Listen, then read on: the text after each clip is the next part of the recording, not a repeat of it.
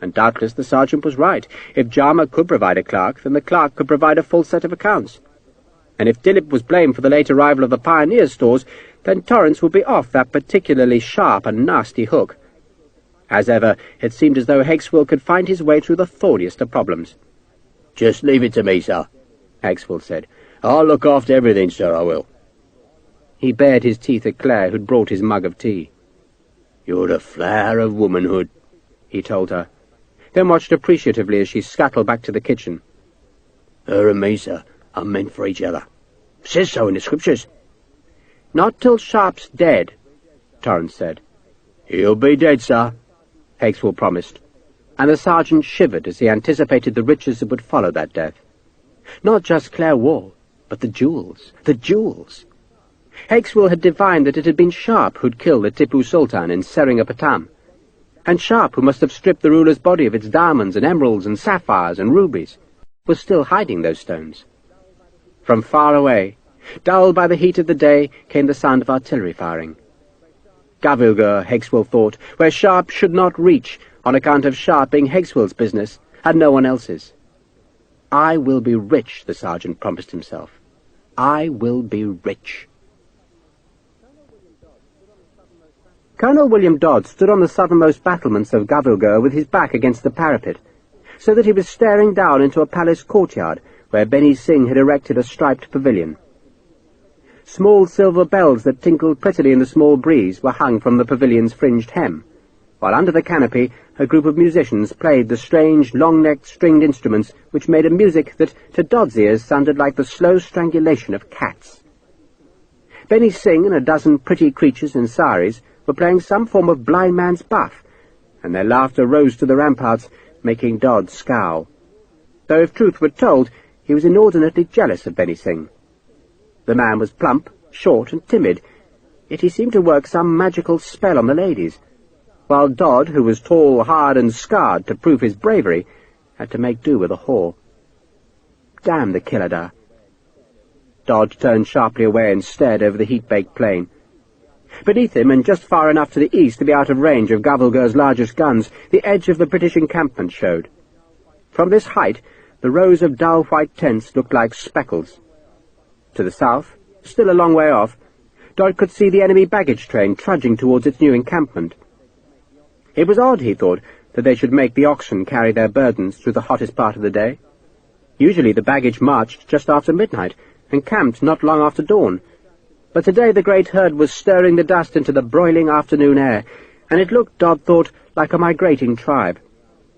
There were thousands of oxen in the army's train, all loaded with round-shot, powder, tools, salt beef, arrack, horseshoes, bandages, flints, muskets, spices, rice, and with them came the merchants' beasts and the merchants' families, and the ox-herdsmen had their own families, and they all needed more beasts to carry their tents, clothes, and food.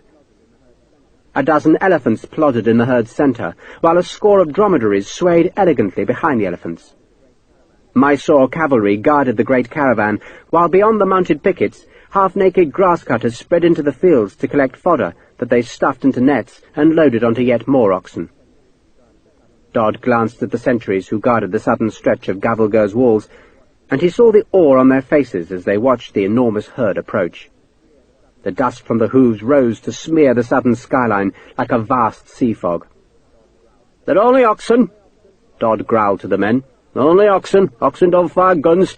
Oxen don't climb walls." None of them understood him, but they grinned dutifully. Dodd walked eastwards. After a while the wall ended, giving way to the bare lip of a precipice. There was no need for walls around much of the perimeters of Gavilgur's twin forts, for nature had provided the great cliffs that were higher than any rampart a man could make. But Dodd, as he walked to the bluff's edge, noted places here and there where an agile man could, with the help of a rope, scramble down the rock face. A few men deserted Gavilgur's garrison every day, and Dodd did not doubt that this was how they escaped. But he didn't understand why they should want to go. The fort was impregnable. Why should a man not wish to stay with the victors? He reached a stretch of wall at the fort's southeastern corner, and there, high up on a gun platform, he opened his telescope and stared down into the foothills. He searched for a long time, his glass skittering over trees, shrubs, and patches of dry grass. But at last he saw a group of men standing beside a narrow path. Some of the men were in red coats, and one was in blue. "What are you watching, Colonel?" Prince Manu Bapu had seen Dodd on the rampart and had climbed to join him. "British," Dodd said, without taking his eye from the telescope. "They're surveying a route up to the plateau." Bapu shaded his eyes and stared down, but without a telescope he couldn't see the group of men. "It will take them months to build a road up to the hills." "It'll take them 2 weeks," Dodd said flatly. "Less. You don't know how their engineers work, Sahib, but I do. They'll use powder to break through obstacles and 1,000 axemen to widen the tracks. They'll start their work tomorrow, and in a fortnight they'll be running guns up to the hills." Dodd collapsed the telescope. "Let me go down and break the bastards," he demanded. "No," Bapu said.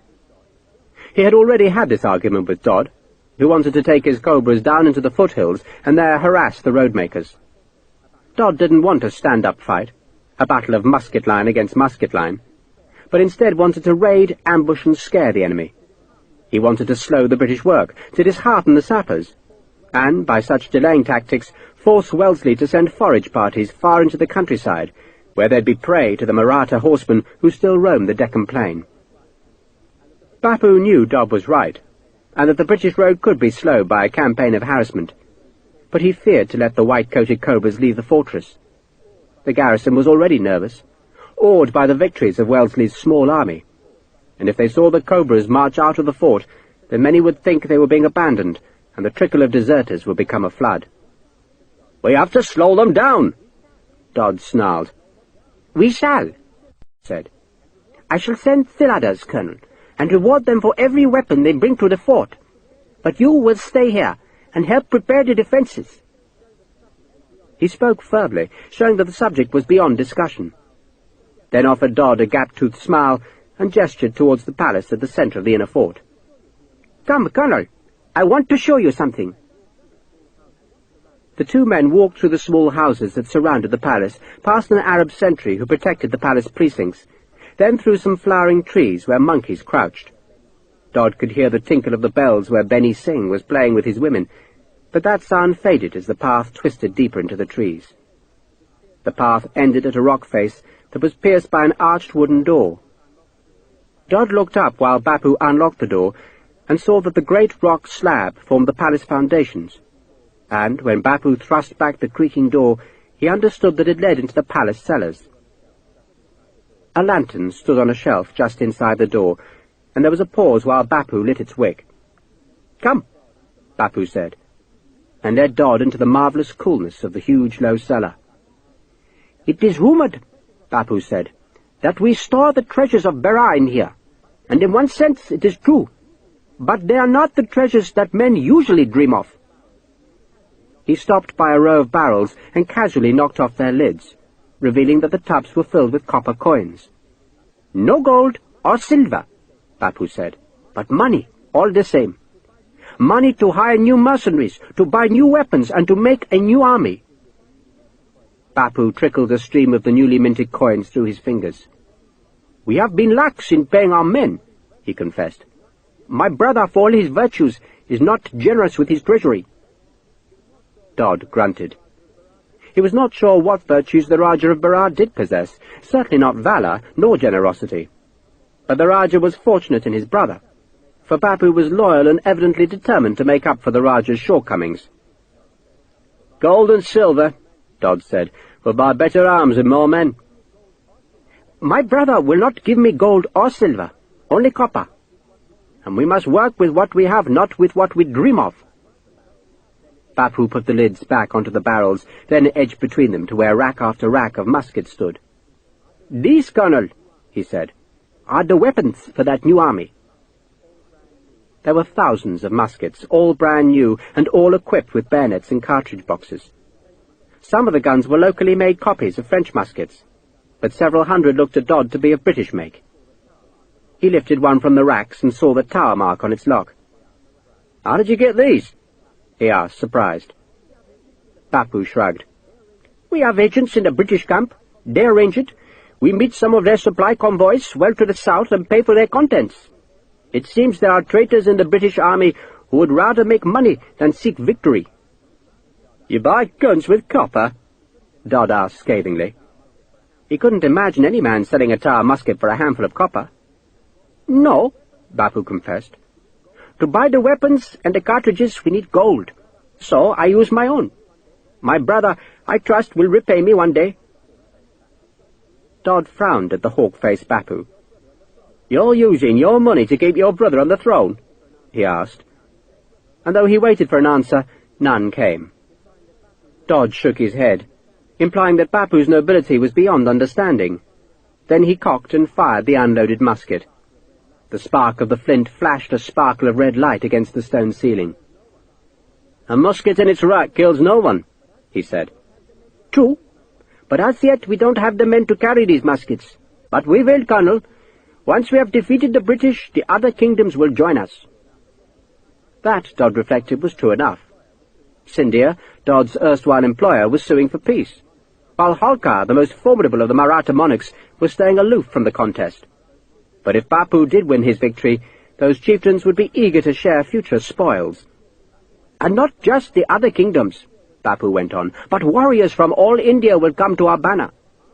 I intend to raise a Kompu, armed with the best weapons and trained to the very highest standard. Many, I suspect, will be sepoys from Wellesley's defeated army, and they will need a new master when he is dead. I thought perhaps you would lead them." Dodd returned the musket to its rack. "You'll not pay me with copper, Bapu." Bapu smiled. "You will pay me with victory, Colonel, and I shall reward you with gold." Dodd saw some unfamiliar weapons further down the rack. He lifted one and saw it was a hunting rifle. The lock was British, but the filigree decoration on the stock and barrel was Indian. "You buying rifles?" he asked. "No better weapon for skirmishing," Bapu said. "Maybe," Dodd allowed grudgingly. The rifle was accurate, but slow to load. "A small group of men with rifles," Bapu said, "backed up by muskets, could be formidable." "Maybe," Dodd said again. Then, instead of putting the rifle back onto the rack, he slung it on his shoulder. "I'd like to try it," he explained. "You have ammunition?" Bapu gestured across the cellar, and Dodd went and scooped up some cartridges. "If you've got the cash," he called back, "why not raise your new army now? Bring it to Gavalgur." "There's no time," Bapu said, "and besides, no one will join us now. They think the British are beating us. So, if we are to make our new army, Colonel, then we must first win a victory that will ring through India. And that is what we shall do here, at Gavalgur." He spoke very confidently, for Bapu, like Dodd, believed Gavalgur to be unassailable. He led the Englishman back to the entrance, blew out the lantern, and carefully locked the armory door. The two men climbed the slope beside the palace, passing a line of servants who carried drinks and sweetmeats to where Benny Singh whiled away the afternoon. As ever, when Dodd thought of the Kiladar, he felt a surge of anger. Benny Singh should have been organizing the fortress's defences, but instead he frittered away his days with women and liquor. Bapu must have divined Dodd's thought, for he grimaced. "My brother likes Benny Singh. They amuse each other." "Do they amuse you?" Dodd asked. Bapu paused at the northern side of the palace, and there he gazed across the ravine to the outer fort, which was garrisoned by his lions of Allah. "I swore an oath to my brother," he answered, "and I am a man who keeps my oaths." "There must be those," Dodd said carefully, "who would rather see you as Raja." "Of course," Bapu answered equably. "But such men are my brother's enemies, and my oath was to defend my brother against all his enemies." He shrugged. "We must be content, Colonel, with what fate grants us. It has granted me the task of fighting my brother's wars, and I shall do that to the best of my ability." He pointed to the deep ravine that lay between the outer and the inner forts. "And there, Colonel, I shall win a victory that will make my brother the greatest ruler of all India. The British cannot stop us, even if they make their road, even if they haul their guns up to the hills, even if they make a breach in our walls, and even if they capture the outer fort, they must still cross that ravine, and they cannot do it. No one can do it."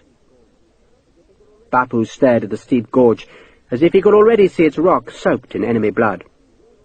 "Who rules that ravine, Colonel, rules India. and when we have our victory, then we shall unlock the cellar and raise an army that will drive the redcoats not just from Berar, but from Hyderabad, from Mysore, and from Madras. I shall make my brother Emperor of all southern India, and you and I, Colonel, shall be his warlords." Bapu turned to gaze into the dust-smeared immensity of the southern sky. "It will all belong to my brother," he said softly, "but it will begin here, at Gavilgar." And here Dod suddenly thought it would end for Bapu. No man who was willing to endure a feeble wretch like Benny Singh, or protect a cowardly libertine like the Rajah, deserved to be a warlord of all India. No, Dod thought, he would win his own victory here, and then he would strike against Bapu and against Benny Singh, and he would raise his own army, and use it to strike terror into the rich southern kingdoms. Other Europeans had done it. Bedouin de Boigne had made himself richer than the kings of all Christendom, while George Thomas, an illiterate Irish sailor, had risen to rule a princedom for his widowed mistress. Dod saw himself as a new Prester John. He would make a kingdom from the rotting scraps of India, and he would rule from a new palace in Gavilgar that would be like no other in the world. He would have roofs of gold, walls of white marble, and garden paths made from pearls. All India would come to pay him homage. He would be Lord of Gavilgar, Dod thought, and smiled. Not bad for a miller's son from Suffolk, but Gavilgar was a place to stir dreams, for it lifted men's thoughts into the heavens, and Dod knew that India, above all the lands on God's earth, was a place where dreams could come true. Here a man was either made rich beyond all desire, or else became nothing. And Dod would not be nothing. He would be Lord of Gavilgar and the terror of India. Once the redcoats were defeated. "Is this the best you could manage, Sharpe?" Torrance inquired, looking about the main room of the commandeered house. "No, sir," Sharpe said. "There was a lovely house just up the road, big shady courtyard, couple of pools, a fountain and a gang of dancing girls, but I thought you might prefer the view from these windows." "Sarcasm ill becomes an ensign," Torrance said, dropping his saddlebags on the earthen floor. "Indeed, very little becomes Ensign Sharpe, except a humble devotion to serving their betters. I suppose the house will have to suffice. Who's that?" He shuddered as he stared at the woman whose house he was occupying. "She lives here, sir." "Not now, she doesn't. Get rid of the black bitch and her foul children. Brick!" Claire Wall came in from the sunlight carrying a sack. "Sir?" "I'm hungry, Brick. Find the kitchen." "We made a late start, Sharpe," Torrance explained, "and missed dinner." "I imagine that's why the General wants to see you, sir," Sharpe said. "Not because you missed dinner, but because the supplies weren't here on time." Torrance stared at Sharpe in horror. "Wellesley wants to see me." 6 o'clock, sir, at his tent." "Oh, Christ!" Torrance threw his cocked hat across the room. "Just because the supplies were a little late." 12 hours late, sir." Torrance glared at Sharpe, then fished a watch from his fob. "It's 5:30 already. God, help us. Can't you brush that coat, Sharpe?" "He doesn't want to see me, sir. Just you." "Well, he's bloody well going to see both of us. Clean uniform, Sharpe, hair brushed, paws washed, face scrubbed, Sunday best." Torrance frowned suddenly. "Why didn't you tell me you saved Wellesley's life?" "Is that what I did, sir?" "I mean, good God, man, he must be grateful to you," Torrance asked. Sharpe just shrugged. "You saved his life," Torrance insisted, "and that means he's in your debt, and you must use the advantage. Tell him we don't have enough men to run the supply train properly. Put in a good word for me, Sharpe, and I'll repay the favour. Brick, forget the food. I need a clean stock, boots polished, hat brushed, and give my dress coat a pressing." Sergeant Hegswell edged through the door. "Your hammock, sir," he said to Torrance, then saw Sharpe, and a slow grin spread across his face. "Look who it isn't. Sharpie." Torrance wheeled on the sergeant. "Mr. Sharpe is an officer, Hegswell. In this unit we do observe the proprieties." "I forgot myself, sir," Hegswell said, his face twitching, "on account of being reunited with an old comrade. Mr. Sharpe, ever so pleased to see you, sir." "Lying bastard," Sharpe said. "Ain't officers supposed to observe the property, sir?" Hegswell demanded of Torrance, but the captain had gone in search of his native servant, who had charge of the luggage. Hegswell looked back to Sharpe. "Fated to be with you, Sharpie." "You stay out of my light, Obadiah," Sharpe said, "or I'll slit your throat." "I can't be killed, Sharpie, can't be killed." Hegswell's face wrenched itself into a series of twitches. It says so in the scriptures. He looked Sharpe up and down, then shook his head ruefully. I've seen better things dangling off the tails of sheep, I have. You ain't an officer, Sharpe, you're a bleeding disgrace. Torrance backed into the house, shouting at his servant to drape the windows with muslin, then turned and hurried to the kitchen to harry Claire. He tripped over Sharpe's pack and swore. "Whose is this?" "Mine," Sharpe said. "You're not thinking of billeting yourself here, are you, Sharpe?" "Good as anywhere, sir." "I like my privacy, Sharpe. Find somewhere else." Torrance suddenly remembered he was speaking to a man who might have influence with Wellesley. "If you'd be so kind, Sharpe, I just can't abide being crowded. An affliction, I know, but there it is. I need solitude. It's my nature. Brick, did I tell you to brush my hat? And the plume needs a combing." Sharpe picked up his pack and walked out to the small garden where Ahmed was sharpening his new tulva. Claire Wall followed him into the sunlight, muttered something under her breath, then sat and started to polish one of Torrance's boots. "How the hell do you stay with him?" Sharpe asked. She paused to look at Sharpe. She had oddly hooded eyes that gave her face an air of delicate mystery. "What choice do I have?" she asked, resuming her polishing. Sharpe sat beside her, picked up the other boot and rubbed it with blackball. "So what's he going to do if you bugger off?" She shrugged. "I owe him money." "Like hell. How can you owe him money?" "He brought my husband and me here," she said. "Paid our passage from England. We agreed to stay 3 years. Then Charlie died." She paused again, her eyes suddenly gleaming, then sniffed and began to polish the boot obsessively. Sharpe looked at her. She had dark eyes, curling black hair, and a long upper lip. If she wasn't so tired and miserable, he thought, she would be a very pretty woman. "How old are you, love?" She gave him a sceptical glance. "Who's your woman in Seringapatam, then?" "She's a Frenchie," Sharpe said. "A widow, like you." "Officer's widow?" Claire asked. Sharpe nodded. "And you're to marry her?" Claire asked. "Nothing like that," Sharpe said. "Like what, then?" she asked. "I don't know, really," Sharpe said. He spat on the boot's flank and rubbed the spittle into the bootblack. "But you like her?" Claire asked, picking the dirt from the boot's spur. She seemed embarrassed to pose the question, for she hurried on. "I'm 19, she said, "but nearly 20. "Well, then you're old enough to see a lawyer," Sharpe said. "You ain't indentured to the captain. You have to sign papers, don't you? Or make your mark on a paper. That's how it was done in the foundling home where they done me. Wanted to make me into a chimney sweep, they did. Bloody hell. But if you didn't sign indenture papers, you should talk to a lawyer." Claire paused, staring at a sad tree in the courtyard's centre that was dying from the drought. "I wanted to get married a year back," she said softly. "And that's what Tom told me. He were called Tom, see? A cavalryman he was. Only a youngster." "What happened?" "Fever," she said bleakly. "But it wouldn't have worked anyway, because Torrance would never let me marry." She began polishing the boot again. "He said he'd see me dead first." She shook her head. "But what's the point in seeing a lawyer? You think a lawyer would talk to me? They like money, lawyers do. Do you know a lawyer in India that ain't in the company's pocket? Mind you," she glanced towards the house to make sure she was not being overheard, "he hasn't got any money either. He gets an allowance from his uncle, and his company pay, and he gambles it all away. But he always seems to find more." She paused. "And what would I do if I walked away?" She left the question hanging in the warm air, then shook her head. "I'm miles from bleeding home. I don't know. He was good to me at first. I liked him.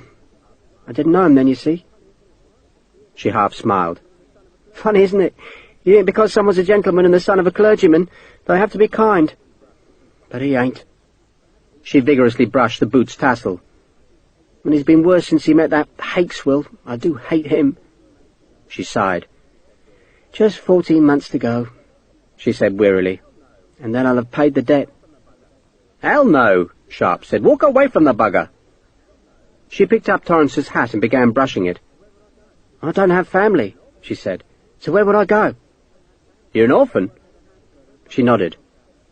"I got work as a house girl in Torrance's uncle's house. That's where I met Charlie. He were a footman. Then Mr. Henry, that's his uncle, see, said we should join the captain's household. and Charlie became Captain Torrance's valet. That was a set-up, and the money was better, only we weren't paid, not once we were in Madras.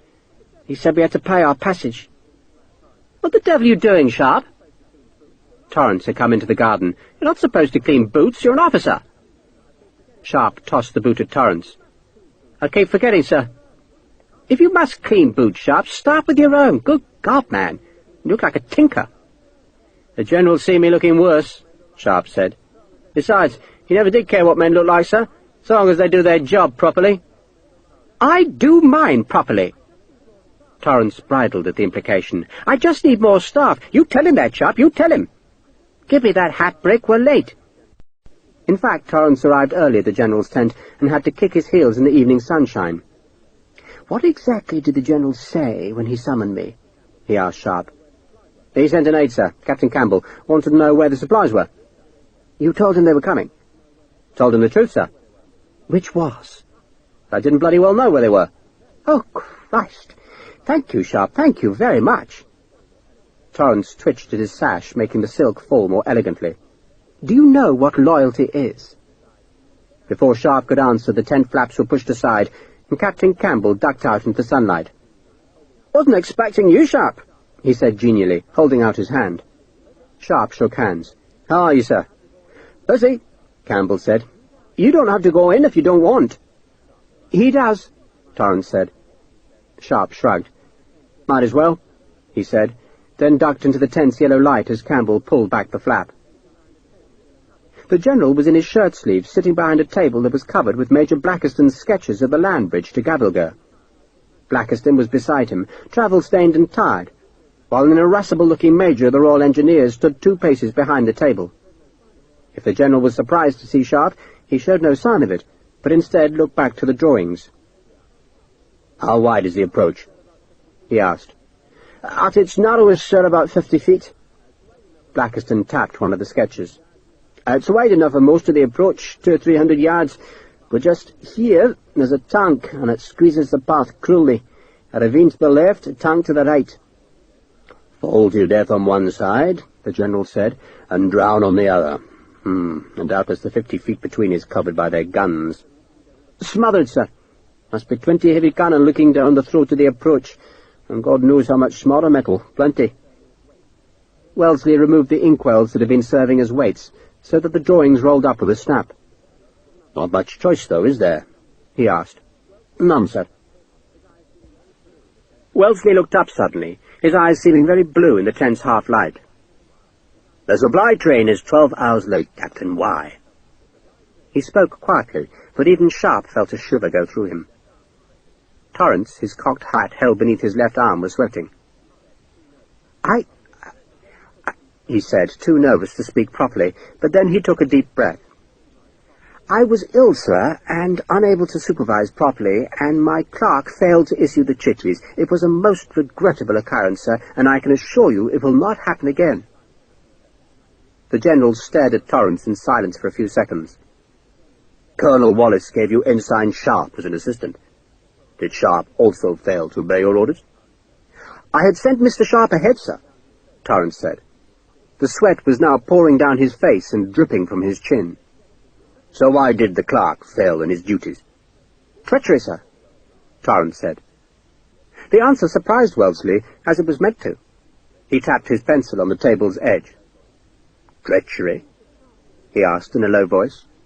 It seemed the clerk was in league with a merchant, sir, and had been selling him supplies, and this morning, sir, when he should have been issuing the chitties, he was employed on his own business.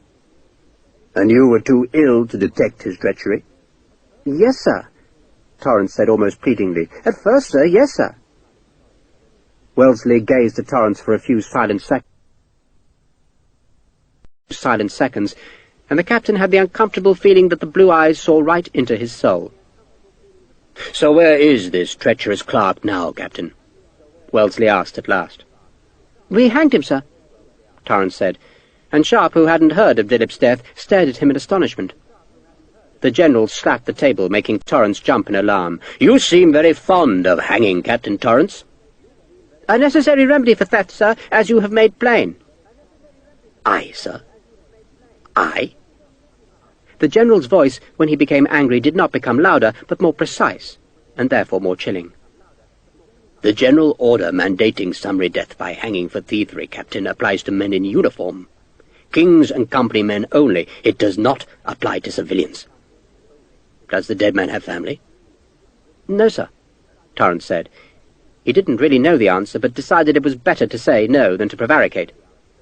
"If he does, Captain," Wellesley said softly, "and if they complain, then I shall have no choice but to put you on trial. And depend upon it, sir, that trial will be in the civilian courts." "I apologize, sir," Torrance said stiffly, "for my overzealousness." The General stayed silent for a few seconds. "Supplies were missing," he said after a while. "Yes, sir," Torrance agreed weakly. "Yet you never reported the thefts," Wellesley said. "I didn't believe you wished to be troubled by every mishap, sir," Torrance said. "Mishap?" Wellesley snapped. "Muskets are stolen, and you call that a mishap? Such mishaps, Captain Torrance, lose wars. In future you will inform my staff when such depredations are made." He stared at Torrance for a few seconds, then looked at Sharpe. "Colonel Huddleston tells me it was you, Sharpe, who discovered the missing supplies." "All but the muskets, sir. They're still missing." "How did you know where to look?" "Captain Torrance's clerk told me where to buy supplies, sir." Sharpe shrugged. "I guess they were the missing items, sir." Wellesley grunted. Sharpe's answer appeared to confirm Torrance's accusations, and the captain gave Sharpe a grateful glance. Wellesley saw the glance and rapped the table, demanding Torrance's attention. "It's a pity, Captain, that we could not have questioned the merchant before you so summarily executed him. May I presume you did interrogate the clerk?" "My sergeant did, sir, and the wretch confessed to having sold items to Naig." Torrance blushed as he told the lie, but it was so hot in the tent, and he was sweating so heavily that the blush went unnoticed. "Your sergeant?" Wellesley asked. "You mean your havildar?" "Sergeant, sir," Torrance said. "I inherited him from Captain Mackay, sir. Sergeant Hakeswill." "Hakeswill?" the General said in astonishment. "What's he still doing here? He should be back with his regiment." "He stayed on, sir," Torrance said, "with 2 of his men. His other 2 died, sir, fever, and he had no alternative orders, sir, and he was too useful to let go, sir." "Useful?" Wellesley said. He had been the commanding officer of the 33rd Hakeswill's regiment, and he knew the sergeant well. He shook his head. "If you find him useful, Torrance, then he can stay till Gavelger's fallen, but then he returns to his regiment. You'll make sure of that, Campbell." "Yes, sir," the aide said. "But I believe some of the 33rd are on their way here, sir, so the sergeant can return with them." "The 33rd coming here?" Wellesley asked in surprise. "I ordered no such thing." "It's just a company, sir," Campbell explained. "I believe headquarters detailed them to escort a convoy." "Doubtless we can make use of them," the General said grudgingly. "Is it awkward for you, Sharpe, serving with Hakeswill?" Officers who were promoted from the ranks were never expected to serve with their old regiments, and Wellesley was plainly wondering whether Sharpe found his old comrades an embarrassment. "I dare say you'll get by," the General said, not waiting for an answer. "You usually do. Wallace tells me he's recommended you for the rifles." "Yes, sir." "That could suit you, Sharpe, suit you very well. In the meantime, the more you learn about supplies, the better." The cold eyes looked back to Torrance, though it appeared the General was still talking to Sharpe. "There is a misapprehension in this army that supplies are of small importance, whereas wars are won by efficient supply, more than they are won by acts of gallantry, which is why I want no more delays." "There will be none, sir," Torrance said hastily. "And if there are," Wellesley said, "there will be a court-martial. You may depend upon that, Captain. Major Elliot?" The General spoke to the engineer, who until now had been a spectator of Torrance's discomfiture. "Tell me what you need to build our road, Major." 100 bullocks," Elliot said sourly. "And none of your spavin beasts, Torrance. I want 100 prime Mysore oxen to carry timber and roadstone. I'll need rice every day for a half-battalion of sepoys and an equivalent number of pioneers." "Of course, sir," Torrance said. "And I'll take him." Elliot stabbed a finger at Sharpe. "Because I need someone in charge of the bullocks who knows what he's doing." Torrance opened his mouth to protest, then sensibly shut it. Wellesley glanced at Sharpe. "You'll attach yourself to Major Elliot, Sharpe, be with him at dawn tomorrow with the bullocks, and you, Captain Torrance, will ensure the daily supplies go up the road every dawn, and I want no more summary hangings. "Of course not, sir."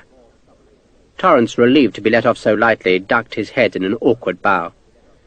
"Good day to you both," the General said sourly, then watched as the two officers left the tent. He rubbed his eyes and stifled a yawn. "How long to drive the road, Elliot?" 2 weeks, the Major suggested. "You've got 1 week. 1 week." The General forestalled Elliot's protest. "Good day to you, Elliot." The engineer grumbled as he ducked out into the fading light. Wellesley grimaced. "Is Torrance to be trusted?" he asked. "Comes from a good family, sir," Blackiston said. "So did Nero, as I recall," Wellesley retorted. "But at least Torrance has got Sharpe, and if Sharpe won't make a good officer, he's got the makings of a decent sergeant. He did well to find those supplies." "Very well, sir," Campbell said warmly. Wellesley leant back in his chair. A flicker of distaste showed on his face as he recalled the terrible moment when he'd been unhorsed at Assaye. He didn't remember much of the incident, for he'd been dazed, but he did recall watching Sharpe kill with a savagery that had astonished him. He disliked being beholden to such a man, but the General knew he wouldn't be alive if Sharpe hadn't risked his own life. "I should never have given Sharpe a commission," he said ruefully. "Like that would have been quite content with a fiscal reward, a fungible reward. That's what our men want, Campbell, something that can be turned into rum or arrack." "He appears to be a sober man, sir," Campbell said. "Probably because he can't afford the drink. Officers' messes are damned expensive places, Campbell, as you well know. I reward Sharpe by plunging him into debt, eh? And God knows if the rifles are any cheaper. We can't imagine they will be. You need something fungible, Campbell, something fungible." Wellesley turned and rummaged in the saddlebags that were piled behind his chair. He brought out the new telescope with a shallow eyepiece that had been a gift from the merchants of Madras. "Find a goldsmith in the camp followers, Campbell. See if the fellow can replace the brass plate." "With what, sir?" Nothing too flowery, the General thought, because the glass was only going to be pawned to pay mess bills or buy gin. "In gratitude, A.W., he said. "Oh, and add the date of Assaye, then give it to Sharpe with my compliments." "Oh, that's very generous of you, sir," Campbell said, taking the glass. "But perhaps it would be better if you presented it to him." Maybe, Blackiston. Where do we sight guns?" The General unrolled the sketches. "Candles," he ordered, for the light was fading fast. The shadows stretched and joined and turned to night around the British camp. Candles were lit, lanterns hung from ridge-poles, and fires fed with bullock dung.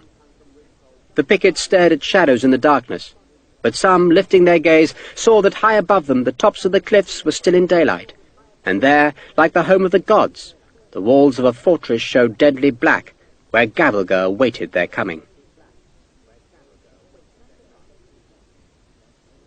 Chapter 5.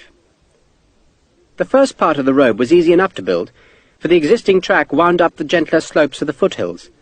But even on the first day, Major Elliot was filled with gloom. "Can't do it in a week," the engineer grumbled. "Man's mad, expects miracles. Jacob's ladder, that's what he wants." He cast a morbid eye over Sharpe's bullocks, all of them prime Mysore beasts, with brightly painted horns from which tassels and small bells hung. "Never did like working with oxen," Elliot complained. "Bring any elephants?" "Well, I can ask for them, sir." "Nothing like an elephant. Right, Sharpe, load the beast with small stones and keep following the track till he catch up with me. Got that?" Elliot hauled himself onto his horse and settled his feet in the stirrups. "Bloody miracles, that's what he wants," the Major growled, then spurred onto the track. "Elliot!" Major Simons, who commanded the half-battalion of sepoys who guarded the pioneers building the road, called in alarm. "I haven't reconnoitred beyond the small hillock, the one with the 2 trees. Can't wait for your fellas to wake up, Simons. Got a road to build in a week. Can't be done, of course, but we must look willing. Pinkney, I need a havildar and some stout fellows to carry pegs. Tell them to follow me." Captain Pinkney, the officer in charge of the East India Company pioneers, spat onto the verge. "Waste of bloody time." "What is?" Sharpe asked. "Bugging out the route. We follow the footpath, of course. Bloody natives have been scurrying up and down these hills for centuries." He turned and shouted at a havildar to organize a party to follow Elliot up the hill, then set the rest of his men to loading the oxen's panniers with small stones. The road made good progress, despite Elliot's misgivings, and 3 days after they'd begun, the pioneers cleared a space among the trees to establish a makeshift artillery park, where the siege guns could wait while the rest of the road was forged. Sharpe was busy, and because of that happy. He liked Simons and Pinkney, and even Elliot proved affable. The Major had taken Wellesley's demands that the road be made in a week as a challenge, and he pressed the pioneers hard. The enemy seemed to be asleep. Elliot would ride far ahead to reconnoitre the route, and never once saw a Maratha. "Stupid fools," Elliot said one night beside the fire. "They could hold us here for months." "You still shouldn't ride so far ahead of my pickets," Simons reproved the Major. "Stop fussing, man," Elliot said. And next morning, as usual, he rode out in front to survey the day's work. Sharpe was again bringing stones up the road that morning. He was walking at the head of his ox train on the wooded stretch above the newly made artillery park. The day's heat was growing, and there was little wind in the thick woods of teak and cork trees that covered the low hills. Groups of pioneers felled trees where they might obstruct a gun carriage's progress, and here and there Sharpe saw a whitewashed peg showing where Elliot had marked the track. Shots sounded ahead, but Sharpe took no notice. The upland valleys had become a favourite hunting ground for the shikaries, who used nets, snares, and ancient matchlocks to kill hares, wild pigs, deer, quail, and partridge that they sold to the officers. And Sharpe assumed a party of the hunters was close to the track. But after a few seconds, the firing intensified. The musketry was muffled by the thick leaves, but for a moment the sound was constant, almost at battle pitch, before, as suddenly as it had erupted, it stopped. His bullock drivers had halted, made nervous by the firing. "Come on," Sharpe encouraged them. None of them spoke English, and Sharpe had no idea which language they did speak, but they were good-natured men, eager to please, and they prodded their heavily laden bullocks onwards. Ahmed had unslung his musket and was peering ahead. He suddenly raised the gun to his shoulder, and Sharpe pushed it down before the boy could pull the trigger. "They're ours," he told the lad. "Sepoys." A dozen sepoys hurried back through the trees. Major Simons was with them, and as they came closer, Sharpe saw the men were carrying a makeshift stretcher made from tree branches and jackets. "It's Elliot!" Simons paused by Sharpe as his men hurried ahead. "Bloody fool got a chest wound. He won't live. Stupid man was too far forward. I told him not to get ahead of the pickets." Simons took a ragged red handkerchief from his sleeve and wiped the sweat from his face. "One less engineer." Sharpe peered at Elliot, who was blessedly unconscious. His face had gone pale, and pinkish blood was bubbling at his lips with every laboured breath. "He won't last a day," Simon said brutally. "I suppose we should get him back to the surgeons." "Where are the enemy?" Sharpe asked. "They ran," Simon said. "Half a dozen of the bastards were waiting in ambush. They shot Elliot, took his weapons, but ran off when they saw us." 3 shikaries died that afternoon, ambushed in the high woods. And that night, when the road builders camped in one of the grassy upland valleys, some shots were fired from a neighbouring wood. Bullets hissed overhead, but none found a target. The pickets blazed back until a havildar shouted at them to hold their fire. Captain Pinkney shook his head. "I thought it was too good to last," he said gloomily. "It'll be slow work now." He poked the fire around which a half-dozen officers were sitting. Major Simons grinned. "If I was the enemy," he said, "I'd attack Mr. Sharpe's oxen instead of attacking engineers. If they cut our supply line, they'll do some real damage." "There's no point in shooting engineers," Pinkney agreed. "We don't need Royal Engineers anyway. They've been making roads for years. The fellows in the blue coats just get in the way. Mind you, they'll still send us another." "If there are any left," Sharpe said. The campaign had been fatal for the engineers. 2 had died blowing up the enemy guns at Assaye, another 3 were fevered, and now Elliot was either dying or already dead. "They'll find one," Pinkney grumbled. "If there's something the King's army doesn't need, then you can be sure they've got a healthy supply of it." "The company army's better?" Sharpe asked. "It is," Major Simons said. "We work for a sterner master than you, Sharpe. It's called bookkeeping. You fight for victories, we fight for profits. Leadenhall Street won't pay for fancy engineers in blue coats, not when they can hire plain like us at half the cost." "They can afford me," Sharpe said. "Cheap as they come, I am." Next morning Simons threw a strong picket line ahead of the work parties. But no Marathas opposed the pioneers, who were now widening the track where it twisted up a bare and steep slope that was littered with rocks. The track was ancient, worn into the hills by generations of travellers, but it had never been used by wagons, let alone by heavy guns. Merchants who wanted to carry their goods up the escarpment had used the road leading directly to the fortress's southern gate, while this track, which looped miles to the east of Gavelgur, was little more than a series of paths connecting the upland valleys where small farms had been hacked from the jungle.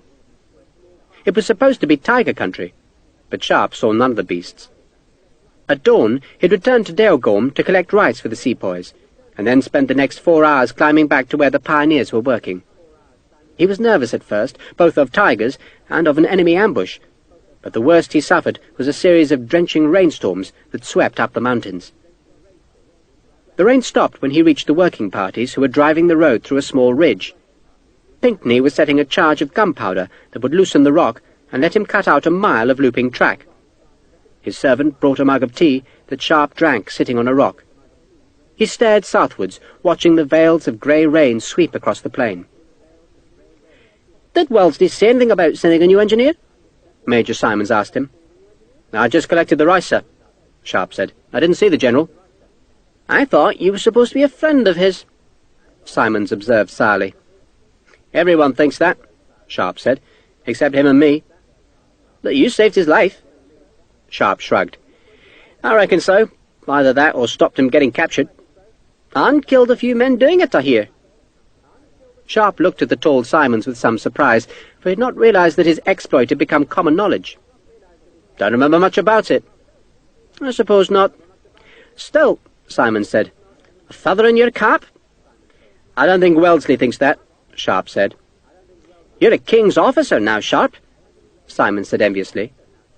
As an East India Company officer, he was trapped in the company's cumbersome system of promotion. "If Wellesley thrives, he'll remember you." Sharpe laughed. "I doubt it, sir. He ain't the sort." He turned southwards again because Ahmed had called a warning in Arabic. The boy was pointing downhill, and Sharpe stood to see over the crown of the slope.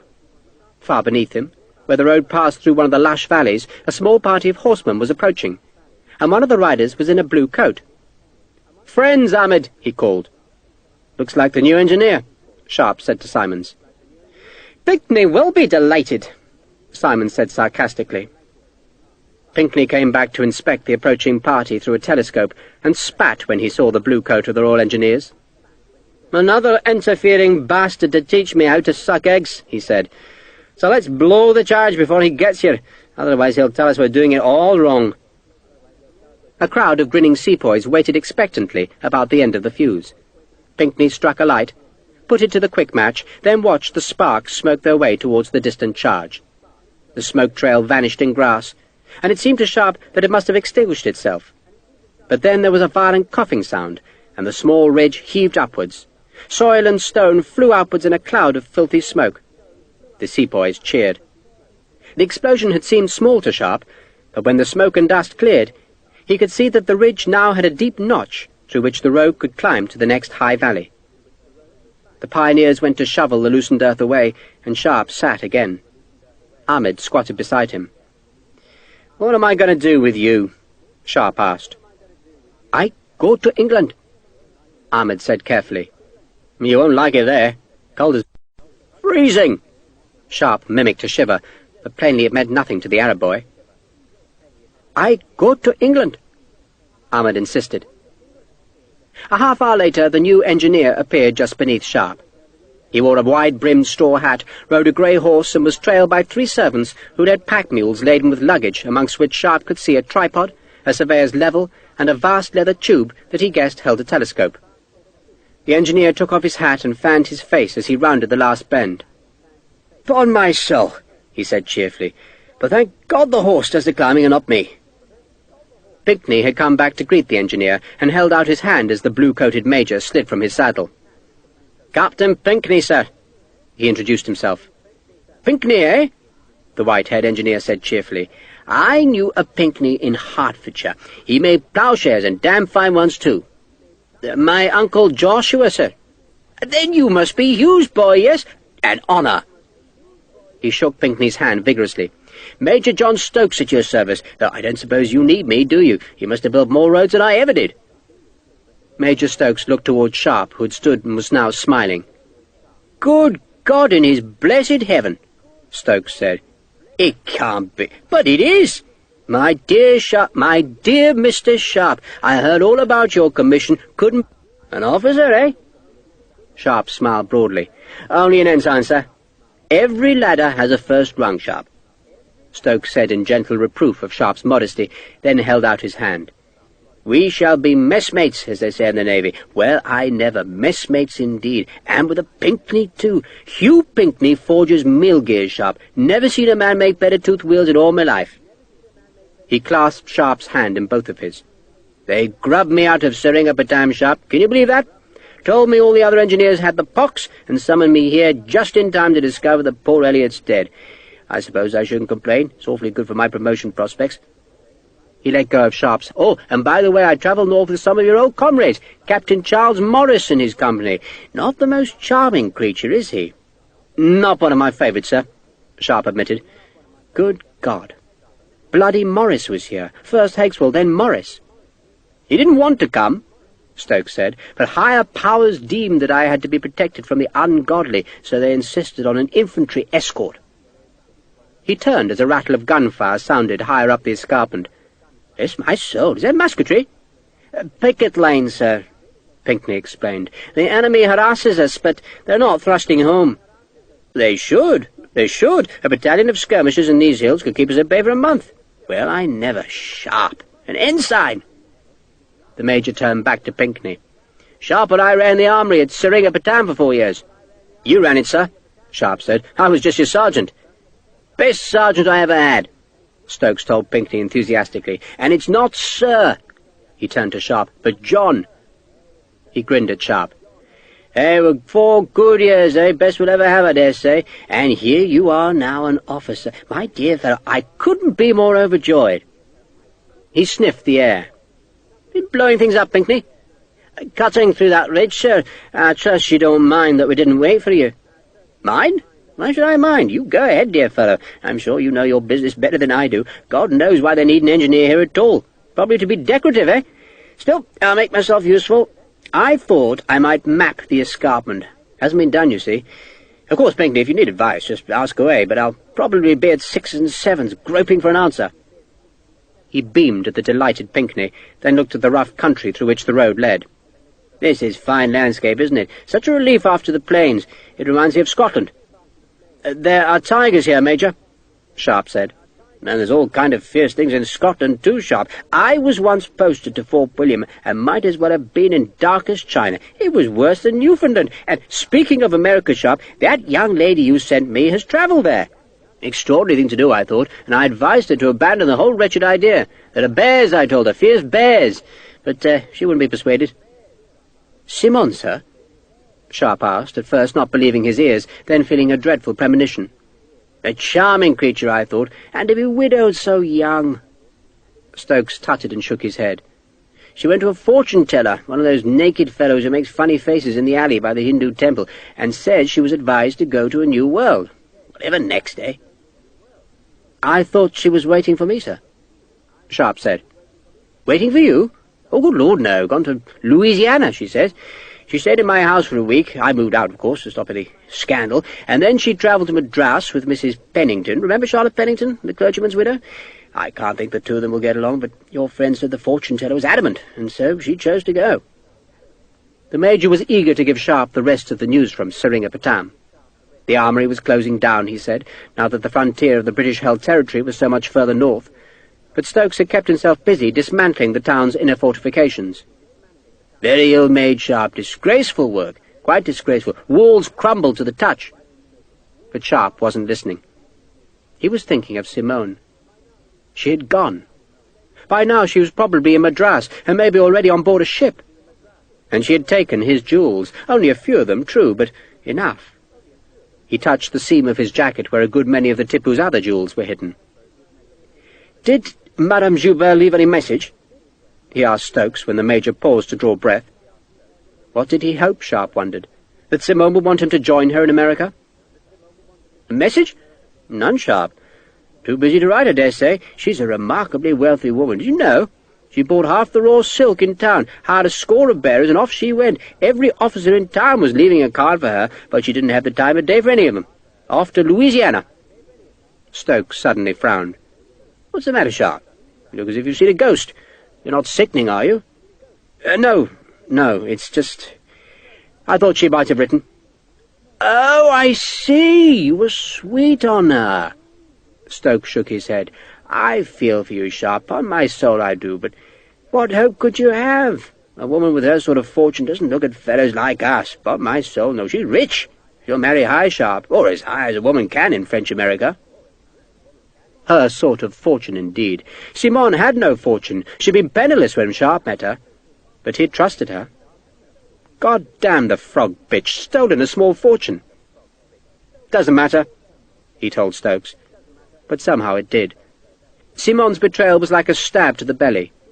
It was not so much the jewels, for he'd kept the greater part of the plunder, but the broken promises. He felt anger and pity, and above all, a fool. A great fool. He turned away from Stokes and stared down the track to where a dozen oxen, escorted by 2 companies of sepoys, were trudging towards him. "I've got work coming," he said, not wanting to discuss Simone any further. "I passed those fellows on my way," Stokes said, "carrying powder, I think. I do like blowing things up. So, just what do you do here, Sharpe?" "I keep the pioneers supplied with material, sir, and sign in all the convoys." "I believe it's time to help me, Sharpe. You and me together again, eh? It'll be like the old days."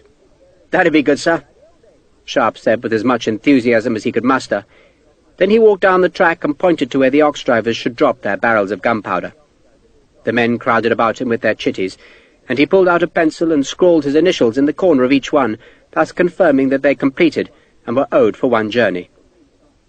The last man also handed Sharpe a sealed paper, with his name written in a fine copper-plate hand.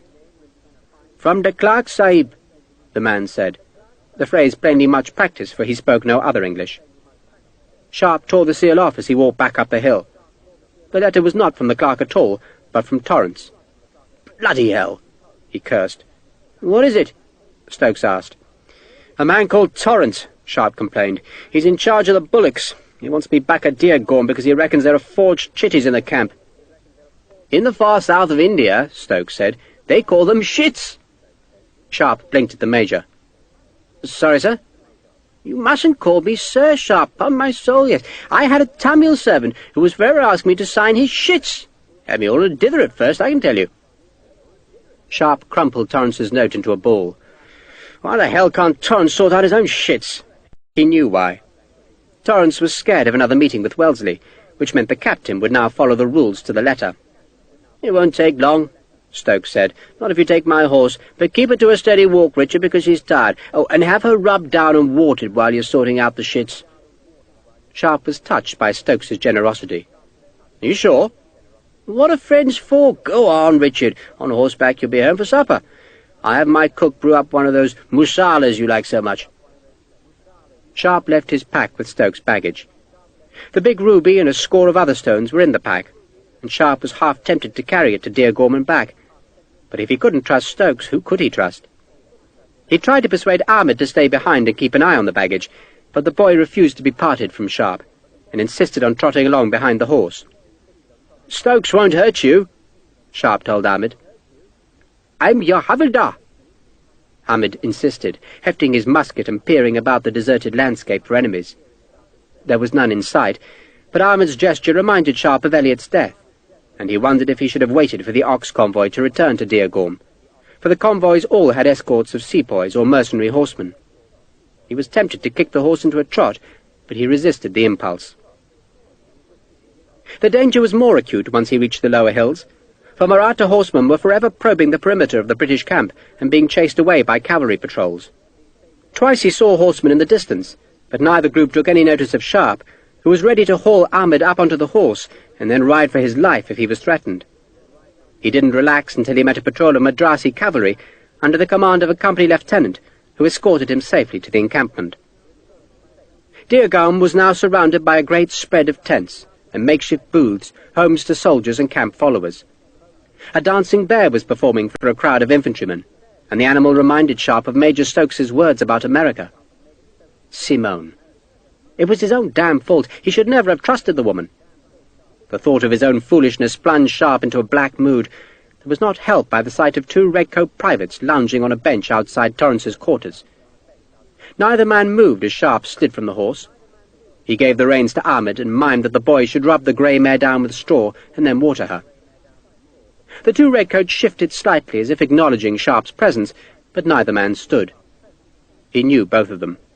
Indeed, not so very long ago he had marched in the same ranks as these two men, whose coats had the red facings of the 33rd. Kendrick and Lowry, they were called, and two worse characters it would have been hard to find in any like company.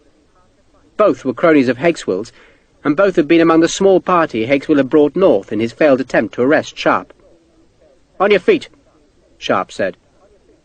Kendrick glanced at Lowry, who looked back at Kendrick, and the two made faces at each other as though they were surprised by Sharpe's demands.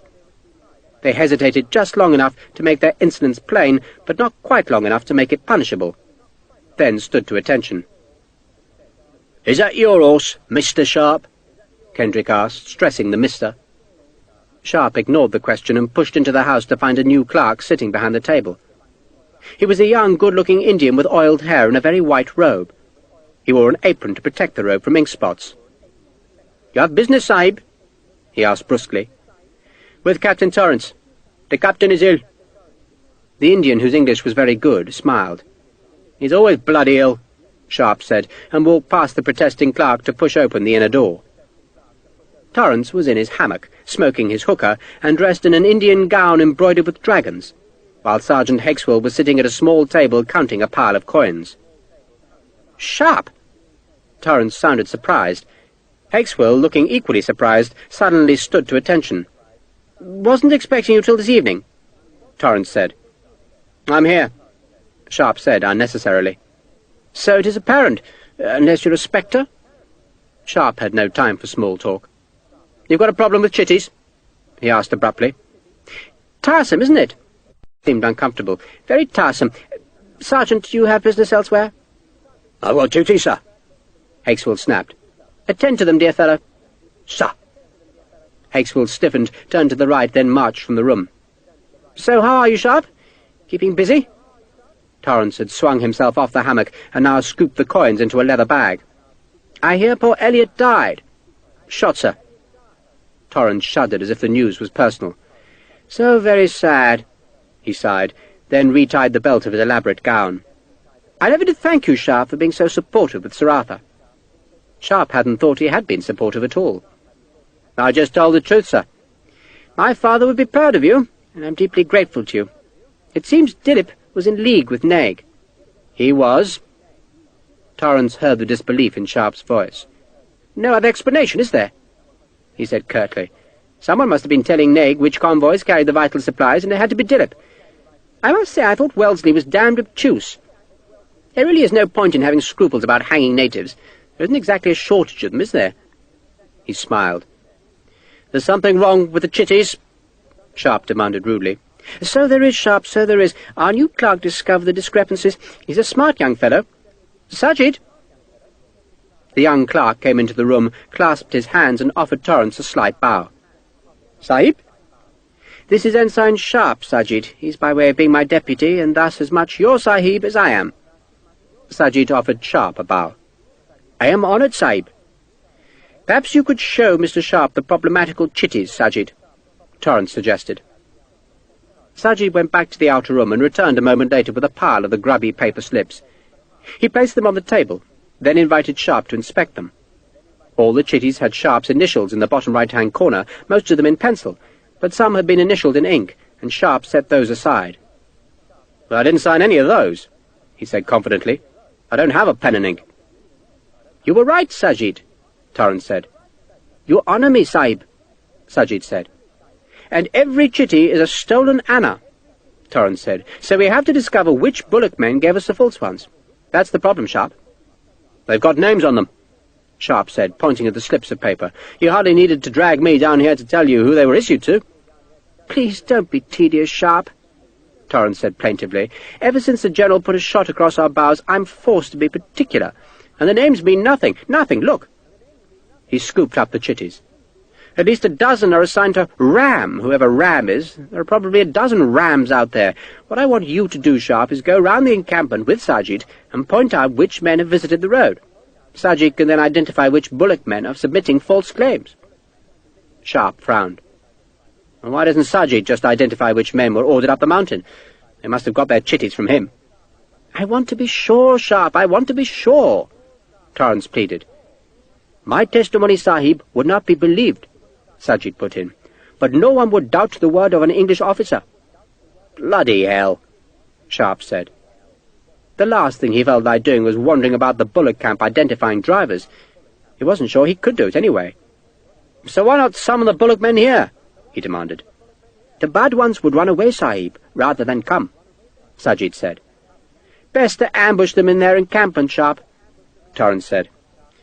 "I'll do my best," Sharpe grunted. "I knew you would." Torrance seemed relieved. "Do it now, Sharpe, and perhaps you could join me for a late dinner, say at 1:30. Sharpe nodded, then went back into the sunlight to wait for Sajid. Kendrick and Lowry had vanished, presumably with Hakeswill. Ahmed had found a bucket of water, and Stokes's mare was drinking greedily. "You can stay here, Ahmed," Sharpe said, but the boy shook his head. "You're my bleeding shadow," Sharpe grumbled. "Shadow?" Sharpe pointed to his own shadow. "Shadow!" Ahmed grinned, all white teeth in a grubby face. He liked the word. "Sharpe's shadow," he said. Sajid emerged from the house with a pink silk parasol that he offered to Sharpe. Sharpe refused, and the clerk, who discarded his apron, gratefully shaded himself from the fierce midday sun. "Sorry to be troublesome to you, Sahib," he said humbly. "No trouble," Sharpe said dourly, following the clerk. Ahmed came behind, leading the Major's mare. "The boy need not come," Sajid insisted, glancing behind at the horse, which seemed to alarm him. "You tell him that," Sharpe said, "but don't blame me if he shoots you. He's very fond of shooting people." Sajid hurried on. "I think I know, Sahib, which is the bad man who is cheating us. He's a fellow from Mysore. He gave me many chitties, and swore you signed them in front of him. If you would be so kind as to confirm or deny his story, we shall be finished." "Well, let's find the bugger and be done with it." Sajid led Sharpe through the bullock lines, where the wealthier herdsmen had erected vast, dark, and sagging tents.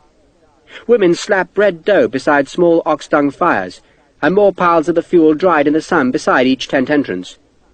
Sharpe looked for Naig's big green tents, but couldn't see them, and he assumed that whoever had inherited Naig's business had packed up and gone. "There, Sahib, that is the bad man's tent." Sajid nervously led Sharpe towards a brown tent that stood slightly apart from the others. He stopped a few paces from the entrance and lowered his voice. "He's called Ranjit, Sahib." "So fetch the bugger," Sharpe said, "and I'll tell you if he's lying or not." Sajid seemed nervous of confronting Ranjit, for he hesitated, but then plucked up his courage, collapsed the parasol, and dropped to the ground to crawl into the tent, which sagged so deeply that the doorway was scarce higher than a man's knee. Sharpe heard the murmur of voices. Then Sajid backed hurriedly out of the low-fringed entrance. He slapped at the dust on his white robes, then looked at Sharpe with a face close to tears.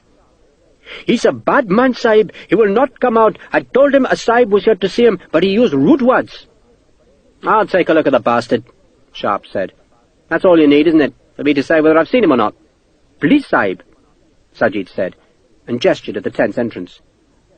Sharpe took off his hat so it wouldn't tangle with the canvas, hoisted the tent's entrance as high as he could, then ducked low under the heavy brown cloth, and knew instantly that it was a trap, and understood almost in the same instant that he could do nothing about it.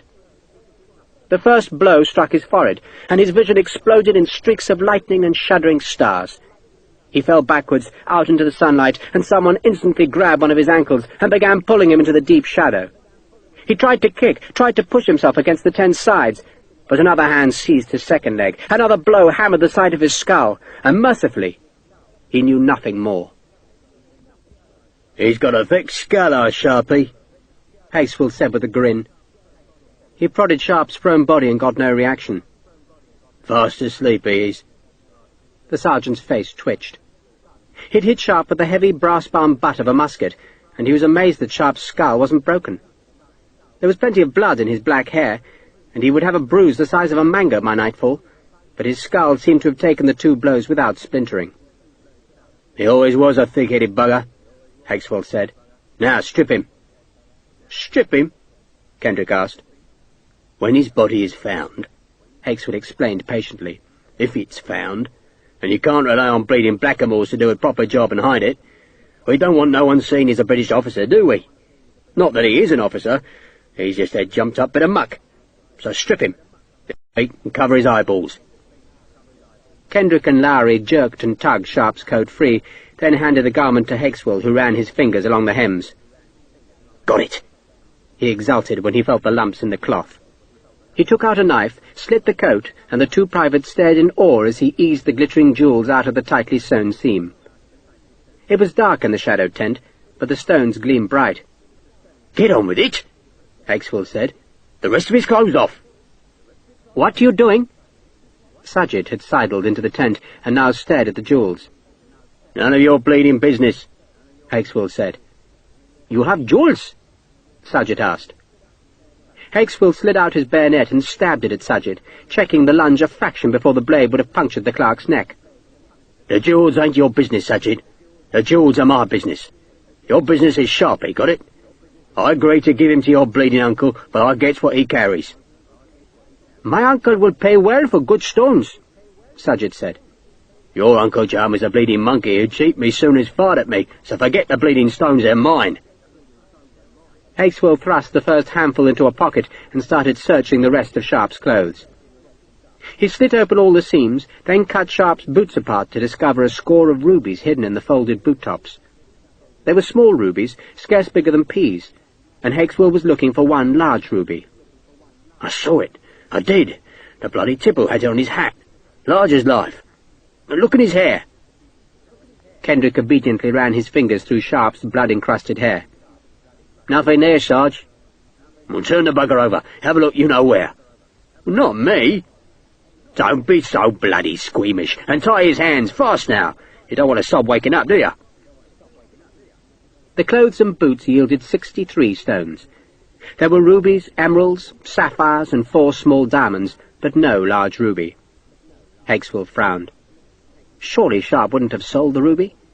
Still, he consoled himself, there was a fortune here, and he couldn't resist putting all the stones together on a mat and staring at them. "I do like a bit of glitter," he breathed as his fingers greedily touched the jewels. He put 10 of the smaller stones in one pile, another 10 in a second, and pushed the 2 piles towards Kendrick and Lowry. "That's your cut, boys.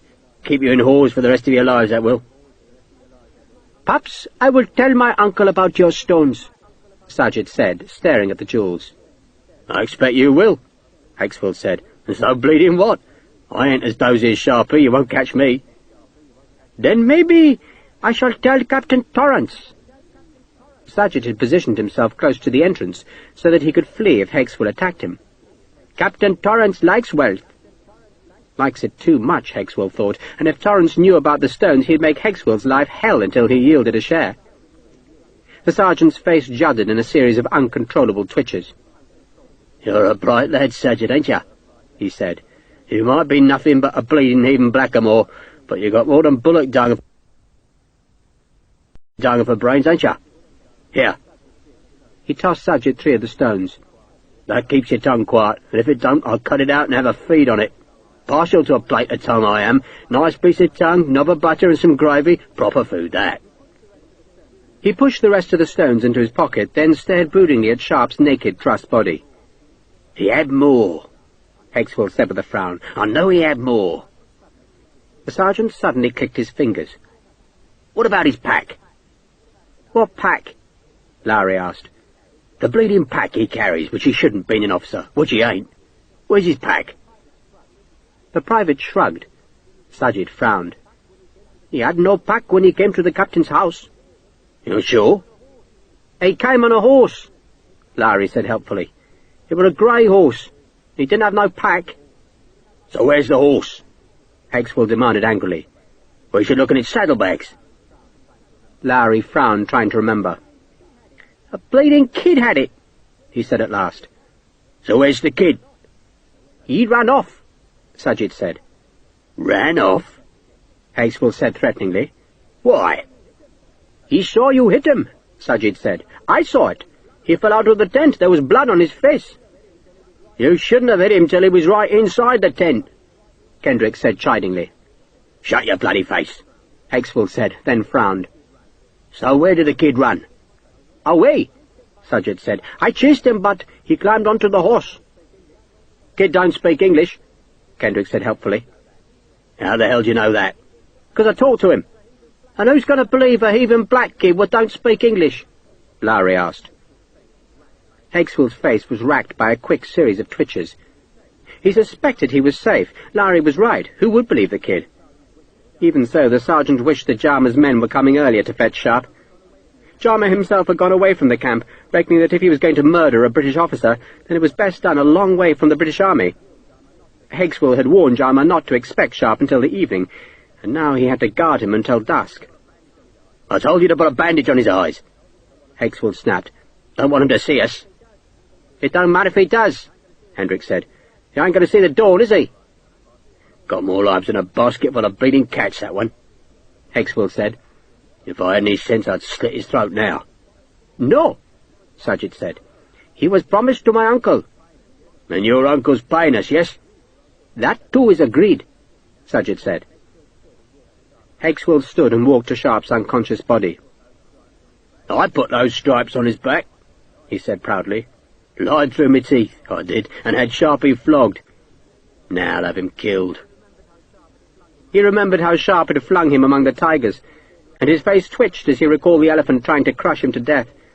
And in his sudden rage he kicked at Sharpe, and went on kicking until Kendrick hauled him away. "If you kill him, Sarge," Hendrick said, "then the blackies won't pay us, will they?" Hakeswell let himself be pulled away. "So how will your uncle kill him?" he asked Sargent.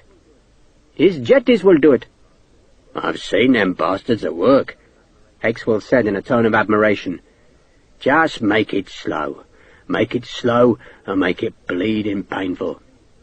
"It will be slow," Sargent promised, "and very painful. My uncle is not a merciful man." "But I am," Hakeswell said. "I am. Because I'm letting another man have the pleasure of killing Sharpe." He spat at Sharpe. "Dead by dawn, Sharpe. You'll be down with old Nick, where you ought to be." He settled against one of the tent poles and trickled jewels from one palm to the other. Flies crawled among the crusting blood in Sharpe's hair. The ensign would be dead by dawn, and Hakeswell was a rich man. Revenge, the sergeant decided, was sweet as honey. Ahmed saw Sharpe pull back from the tent entrance, saw blood bright on his forehead, then watched as hands seized Sharpe and dragged him into the deep shadows. Then Sajid, the clerk with the pink umbrella, turned towards him. "Boy," he snapped, "come here." Ahmed pretended not to understand, though he understood well enough that he was a witness to something deeply wrong. He backed away, tugging Major Stokes's mare with him. He let the musket slip down from his shoulder, and Sajid, seeing the threat, suddenly rushed at him. But Ahmed was even faster. He jumped up to sprawl across the saddle, and without bothering to seat himself properly, kicked the horse into motion. The startled mare leapt away as Ahmed hauled himself onto her back. The stirrups were too long for him, but Ahmed had been raised with horses, and could have ridden the mare bareback, blindfolded and back to front. He swerved southwards, galloping between tents, fires and grazing bullocks, and leaving Sajid far behind. A woman shouted a protest as he nearly galloped over her children. He slowed the mare as he reached the edge of the encampment, and looked back to see that he had left Sajid far behind. What the hell should he do? Camp. He looked up at the high summit where Gavelgur just showed. He supposed his old comrades in Manu Bapu's Lions of Allah were up there. But his uncle, with whom he had travelled from Arabia, was dead and buried in Argam's black earth. He knew other soldiers in the regiment, but he also feared them. Those other soldiers wanted Ahmed to be their servant, and not just to cook for them and clean their weapons. Sharpe alone had shown him friendliness, and Sharpe now needed help, but Ahmed did not know how to provide it. He thought about the problem as he knotted the stirrup leathers.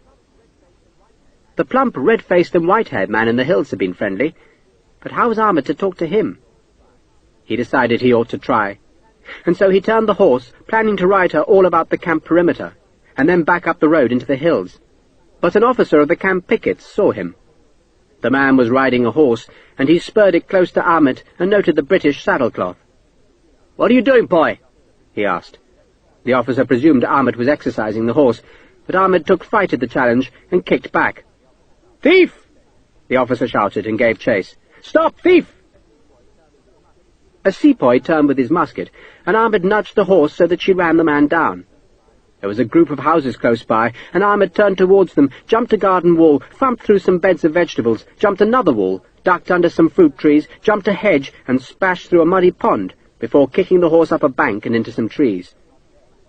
The officer had not dared follow him through the gardens, but Ahmed could hear the hue and cry beyond the houses.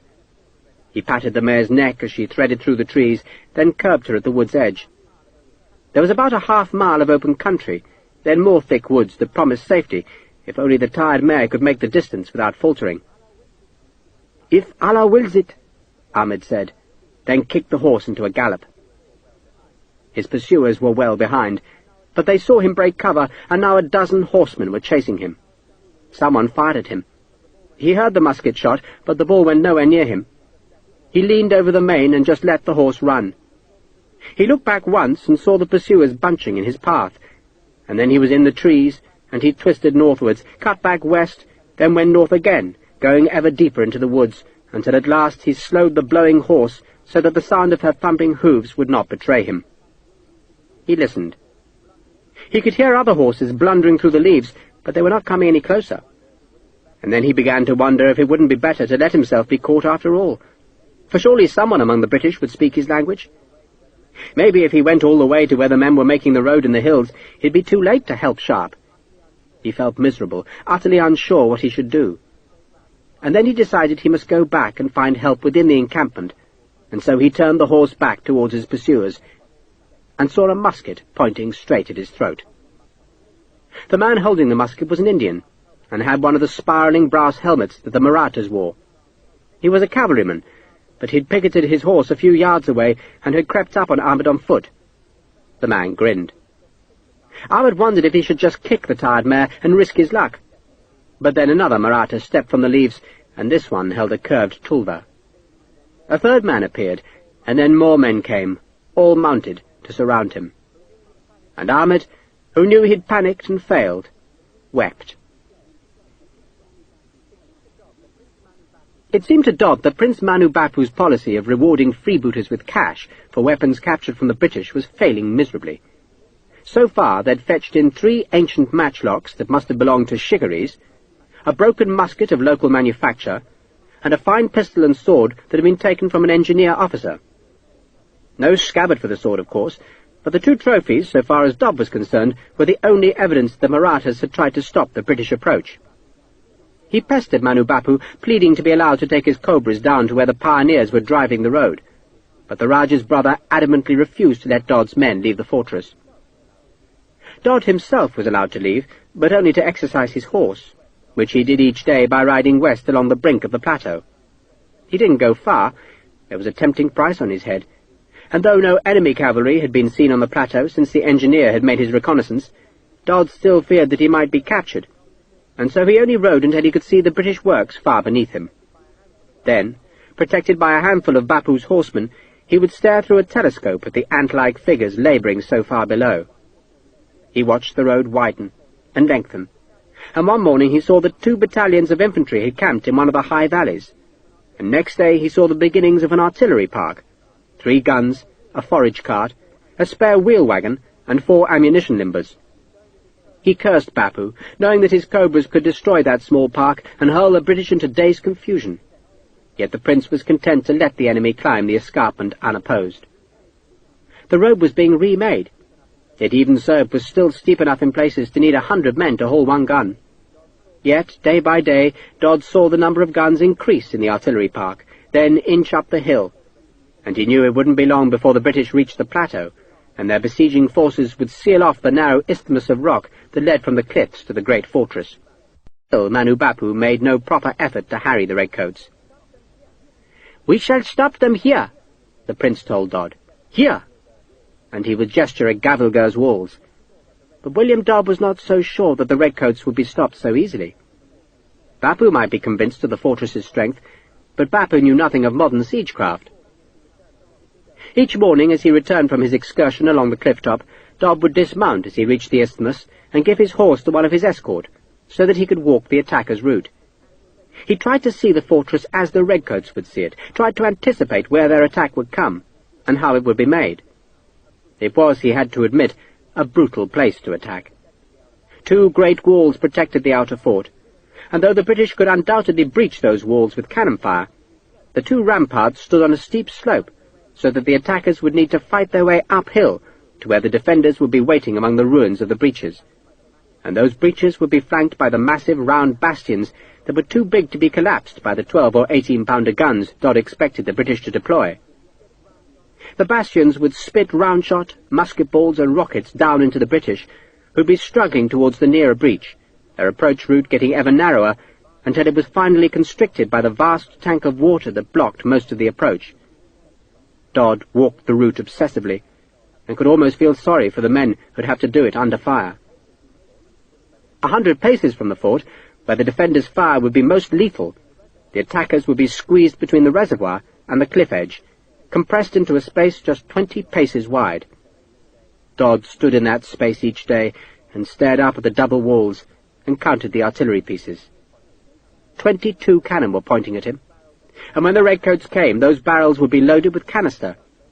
And besides those heavy guns, there was a mass of smaller weapons, the murderers and spitfires that could be held by one man, and which could blast out a fistful of stone scraps or pistol balls. True, the British would have destroyed some of the larger guns, but the barrels could be mounted on new carriages and resighted behind the vast bastions, so that the attackers, if they even succeeded in climbing up to the breach, would be enfiladed by cannon fire. And to reach that far, they would need to fight uphill against Bapu's Arabs and against the massed musketry of the garrison.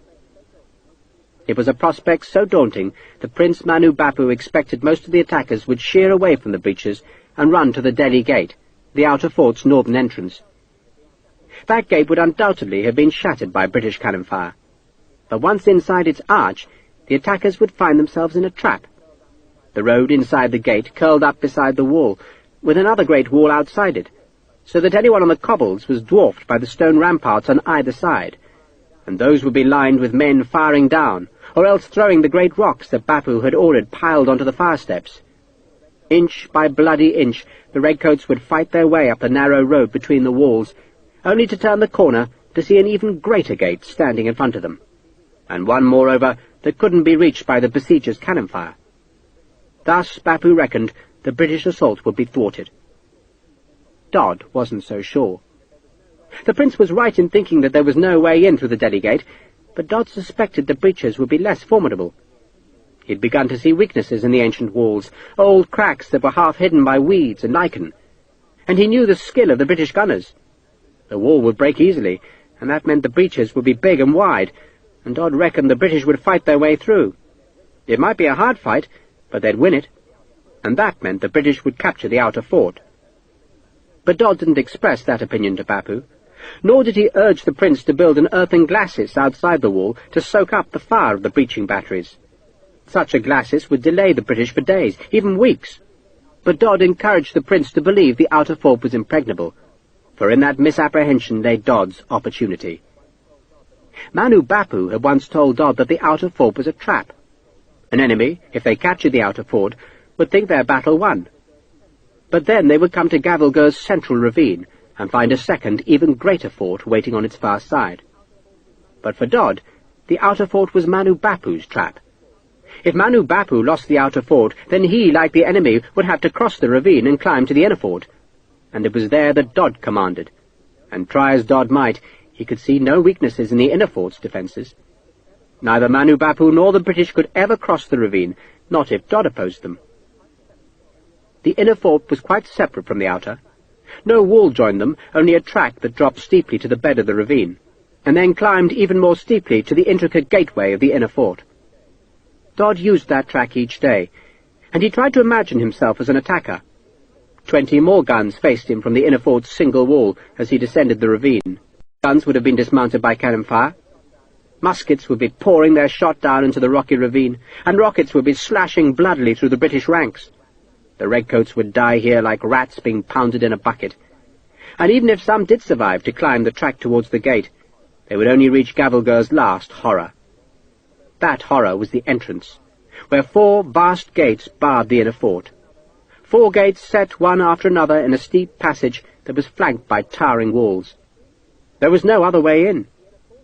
Even if the British breached the inner fort's wall, it wouldn't help. for the wall was built on top of the precipice which formed the southern side of the ravine, and no man could climb that slope and hope to survive. The only way in was through the gate, and Wellesley, Dodd had learned, did not like lengthy sieges. He'd escalated Ahmednugger, surprising its defenders by sending men with ladders against the unbreached walls, and Dodd was certain that Wellesley would similarly try to rush the inner fort. He could not approach the wall, perched on its cliff, so he'd be forced to send his men into the ghastly entrance that twisted as it climbed, and for every steep step of the way, between each of the 4 great gates, they'd be pounded by muskets, crushed by stones, blasted by cannon, and savaged by rockets dropped from the parapets. It could not be done. Dodd's cobras would be on the far steps, and the redcoats would be beneath them, and the redcoats would die like cattle. Dodd had no great opinion of Indian rockets, but he'd stockpiled more than 1,000 above the inner fort's murderous entrance, for within the close confines of the walled road the weapons would prove lethal. The rockets were made of hammered tin, each one about 16 inches long and 4 or 5 inches in diameter, with a bamboo stick the height of a man attached to each tin cylinder that was crammed with powder. Dodd had experimented with the weapon, and found that a lit rocket tossed down into the gate passage would sear and bounce from wall to wall, and even when it finally stopped careering madly about the roadway, it went on belching out a torch of flame that would scorch trapped men terribly. A dozen rockets dropped between 2 of the gates might kill a score of men, and burn another score half to death. Just let them come, Dodd prayed as he climbed each morning towards the inner fort. Let them come. Let them come, and let them take the outer fort. For then Manu Bapu must die, and the British would then come to Dodd and die like the prince. And afterwards, the fugitives of their beaten army would be pursued south across the Deccan plain.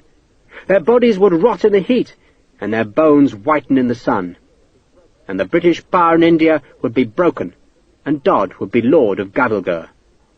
Just let the bastards come. That evening Sergeant Hexwell pushed aside the folds of muslin to enter Captain Torrance's quarters.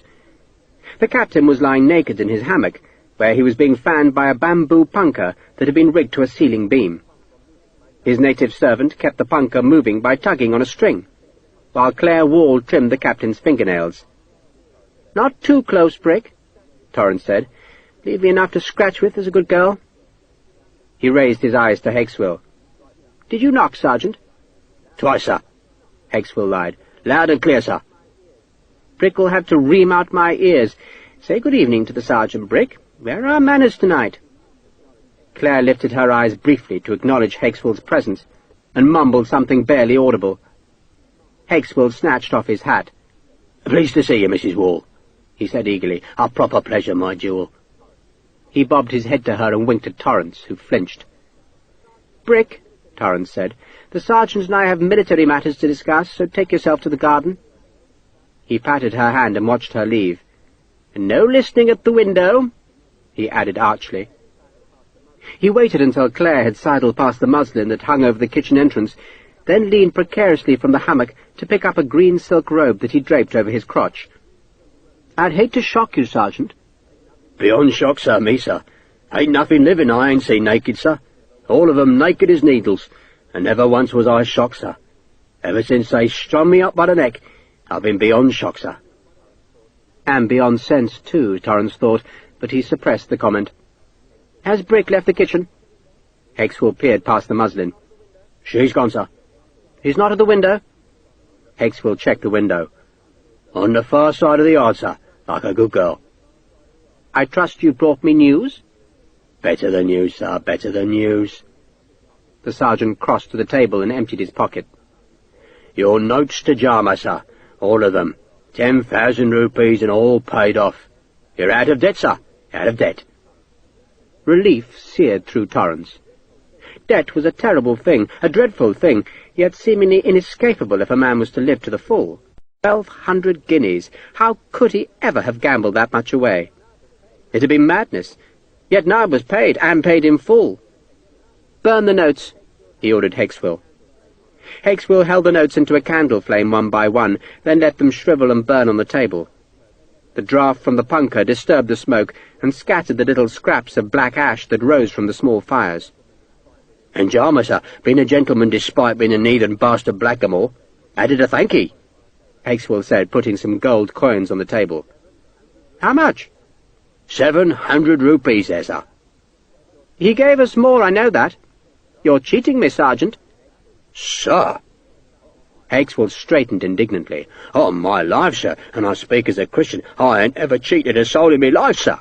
Not unless they deserved it, in which case they gets it right and proper, sir, like it says in the Scriptures. Torrance stared at Hexwell. Jarmer will be back in the camp in a day or two. I could ask him. And you will find, sir, that I have treated you four square and straight, sir, on a nail, sir, on a drumhead, as one soldier to another. Hexwell sniffed. I'm hurt, sir. Torrance yawned. You have my sincerest, deepest, and most fervent apologies, Sergeant. So, tell me about Sharpe. Hexwell glanced at the punker boy. Does that heathen speak English, sir? Course not. Sharpe is no more, sir. Hexwell's face twitched as he remembered the pleasure of kicking his enemy. Stripped the bastard naked, sir. Gave him a headache he won't ever forget. Not that he's got long to remember anything now, on account of him being on his way to meet his executioner. And I kept him trussed up till Jarmer's men came to fetch him. Which they did, sir. So now he's gone, sir. Gone for bleeding ever. Just as he deserves. You stripped him? Torrance asked, puzzled. I didn't want the bastards dropping off a body all dressed up in an officer's coat, sir, even though the little bleeder should never have worn one, him being nothing more than a jumped-up dribble of dried toad spittle, sir. So we stripped him and burned the uniform, sir. And nothing went wrong? Hexwell's face twitched as he shrugged. Well, his boy got away, but he didn't make no trouble. Just vanished. Probably went back to his mummy. Torrance smiled. All was done. All was solved. Even better, he could resume his trade with Jarmer, though perhaps with a little more circumspection than in the past. Did Sajid go with Sharpe? He asked, knowing he would need an efficient clerk if he was to hide the treacherous transactions in the ledger. No, sir. He's with me, sir. Outside, sir. Hexwell jerked his head towards the front room. He wanted to go, sir, but I gave him a thumping on account of us needing him here, sir. And after that he was as good as gold, sir, even if he is an even bit of scum. Torrance smiled.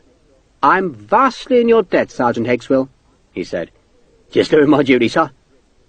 Hexwell's face twitched as he grinned and gestured towards the garden window. And hoping for a soldier's reward, sir. Brick, you mean? Torrance asked. Me heart's desire, sir, Hexwell said hoarsely. Just wait a while, Torrance said, because I need Brick to look after me, and your duty, Sergeant, is to assume Mr. Sharpe's responsibilities.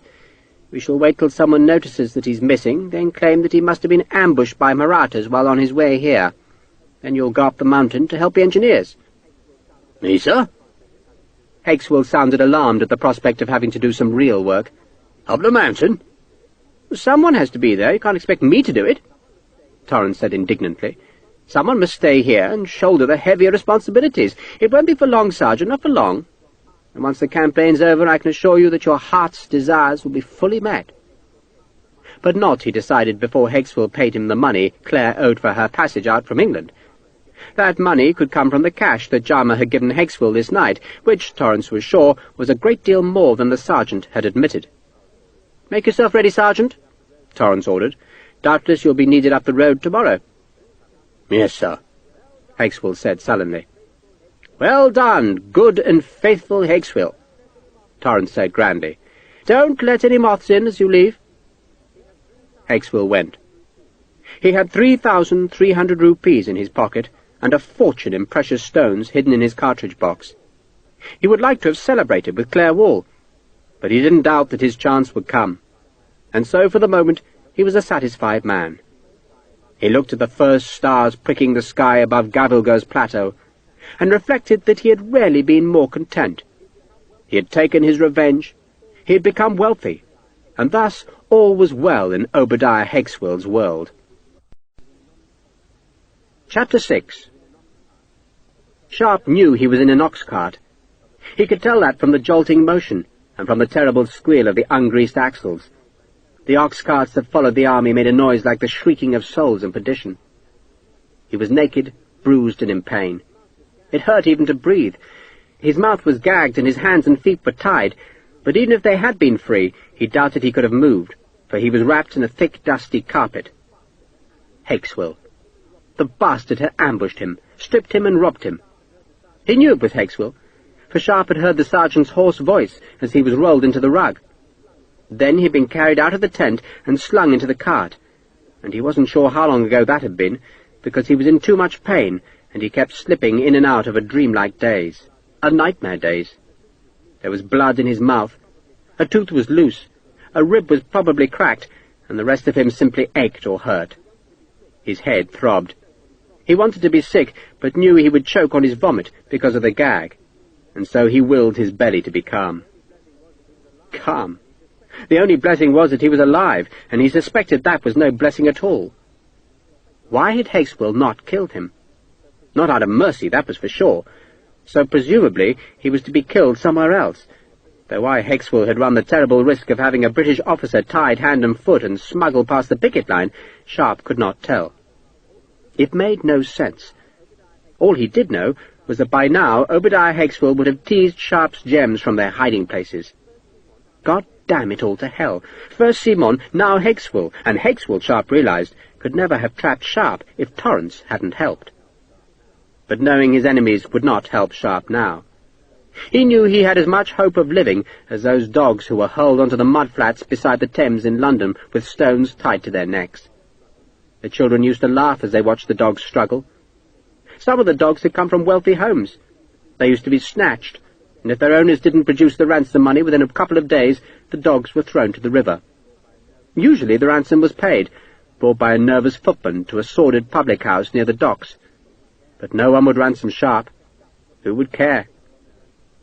Dust from the rug was thick in his nose. Just let the end be quick, he prayed. He could hear almost nothing through the rug. The axle's squealing was the loudest noise, and once he heard a thump on the cart's side and thought he heard a man laugh. It was night time. He wasn't sure how he knew that, except that it would make sense, for no one would try to smuggle a British officer out in daylight, and he knew he'd lain in the tent for a long time after Hakeswill had hit him. He remembered ducking under the tent's canvas, remembered a glimpse of the brass-bound musket butt, and then it was nothing but a jumble of pain and oblivion. A weight pressed on his waist, and he guessed after a while that a man was resting his feet on the rug. Sharpe tested the assumption by trying to move, and the man kicked him. He lay still again. One dog had escaped, he remembered.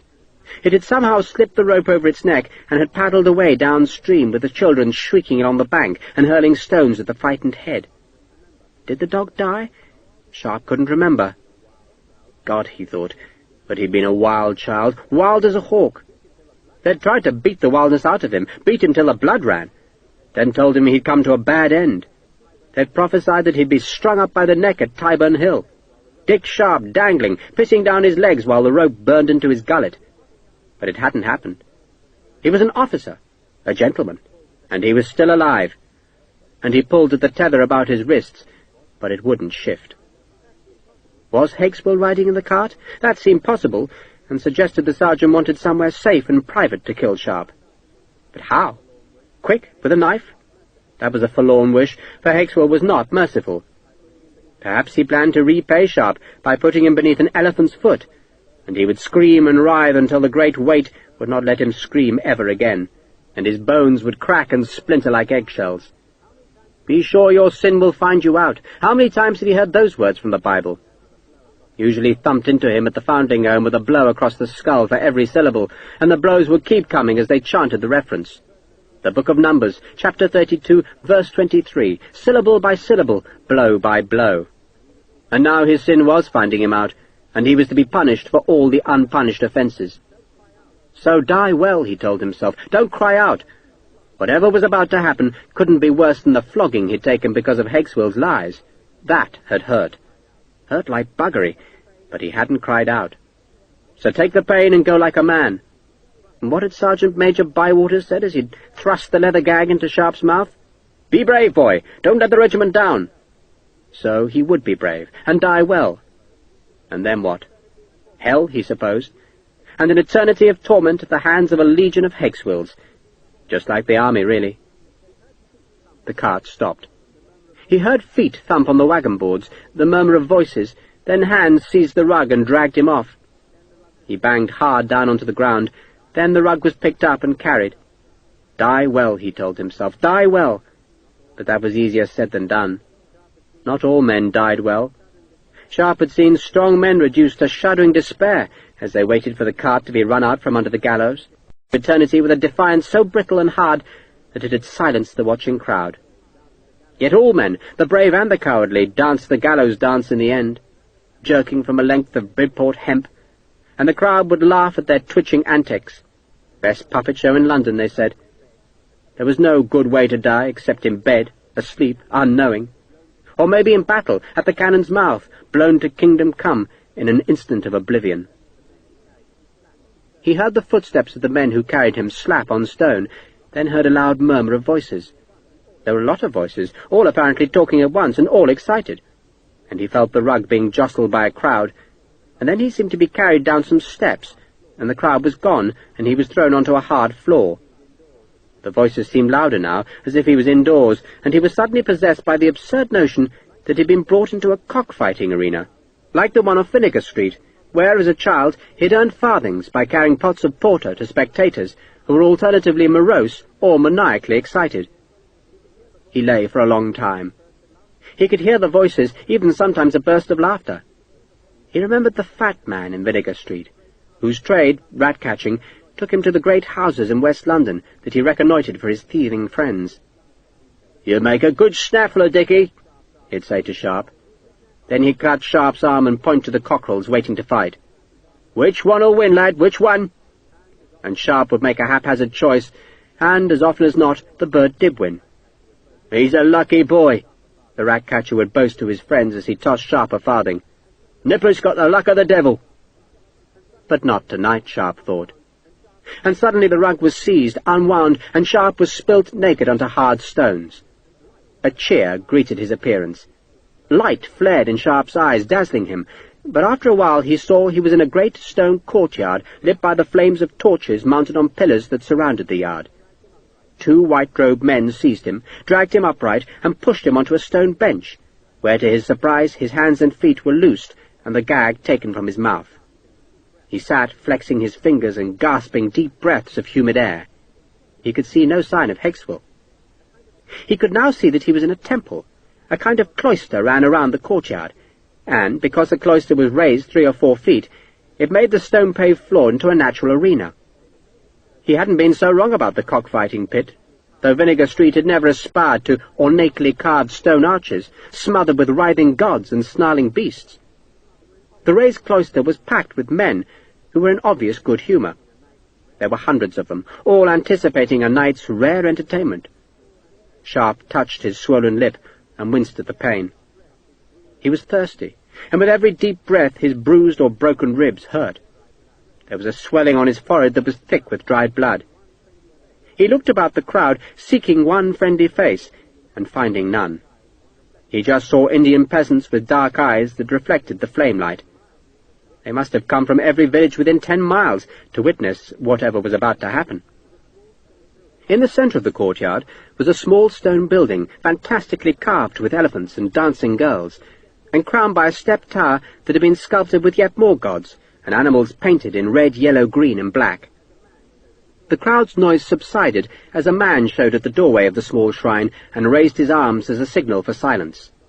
Sharpe recognized the man. He was the tall, thin, limping man in the green and black striped robe who had pleaded with Torrance for Naig's life, and behind him came a pair of jetties. So that was the sum of it. Revenge for Naig, and Sharpe realized that Hexwell had never intended to kill him, only deliver him to these men. A murmur ran through the spectators as they admired the jetties. Vast brutes they were, who dedicated their extraordinary strength to some strange Indian god. Although Sharpe had met jetties before, and had killed some in Seringapatam, he didn't fancy his chances against these 2 bearded brutes. He was too weak, too thirsty, too bruised, too hurt, while these 2 fanatics were tall and hugely muscled. Their bronze skin had been oiled so that it gleamed in the flamelight. Their long hair was coiled about their skulls, and one had red lines painted on his face, while the other, who was slightly shorter, carried a long spear. Each man wore a loincloth and nothing else. They glanced at Sharpe. Then the taller man prostrated himself before a small shrine. A dozen guards came from the courtyard's rear and lined its edge. They carried muskets tipped with. The tall man in the striped robe clapped his hands to silence the crowd's last murmurs. It took a while, for still more spectators were pushing into the temple, the cloister. Somewhere outside a horse neighed.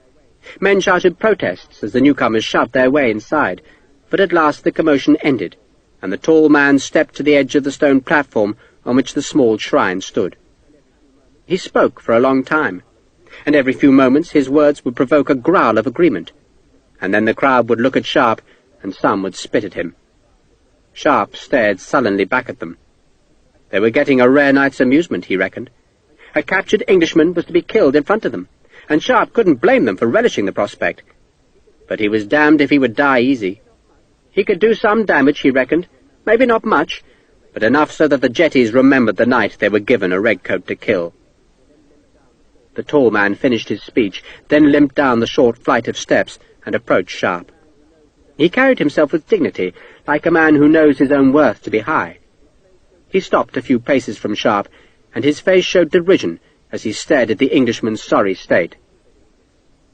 "My name," he said in English, "is Jama." Sharpe said nothing. "You killed my brother," Jama said.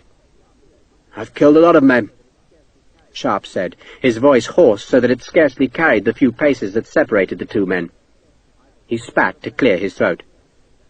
"I've killed a lot of men," he said again. "A Naig was one," Jama said. "He deserved to die," Sharpe said. Jama sneered at that answer.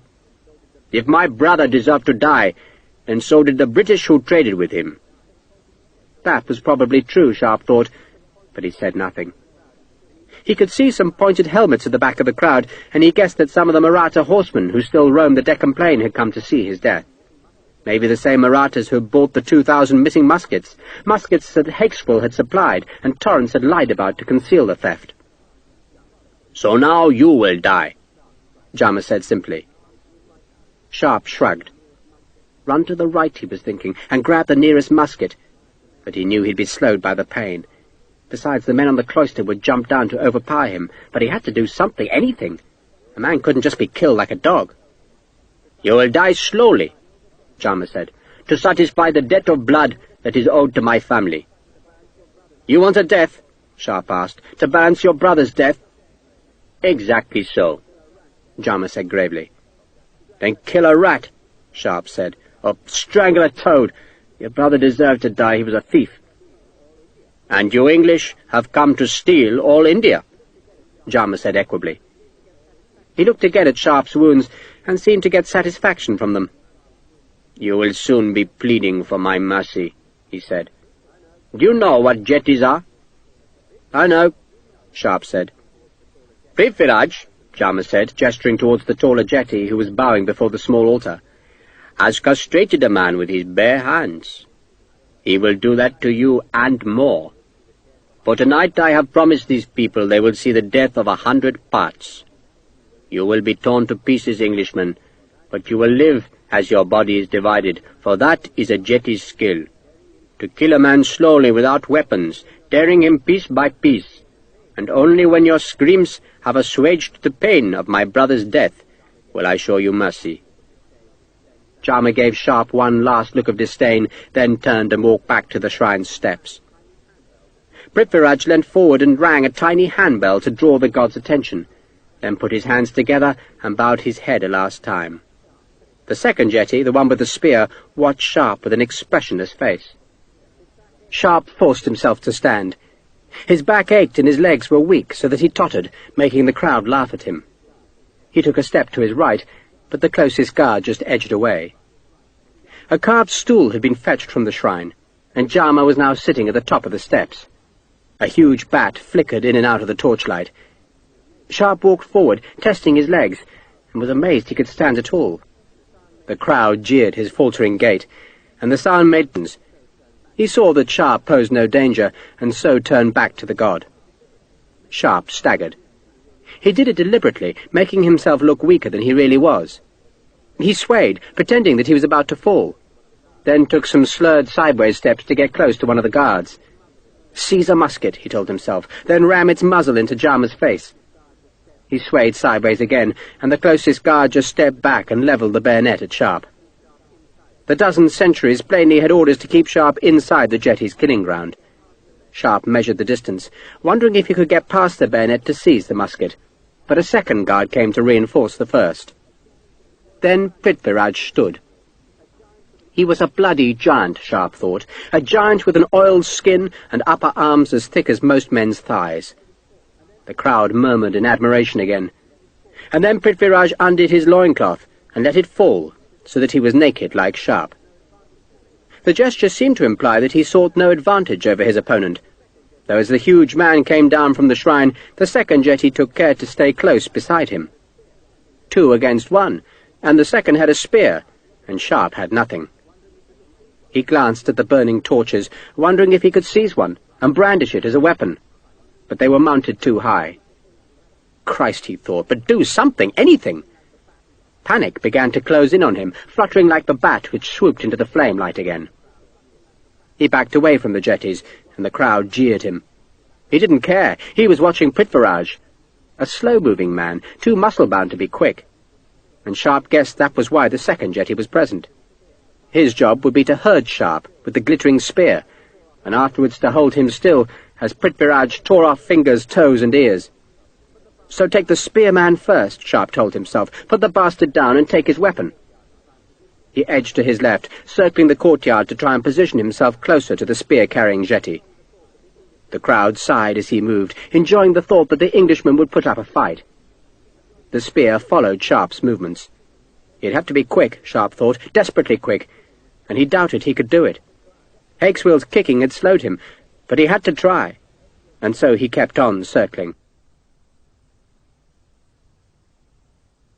Then abruptly charged in to attack the spearman, but the weapon was jabbed towards him, and Prithviraj was much faster than Sharpe had expected, and leapt to catch him, and Sharpe had to twist awkwardly away.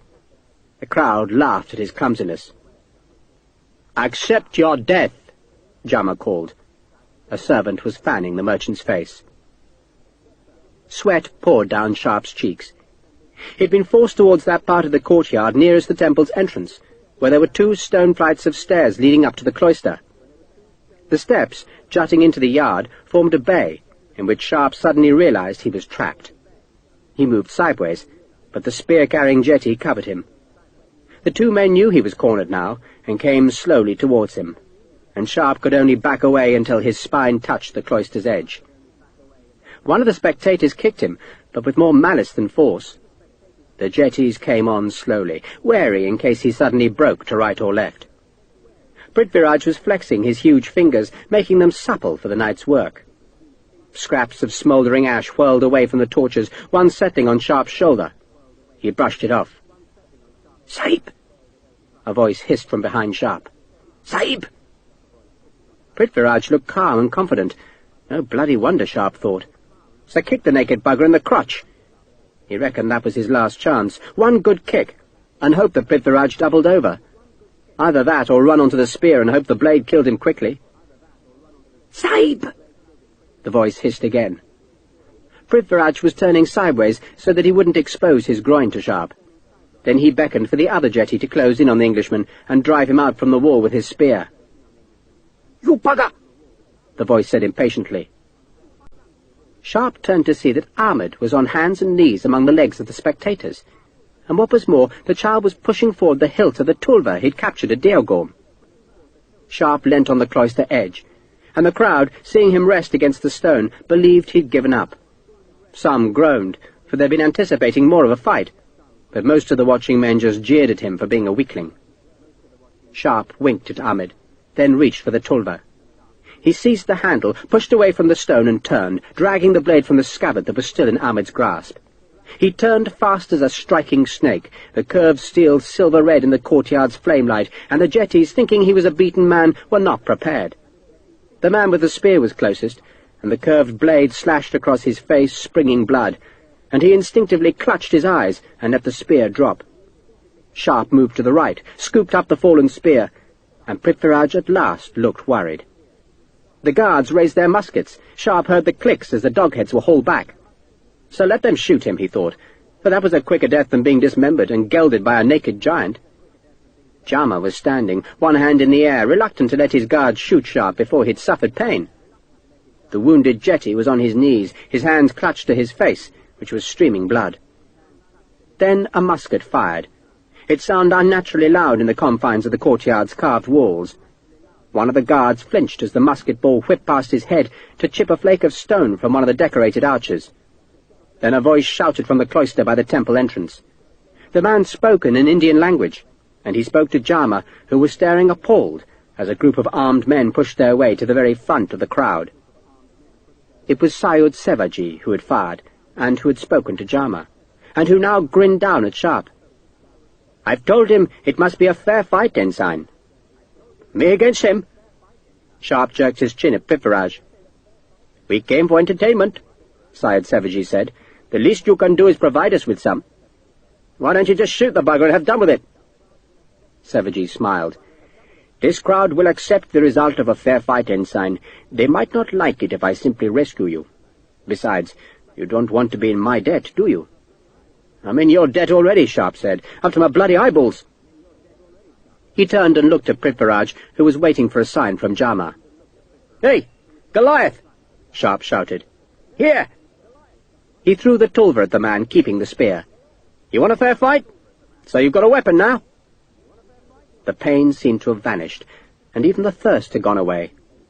It was like that moment at Assaye when he'd been surrounded by enemies, and suddenly the world had seemed a calm, clear-cut place, full of delicious opportunity. He had a chance now. He had more than a chance. He was going to put the big bastard down. It was a fair fight, and Sharpe had grown up fighting. He'd been bred to it from the gutter, driven to it by poverty, and inured to it by desperation. He was nothing if he was not a fighter. And now the crowd would get the bloody sport they wanted. He hefted the spear. "So come on, you bastard!" Prithviraj stooped and picked up the tulva. He swung it in a clumsy arc, then looked again at Jama. "Don't look at him, you great ox, look at me!" Sharpe went forward, the spear low. Then he raised the blade and lunged towards the big man's belly, and Prithviraj made a clumsy parry that rang against the spear blade. "You'll have to put more strength into it than that," Sharpe said, pulling back the spear and standing still to tempt the jetty forward. Prithviraj stepped towards him, swung the blade, and Sharpe stepped back so that the tulva's tip slashed inches from his chest. "You have to be quick," Sharpe said, and he feinted right, spun away and walked back to the left, leaving Prithviraj off balance. Sharpe turned and lunged with the spear, pricking the big man's back and leaving a trickle of blood. "Ain't the same, is it, when the other fellow's got a weapon?" He smiled at the jetty. "So come on, you daft pudding, come on!" The crowd was silent now. Prithviraj seemed puzzled. He hadn't expected to fight, not with a weapon, and it was plain he was not accustomed to a tulva. "You can give up," Sharpe said. "You can kneel down and give up. I won't kill you if you do that. But if you stir on your feet, I'll pick you apart like a joint of bloody meat."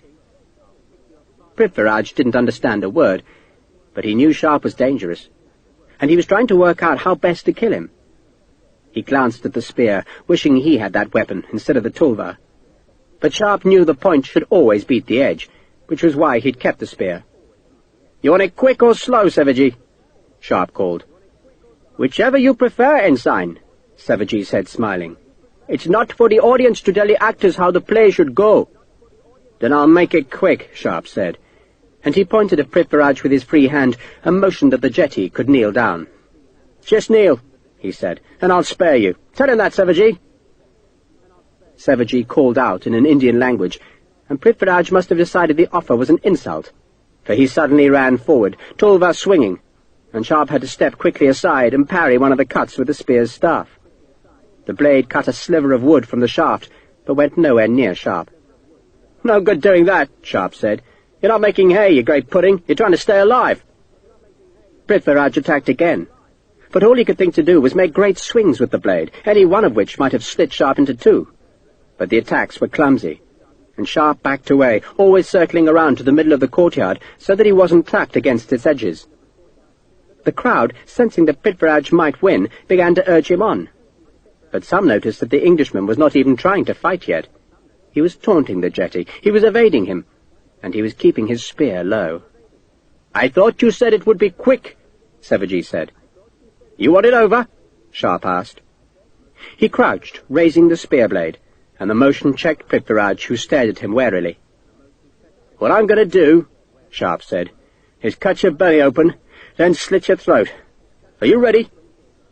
He went forward, jabbing the spear still low, and Prithviraj backed away, trying to parry the small lunges. But Sharpe dragged the spear back each time before the parry could connect, and Prithviraj frowned. He seemed hypnotized by the shining blade that flickered like a snake's tongue, and behind it Sharpe was grinning at him and taunting him. And Prithviraj tried to counterattack once, but the spear slashed up to within an inch of his face, and he went on stepping backwards. Then he backed into the blinded jetty, who still crouched on the flagstones, and Prithviraj staggered as he lost his balance. Sharpe came up from the crouch, the spear lancing forward, and the wild parry came far too late, and suddenly the blade was punching and tearing through the skin and muscle of the jetty's stomach. Sharpe twisted the leaf-shaped steel so that it didn't get trapped in the flesh, and then he ripped it out, and blood washed across the temple floor, and Prithviraj was bending forward as if he could seal the pain in his belly by folding over. And then the spear sliced from the side to slash across his throat. The crowd sighed. Prithviraj was on the stones now, curled up with blood bubbling from his sliced belly and pulsing from his neck. Sharpe kicked the tulva from the jetty's unresisting hand, then turned and looked at Jama. "You and your brother did business with Captain Torrance?" Jama said nothing. Sharpe walked towards the shrine. The guards moved to stop him, but Savaji's men raised their muskets, and some, grinning, jumped down into the courtyard. Amit also jumped down, and snatched the tulva from the flagstones. Prithviraj was on his side now, dying. Jama stood as Sharpe reached the steps, but he couldn't move fast with his limp, and suddenly the spear was at his belly. "I asked you a question," Sharpe said. Jama still said nothing. "You want to live?" Sharpe asked. Jama looked down at the spear blade that was thick with blood. "Was it Torrance who gave me to you?" Sharpe asked. "Yes," Jama said.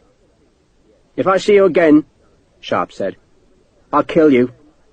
If you go back to the British camp, I'll hang you like your brother, and if you so much as send a message to Torrance, I'll follow you to the last corner on God's earth, and I'll castrate you with my bare hands." He jabbed the spear just enough to prick Jama's belly, then turned away. The crowd was silent, cowed by Savaji's men and by the ferocity they'd witnessed in the temple courtyard. Sharpe tossed away the spear, pulled Amit towards him and patted the boy's head. "You're a good lad, Amit, a bloody good lad, and I need a drink. By Christ, I'm thirsty." But he was also alive, which meant some other men would soon be dead. Because Sharpe was more than alive, he was angry, angry as hell, and wanting revenge. Sharpe borrowed a cloak from one of Savaji's men, then pulled himself up behind Amit onto Major Stokes's horse. They rode slowly away from the village where the torches guttered in the temple towards the smear of red light that betrayed where the British encampment lay some miles to the west. Savaji talked as they rode, telling Sharpe how Amit had fled straight into the arms of his men. "Luckily for you, Ensign," the Indian said, "I recognized him." "Which is why you sent for help, isn't it?" Sharpe asked sarcastically. "It's why you fetched some redcoats to get me out of that bloody tent." "Your gratitude touches me deeply," Savaji said with a smile. "It took us a long time to make sense of what your boy was saying, and I confess we didn't wholly believe him even then, and by the time we thought to take him seriously, you were already being carried away. So we followed. I thought we might fetch some entertainment from the evening, and so we did." "Glad to be of service, Sahib," Sharpe said. "I knew you could beat a jetty in a fair fight." "I beat 3 at once in Seringapatam," Sharpe said. "I don't know as it was a fair fight. I'm not much in favour of fair fights. I like them to be unfair. Fair fights are for gentlemen who don't know any better." "Which is why you gave the sword to the jetty," Savaji observed dryly. "I knew he'd make a bollocks of it," Sharpe said. He was tired suddenly, and all the aches and throbs and agony had come back. Above him the sky was brilliant with stars, while a thin sickle moon hung just above the faraway fortress. Dob was up there, Sharpe thought, Another life to take. Dodd and Torrance. Hakeswell and his 2 men. A debt to be paid by sending all the bastards to hell. "Where shall I take you?" Savagy asked. "Take me? You want to go to the General?" "Christ, no." Sharpe couldn't imagine complaining to Wellesley. The coal bugger would probably blame Sharpe for getting into trouble. Stokes, maybe? Or the cavalry? Sergeant Lockhart would doubtless welcome him. But then he had a better idea. "Take me to wherever you're camped," he told Savagy. "And in the morning?" "You've got a new recruit," Sharpe said. "I'm one of your men for now." Savagy looked amused. "Why?" "Why do you think?" "I want to hide." "But why?" Sharpe sighed. "Do you think Wellesley will believe me? If I go to Wellesley, he'll think I've got sunstroke, or he'll reckon I'm drunk. And Torrance will stand there with a plum in his bloody mouth and deny everything, or else he'll blame Hakeswell." "Hakeswell?" Savagy asked. "A bastard I'm going to kill," Sharpe said. "And it'll be easier if he doesn't know I'm still alive." And this time, Sharpe vowed, he'd make sure of the bastard. "My only worry," he told Savagy, "is Major Stokes's horse." "Stokes?" "That horse?" Savagy asked, nodding at the grey mare. "You reckon a couple of your fellows could return it to him in the morning?" "Of course." "Tell him I got thrown from the saddle and snatched up by the enemy," Sharpe said. "Let him think I'm a prisoner in Gavilga." "And meanwhile you'll be one of us?" Savagy asked. "I've just become a Maratha," Sharpe said. "Welcome," said Savagy. "And what you need now, Sharpe, is some rest." "I've had plenty of rest," Sharpe said. "What I need now are some clothes and some darkness." "You need food, too," Savagy insisted. He glanced up at the sliver of moon above the fort. It was waning. "Tomorrow night will be darker," he promised, and Sharpe nodded. He wanted a deep darkness, a shadowed blackness, in which a living ghost could hunt. Major Stokes was grateful for the return of his horse, but saddened over Sharpe's fate. "Captured," he told Sir Arthur Wellesley, "and my own fault, too." "I can't see how that can be, Stokes." "I should never let him ride off on his own. Should have made him wait till the group went back." "Won't be the first prison cell he's seen," Wellesley said, "and I dare say it won't be the last." "I shall miss him," Stokes said. "Miss him deeply. Good man." Wellesley grunted. He had ridden up the improved road to judge its progress for himself, and he was impressed, though he took care not to show his approval. The road now snaked up into the hills, and one more day's work would see it reach the edge of the escarpment. Half the necessary siege guns were already high on the road, parked in an upland meadow, while bullocks were trudging up the lower slopes with their heavy burdens of round shot that would be needed to break open Gavilgor's walls. The Marathas had virtually ceased their raids on the road-makers, ever since Wellesley had sent 2 battalions of sepoys up into the hills to hunt the enemy down.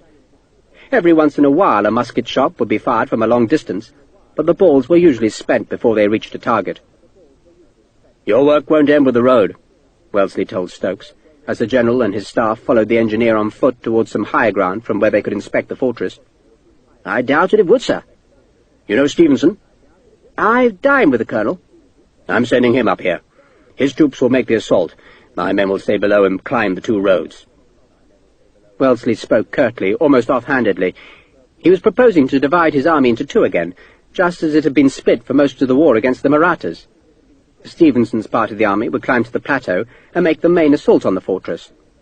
That attack would swarm across the narrow neck of land to climb the breaches, but to stop the enemy from throwing all their strength into the defence of the broken wall, Wellesley proposed sending 2 columns of his own men up the steep tracks that led directly to the fortress. Those men would have to approach unbroken walls, up slopes too steep to permit artillery to be deployed, and Wellesley knew those columns could never hope to break into Gavilgur. Their job was to spread the defenders thin, and to block off the garrison's escape routes, while Colonel Stevenson's men did the bloody work. "You'll have to establish Stevenson's batteries," Wellesley told Stokes. "Major Blackiston's seen the ground." He indicated his aide. "And he reckons 2 18s and 3 iron 12s should suffice. Major Blackiston, of course, will give you whatever advice he can." "No glasses?" Stokes directed the question to Blackiston. "Not when I was there," Blackiston said. "Of course they could have made one since. I just saw curtain walls with a few bastions. Ancient work by the look of it." 15th century work," Wellesley put in, and when he saw that the 2 engineers were impressed by his knowledge, he shrugged. Sayud Sevaji claims as much anyway.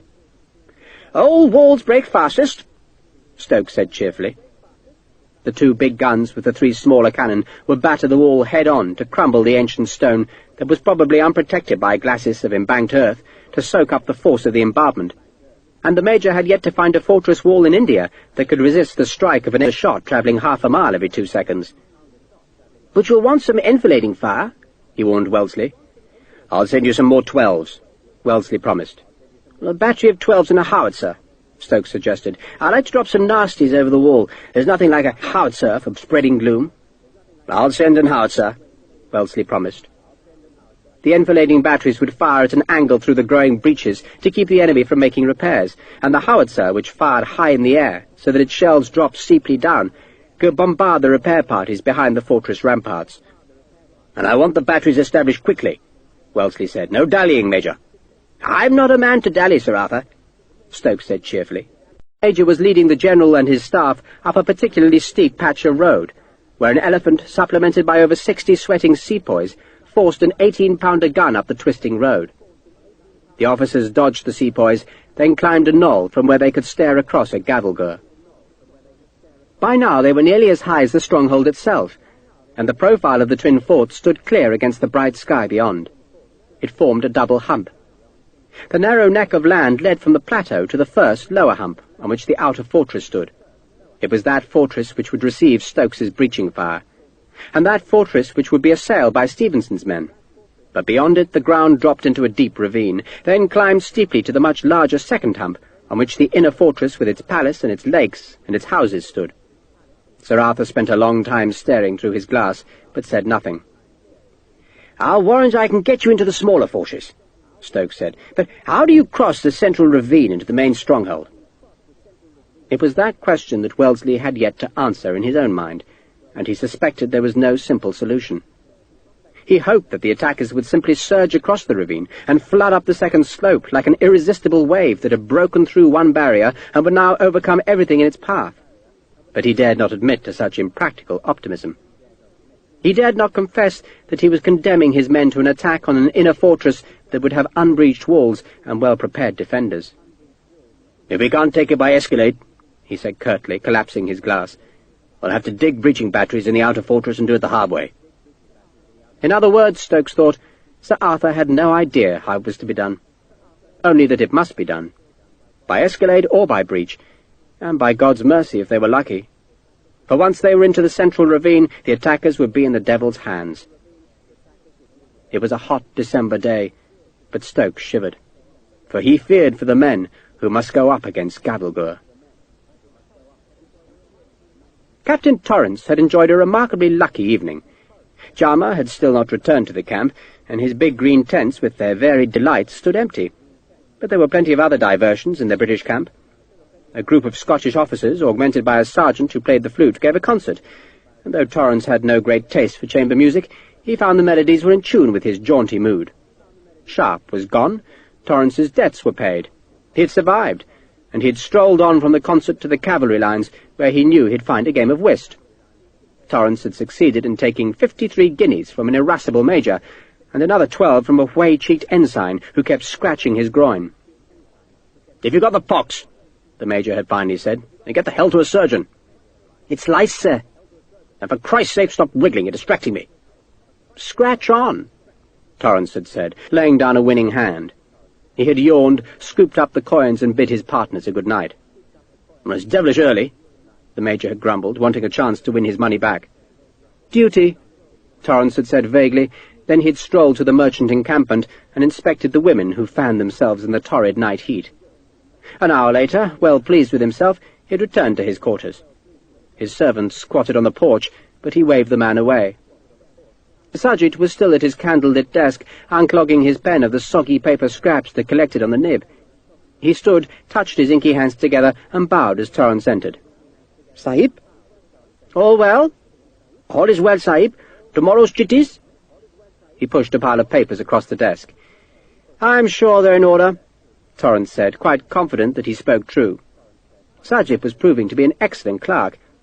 He went to the door of his quarters, then turned with a frown. "Your uncle hasn't come back." "Tomorrow, Sahib, I'm sure." Tell him I like a word, but not if he comes tonight. I don't want to be disturbed tonight. Of course not, Sahib. Sajid offered another bow as Torrance negotiated the door and the muslin screen. The captain shot the iron bolt, then chased down the few moths that had managed to get past the muslin. He lit a second lamp, piled the night's winnings on the table, then called for Claire. She came, sleepy-eyed, from the kitchen. "Arak, Brick," Torrance ordered, then peeled off his coat while Claire unstoppered a fresh jar of the fierce spirit. She kept her eyes averted as Torrance stripped himself naked and lay back in his hammock. "You could light me a hookah, Brick," he suggested, "then sponge me down. Is there a clean shirt for the morning?" "Of course, sir." "Not the darned one?" "No, sir." He turned his head to stare at the coins which glittered so prettily in the smoky lamplight. In funds again. Winning. Perhaps his luck had turned. It seemed so. He'd lost so much money at cards in the last month that he thought nothing but ruin awaited him. But now the goddess of fortune had turned her other cheek. Rule of halves, he told himself as he sucked on the hookah. Save half, gamble the other half. Halve the winnings, and save half again. Simple, really. And now that Sharpe was gone, he could begin some careful trading once more. Though how the market would hold up once the Marathas were defeated, he couldn't tell. Still, with a slice of luck, he might make sufficient money to set himself up in a comfortable civilian life in Madras. A carriage, a dozen horses, and as many women servants. He would have a harem. He smiled at the thought, imagining his father's disgust. A harem, a courtyard with a fountain, a wine cellar deep beneath his house that should be built close to the sea so that cooling breezes could waft through its windows. Or two at the office each week, but certainly not more, for there were always Indians to do the real work. The buggers would cheat him, of course, but there seemed plenty of money to go round, so long as a man didn't gamble it away. Rule of halves, he told himself again, the golden rule of life. The sound of singing came from the camp beyond the village. Torrance didn't recognize the tune, which was probably some Scottish song. The sound drifted him back to his childhood, when he'd sung in the cathedral choir. He grimaced, remembering the frosty mornings, when he'd run in the dark across the close and pushed open the cathedral's great side door, to be greeted by a clout over the ear because he was late. The chorister's cloudy breath had mingled with the smoke of the guttering candles. Lice under the robes, he remembered. He'd caught his first lice off a countertenor who'd held him against a wall behind a bishop's tomb and hoisted his robe. I hope the bastard's dead, he thought. Sajid yelped. "Quiet!" Torrance shouted, resenting being jarred from his reverie. There was silence again, and Torrance sucked on the hookah. He could hear Claire pouring water in the yard, and he smiled as he anticipated the soothing touch of the sponge. Someone, it had to be Sajid, tried to open the door from the front room. "Go away!" Torrance called, but then something hit the door, a massive blow. The bolt held, though dust sifted from crevices in the plaster wall either side of the frame. Torrance stared in shock, then twitched with alarm as another huge bang shook the door, and this time a chunk of plaster the size of a dinner plate fell from the wall. Torrance swung his bare legs out of the hammock. Where the devil were his pistols? A third blow reverberated round the room, and this time the bracket holding the bolt was wrenched out of the wall, and the door swung in onto the muslin screen. Torrance saw a robed figure sweep the screen aside. Then he threw himself over the room and pawed through his discarded clothes to find his guns. A hand gripped his wrist. "You won't need that, sir," a familiar voice said, and Torrance turned, wincing at the strength of the man's grip. He saw a figure dressed in blood-spattered Indian robes, with a tulva scabbarded at his waist, and a face shrouded by a headcloth. But Torrance recognized his visitor, and blanched. "Reporting for duty, sir," Sharpe said, taking the pistol from Torrance's unresisting grip. Torrance gaped. He could have sworn that the blood on the robe was fresh, for it gleamed wetly. There was more blood on a short-bladed knife in Sharpe's hand. It dripped onto the floor, and Torrance gave a small, pitiful mew. "It's Sajid's blood," Sharpe said. "His penknife, too." He tossed the wet blade onto the table beside the gold coins. "Lost your tongue, sir?" "Sharpe?" "He's dead, sir. Sharpe is," Sharpe said. "He was sold to Jama, remember, sir? Is that the blood money?" Sharpe glanced at the rupees on the table. "Sharpe," Torrance said again, somehow incapable of saying anything else. "I'm his ghost, sir," Sharpe said, and Torrance did indeed look as though a spectre had just broken through his door. Sharpe tutted and shook his head in self-reproof. "I'm not supposed to call you sir, am I, sir? On account of me being a fellow officer and a gentleman. Where's Sergeant Hakeswill?" "Sharpe," Torrance said once more, collapsing onto a chair. We heard you'd been captured." "So I was, sir, but not by the enemy. Leastwise, not by any proper enemy." Sharpe examined the pistol. "This ain't loaded. What were you hoping to do, sir? Beat me to death with a barrel?" "My robe, Sharpe, please," Torrance said, gesturing to where the silk robe hung on a wooden peg. "So where is Hakeswill, sir?" Sharpe asked. He pushed back his headcloth and now opened the pistol's frizzen and blew dust off the pan before scraping at the layer of caked powder with a fingernail. "He's on the road," Torrance said. "Ah! Took over from me, did he? You should keep this pistol clean, sir. There's rust on the spring, see? Shame to keep an expensive gun so shabbily. Are you sitting on your cartridge box?" Torrance meekly raised his bottom to take out his leather pouch, which held the powder and bullets for his pistols. He gave the bag to Sharpe, thought about fetching the robe himself, then decided that any untoward move might upset his visitor. "I'm delighted to see you're alive, Sharpe," he said. "Are you, sir?" Sharpe asked. "Of course. Then why did you sell me to Jama?" "Sell you? Don't be ridiculous, Sharpe." "No!" The cry came as the pistol barrel whipped towards him, and it turned into a moan as the barrel slashed across his cheek. He touched his face and winced at the blood on his fingers. "Sharpe!" he began. "Shut it, sir," Sharpe said nastily. He perched on the table and poured some powder into the pistol barrel. "I talked to Jama last night. He tried to have me killed by a couple of jetties. You know what jetties are, sir? Religious strongmen, sir. But they must have been praying to the wrong god, for I cut one's throat and left the other bugger blinded." He paused to select a bullet from the pouch. "And I had a chat with Jama when I killed these thugs, and he told me lots of interesting things, like that you traded with him and his brother. You're a traitor, Torrance." "Sharpe, I said shut it!" Sharpe snapped. He pushed the bullet into the pistol's muzzle, then drew out the short ramrod and shoved it down the barrel. "The thing is, Torrance," he went on in a calmer tone, "I know the truth, all of it, about you and Hakeswill, and about you and Jama, and about you and Naig." He smiled at Torrance, then slotted the short ramrod back into its hoops. "I used to think officers were above that sort of crime. I knew the men were crooked, because I was crooked. But you don't have much choice, do you, when you've got nothing? But you, sir, you had everything you wanted. Rich parents, proper schooling." Sharpe shook his head. "You don't understand, Sharpe." "Oh, but I do, sir. Now look at me.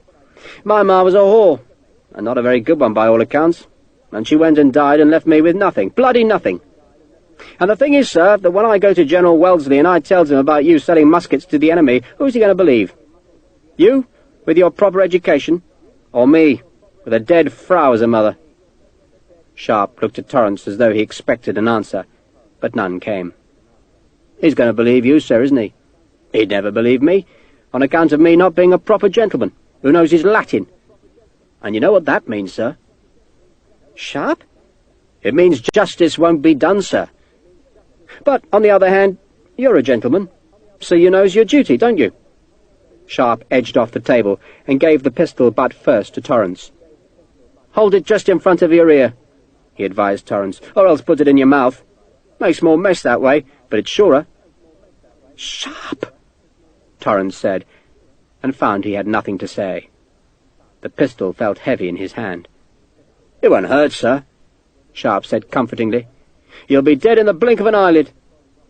He began scooping the coins off the table into Torrance's pouch. He heard the heavy click as the pistol was cocked, then glanced round to see that the muzzle was pointing at his face. He frowned and shook his head in disappointment. "And I thought you were a gentleman, sir."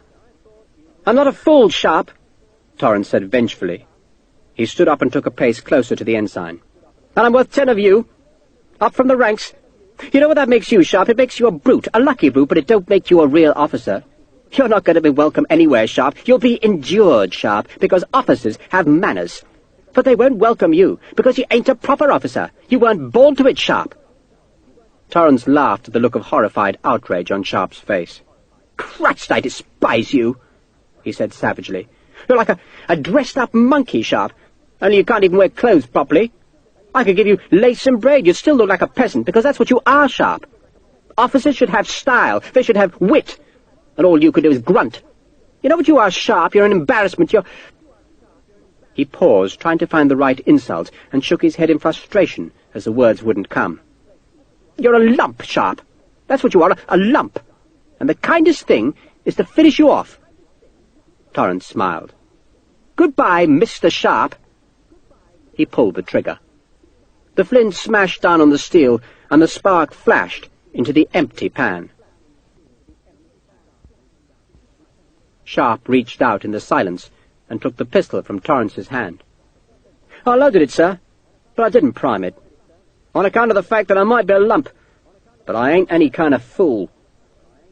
He pushed Torrance back into the chair, and Torrance could only watch as Sharpe dropped a pinch of powder into the pan.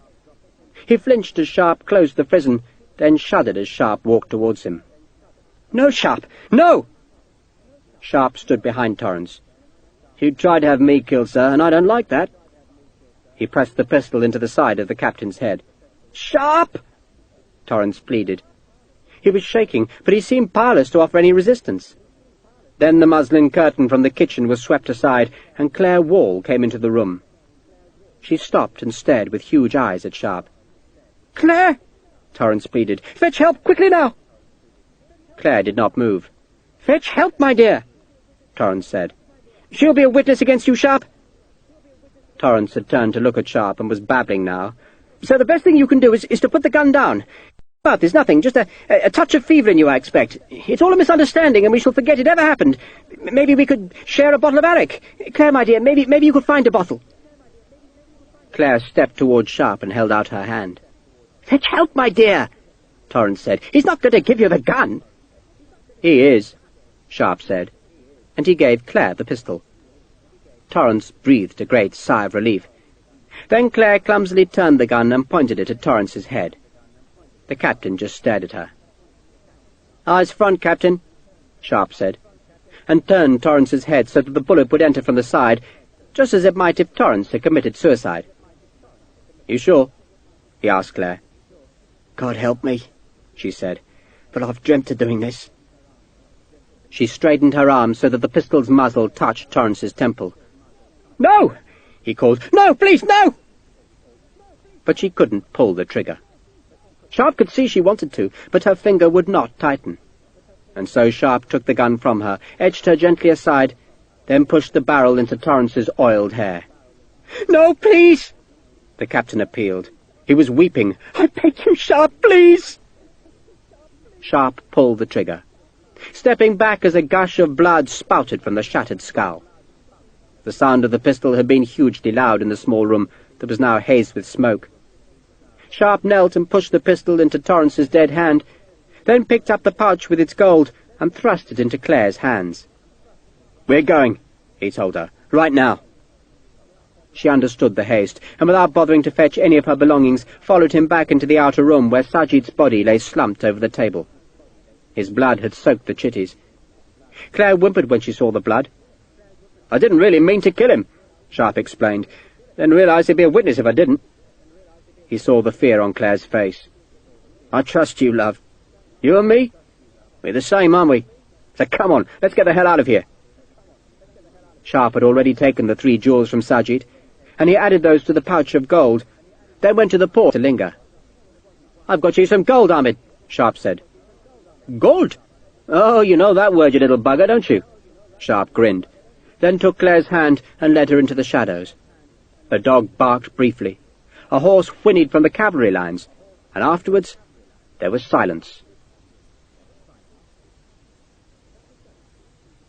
Chapter 7.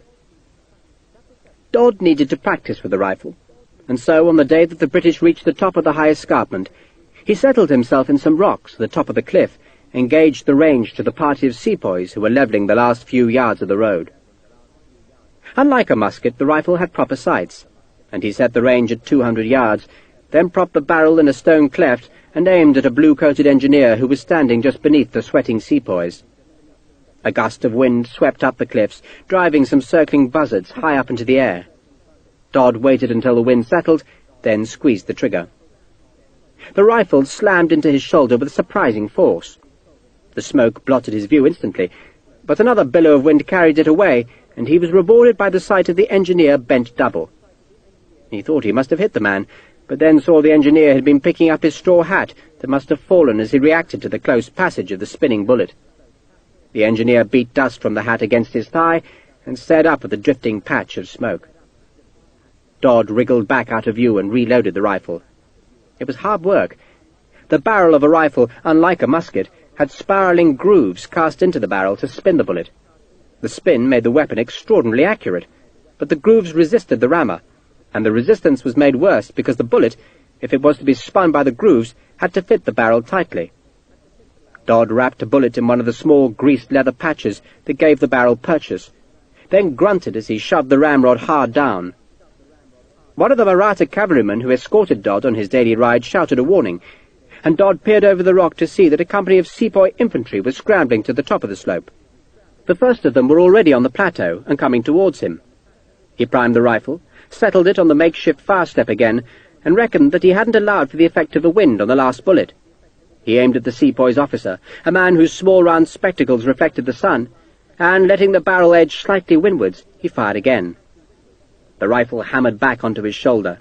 Smoke billowed as Dodd ran to his horse and clambered into the saddle. He slung the rifle, turned the horse, and saw that the red-coated officer was on the ground with 2 of his men kneeling beside him. He grinned. 200 paces! A wild volley of musketry followed the Mahratta horsemen as they rode westwards towards Gavilgur. The balls rattled on rocks or whistled overhead, but none of the cavalrymen was touched. Dodd stopped, dismounted, and reloaded the rifle. A troop of sepoy cavalry was climbing the last few yards of the road, the men walking as they led their horses around the final steep bend. Dodd found another place to rest the rifle, then waited for the cavalry to approach along the cliff's edge. He kept the sights at 200 yards. He knew that was very long range, even for a rifle, but if he could hit at 200 yards, then he was confident of killing at 100 or 50. "Sahib!" The commander of his escort was worried by the more numerous sepoy cavalry, who had now mounted and were trotting towards them. "In a minute," Dodd called back. He picked his target, another officer, and waited for the man to ride into the rifle's sights. The wind was fitful. It gusted, blowing dust into Dodd's right eye and making him blink. Sweat trickled down his face. The approaching cavalry had sabres drawn, and the blades glittered in the sun. One man carried a dusty pennant on a short staff. They came raggedly, twisting between the rocks and low bushes. Their horses kept their heads low, tired after the effort of climbing the steep hill. The officer curbed his horse to let his men catch up. The wind died to nothing, and Dodd squeezed the trigger, and flinched as the heavy stock slammed into his bruised shoulder. "Sahib!" "We're going," Dodd said, and he put his left foot into the stirrup and heaved himself into the saddle. A glance behind showed a riderless horse and a score of men spurring forward to take revenge. Dodd laughed, slung the rifle, and kicked his horse into a canter. He heard a shout behind as the sepoy cavalry were urged into the pursuit, but Dodd and his escort were mounted on fresh horses and easily outstripped the sepoys. Dodd curbed his horse on the neck of rocky land that led to Gavilgur's outer fort. The walls were thick with men who watched the enemy's approach, and the sight of those spectators gave Dodd an idea. He threw the rifle to the commander of his escort. "Hold it for me," he ordered, then turned his horse to face the pursuing horsemen.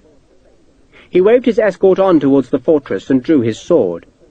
It was a beautiful weapon, European-made, then sent to India, where craftsmen had given it a hilt of gold shaped like an elephant's head. The escort commander, charged with protecting Dodd's life, wanted to stay, but Dodd insisted he ride on. "I'll join you in 5 minutes," he promised. Dodd barred the road. He glanced behind him once, just to check that the outer fort's ramparts were crowded with men. Then he looked back to the approaching cavalry. They slowed as they reached the rock isthmus. They could have kept galloping, and Dodd would then have turned his horse and outrun them. But instead they curbed their sweating horses and just stood watching him from 100 paces away. They knew what he wanted. but Dodd saluted them with his sword just to make certain they understood his challenge. A havildar urged his horse forward, but then an English voice summoned him back, and the man reluctantly turned. The English officer drew his sabre. He had lost his hat in the gallop along the edge of the cliff, and had long fair hair that was matted with sweat and dirt. He wore a black and scarlet jacket, and was mounted on a tall bay gelding that was white with sweat. He saluted Dodd by holding his sabre up, hilt before his face. Then he touched the gelding's flanks with the tips of his spurs, and the horse walked forward. Dodd spurred his own horse, and the two slowly closed. The Englishman went into a trot, then clapped his heels to drive his horse into a canter, and Dodd saw the puffs of dust spurting from the gelding's hooves. He kept his horse at a walk, only touching it into a trot at the very last second, as the Englishman stood in his stirrups to deliver a scything cut with the sabre. Dodd tweaked the rein, and his horse swerved to the left. Then he was turning it back right, turning it all the way, and the sabre had missed his head by a scant 2 inches, and he hadn't even bothered to parry with his sword. Now he spurred the horse on, following the officer, who was trying to turn back, and the Englishman was still half-turned, still tugging on the reins, as Dodd attacked. The sabre made an awkward parry that just managed to deflect the sword's thrust. Dodd hacked back as he passed, felt the blade thump home.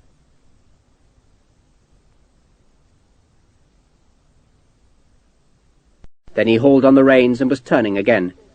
And the Englishman was also turning, so that the two horses seemed to curl round each other, nose to tail, and the sabre and sword rang together. Dodd was taller than his opponent, but the young Englishman, who was a lieutenant and scarce looked a day over 18, was strong, and Dodd's blow had hardly broken the weave of his coat. He gritted his teeth as he hacked at Dodd, and Dodd parried again, and the two blades locked, hilt against hilt, and Dodd heaved to try and throw the young man off balance. "You're Dodd, aren't you?" the lieutenant said. 700 guineas to you, boy." "Traitor!" the young Englishman spat. Dodd heaved, then kicked the lieutenant's horse so that it moved forward, and he tried to slash back with his disengaged sword, but the lieutenant turned the horse in again. The men were too close to fight properly, close enough to smell each other's breath. The lieutenant stank of tobacco. They could hit their opponents with their sword hilts, but not use their blades' lengths. If either horse had been properly schooled, they could have been walked sideways, away from the impasse. But the horses would only go forward, and Dodd was the first to take the risk by using his spurs. He used them savagely, startling his horse so that it leapt ahead, and even so he flinched from the expected slash as the sabre whipped towards his spine. But the lieutenant was slow, and the blow missed. Dodd rode 20 paces up the track towards the watching sepoys, then turned again. The lieutenant was gaining confidence, and he grinned as the tall man charged at him. He lowered the sabre, using its point like a spearhead, and urged his weary gelding into a trot. Dodd also had his sword at the lunge, elbow locked, and the two horses closed at frightening speed. And then, at the very last second, Dodd hauled on his rein, and his horse went right, to the lieutenant's unguarded side, and he brought the sword back across his body, and then cut it forward in one fluid motion, so that the blade raked across the lieutenant's throat. The sabre was still coming across to the parry when the blood spurted. The lieutenant faltered, and his horse stopped. The young man's sword arm fell, and Dodd was turning. He came alongside his opponent, whose jacket was now dark with blood, and he rammed the sword into the lieutenant's neck a second time, this time point first, and hauled his sword free, then scabbarded it. He leant over and took the sabre from the dying man's unresisting hand, then pushed the lieutenant, so that he toppled from the horse. One of his feet was trapped in a stirrup, but as Dodd seized the gelding's rein and hauled it round towards the fortress, the boot fell free, and the young man was left sprawling amidst his blood on the dusty road as Dodd led his trophy homewards. The Indians on the ramparts cheered. The sepoys spurred forward, and Dodd hurried ahead of them. But the Madrasi cavalrymen only rode as far as their officer's body, where they dismounted. Dodd rode on, waving the captured sabre aloft. A gun fired from the fort, and the ball screamed over the rocky isthmus to crash home among the cavalrymen gathered about their officer. A second gun fired, and suddenly the British cavalry and their riderless horses were running away, and the cheers on the wall redoubled. Manu Bapu was on the big buttress close to the gatehouse, and he first pointed an admonitory finger at Dodd, chiding him for taking such a risk. Then he touched his hands together in thanks for Dodd's victory, and finally raised his arms above his head to salute the hero. Dodd laughed and bowed his head in acknowledgment, and saw to his surprise that his white coat was red with the lieutenant's blood. "Who would have thought the young man had so much blood in him?" he asked the leader of his escort at the fortress gate. "Sahib?" the man answered, puzzled. "Never mind." Dodd took the rifle back, then spurred his horse into Gavilgur's Delhi gate. The men on the ramparts that edged the paved entranceway cheered him home. He didn't pause to speak to Manu Bapu, but instead rode through the outer fortress and out of its southern gate, then led his captured horse down the steep path which slanted across the face of the ravine. At the bottom the path turned sharply to the left before climbing to the inner fort's massive gateway. The 4 heavy gates that barred the entranceway were all opened for him, and the hooves of his 2 horses echoed from the high walls as he clattered up the winding passage. One by one the gates crashed shut behind, and the thick locking bars were dropped into their brackets. His groom waited beyond the last gate. Dodd swung down from his horse and gave both reins to the man, ordering him to water the captured horse before he rubbed it down. He handed his sword to his servant and told him to clean the blood from the blade, and only then did he turn to face Beni Singh, who had come waddling from the palace garden. The Giladar was dressed in a green silk robe and was attended by 2 servants, one to hold a parasol above Beni Singh's perfumed head, and the other clasping the Giladar's small white lapdog. "The cheering!" Beni Singh asked anxiously. "What was it? The guns were firing." He stared in horror at the blood soaked into Dodd's coat. "You're wounded, Colonel." "There was a fight," Dodd said, and waited while one of the servants translated for the Giladar. Dodd spoke a crude Marathi, but it was easier to use interpreters. "The Jinns are here!" Beni Singh wailed. The dog whimpered and the 2 servants looked nervous. "I killed a Jinn," Dodd snarled. He reached out and took hold of Beni Singh's plump hand and forced it against his wet coat. "It isn't my blood, but it is fresh." He rubbed the Giladar's hand into the gory patch, then raised the plump fingers to his mouth. Keeping his eyes on Beni Singh's eyes, he licked the blood from the Giladar's hand. "Giladar," Dodd said, letting go of the hand, "and I lap the blood of my enemies." Beni Singh recoiled from the clammy touch of the blood. He shuddered, then wiped his hand on his silk robe. "When will they assault?" "A week," Dodd guessed, "and then they'll be defeated." "But what if they get in?" Beni Singh asked anxiously. "Then they'll kill you," Dodd said, "and afterwards rape your wife, your concubines, and your daughters. They'll line up for the pleasure, Giladar. They'll rut like hogs."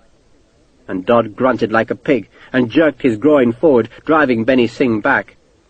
"They won't," the Giladar declared. "Because they won't get in," Dodd said. "Because some of us are men and we will fight." "I have poison," Beni Singh said, not comprehending Dodd's last words. "If they look like winning, Colonel, you'll send me word." Dodd smiled. "You have my promise, Sahib," he said with a pretended humility. "Better my women should die," Beni Singh insisted.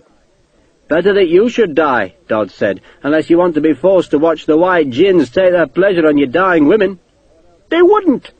"What else do they want in here?" Dodd asked. "Have they not heard of the beauty of your women? Each night they talk of them around their fires. Every day they dream of their thighs and their breasts. They can't wait, Giladar. The pleasures of your women pull the red coats towards us." Beni Singh fled from the horrid words, and Dodd smiled. He'd come to realize that only one man could command here.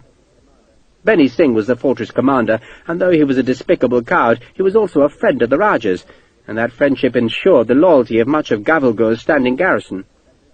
The rest of the fortress defenders were divided into 2 camps. There were Manu Bapu's soldiers, led by the remnants of the Lions of Allah, and loyal to the prince, and Dodd's Cobras.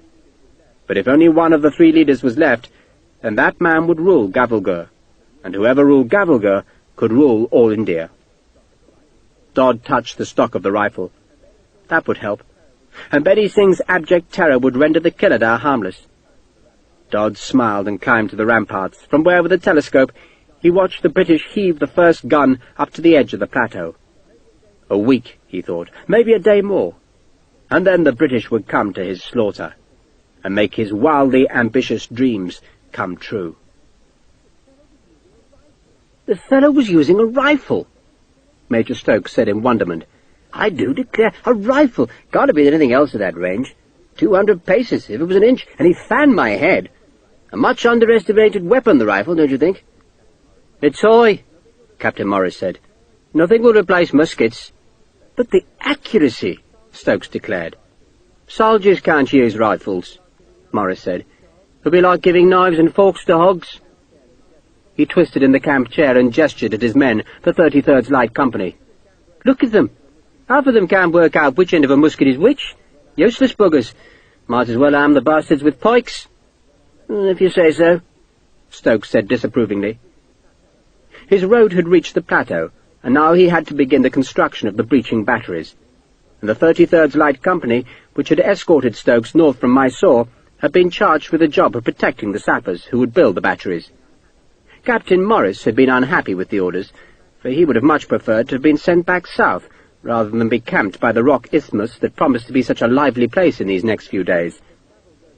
There was a chance that Gavalgur's garrison might sally out to destroy the batteries, and even if that danger didn't materialize, it was a certainty that the Maratha gunners on the outer fort's walls would try to break down the new works with cannon fire.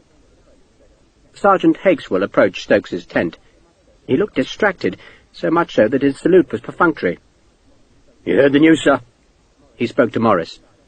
Morris squinted up at the sergeant. "News?" he said heavily. "News? Well, I can't say I have, Sergeant. The enemy's surrendered, perhaps." "Nothing so good, sir. Nothing so good." "You look pale, man," Stokes said. "Are you sickening?" "Heart sick, sir. That's what I am in my own self, sir. Heart sick." Sergeant Hakeswell sniffed heavily, and even coughed at a non-existent tear on his twitching cheek. "Captain Torrance," he announced. "He's dead, sir." The sergeant took off his shako and held it against his breast. "Dead, sir." "Dead?" Stokes said lightly. He hadn't met Torrance. "Took his own life, sir. That's what they do say. He killed his clerk with a knife, then turned his pistol on himself." The sergeant demonstrated the action by pretending to point a pistol at his own head and pulling the trigger. "And he was as good an officer as ever I did meet, and I've known many in my time. Officers and gentlemen, like your own good self, sir," he said to Morris. Morris, as unmoved by Torrance's death as Stokes, smirked. "Killed his clerk, eh? That'll teach the boy to keep a tidy ledger." "They do say, sir," Hakeswell lowered his voice, "that he must have been unnatural." "Unnatural?" Stokes asked. "With his clerk, sir. Pardon me for breathing such a filthy thing. Him and the clerk, sir. 'Cause he was naked, see, the captain was, and this clerk was a handsome boy, even if he was a blackamoor. He washed a lot, and the captain liked that." "You suggesting it was a lover's tiff?" Morris asked, then laughed. "No, sir," Hakeswell said, turning to stare across the plateau's edge into the immense sky above the Deccan plain. "Because it weren't. The captain weren't ever unnatural, not like that. It weren't a lover's tiff, sir, not even if he was naked as a needle. The captain, sir, he liked to go naked. Kept him cool, he said, and kept his clothes clean. But there weren't nothing strange in it, not in him. And he weren't a man to be filthy and unnatural. He liked the babies, he did. He was a Christian gentleman, that's what he was. And he didn't kill himself. I knows who killed him, I do." Morris gave Stokes a shrug, as if Hakeswell's maunderings were beyond understanding. "But the nub of the thing is, sir," Hakeswell turned back to face Morris and stood to attention, "that I ain't with the bullocks no more, sir. I've got orders, sir, to be back with you where I belong, sir, seeing as some other officer has got Captain Torrance's duties, and he didn't want me no more on account of having his own sergeant." He replaced his shako, then saluted Morris. "Under orders, sir, with Privates Kendrick and Lowry, sir, others having taken over our bullocking duties, sir, and we's back with you like we always wanted to be, sir." "Welcome back, Sergeant," Morris said laconically. "I'm sure the company will be overjoyed at your return." "I knows they will, sir," Hakeswell said. "I'm like a father to them, sir, I am," Hakeswell added to Stokes. Stokes frowned. "Who do you think killed Captain Torrance, Sergeant?" he asked. And when Hakeswell said nothing, but just stood with his face twitching, the Major became insistent. "If you know, man, you must speak. This is a crime. You have a duty to speak." Hakeswell's face wrenched itself. "It were him, sir." The sergeant's eyes widened. "It was Sharpe, sir." Stokes laughed.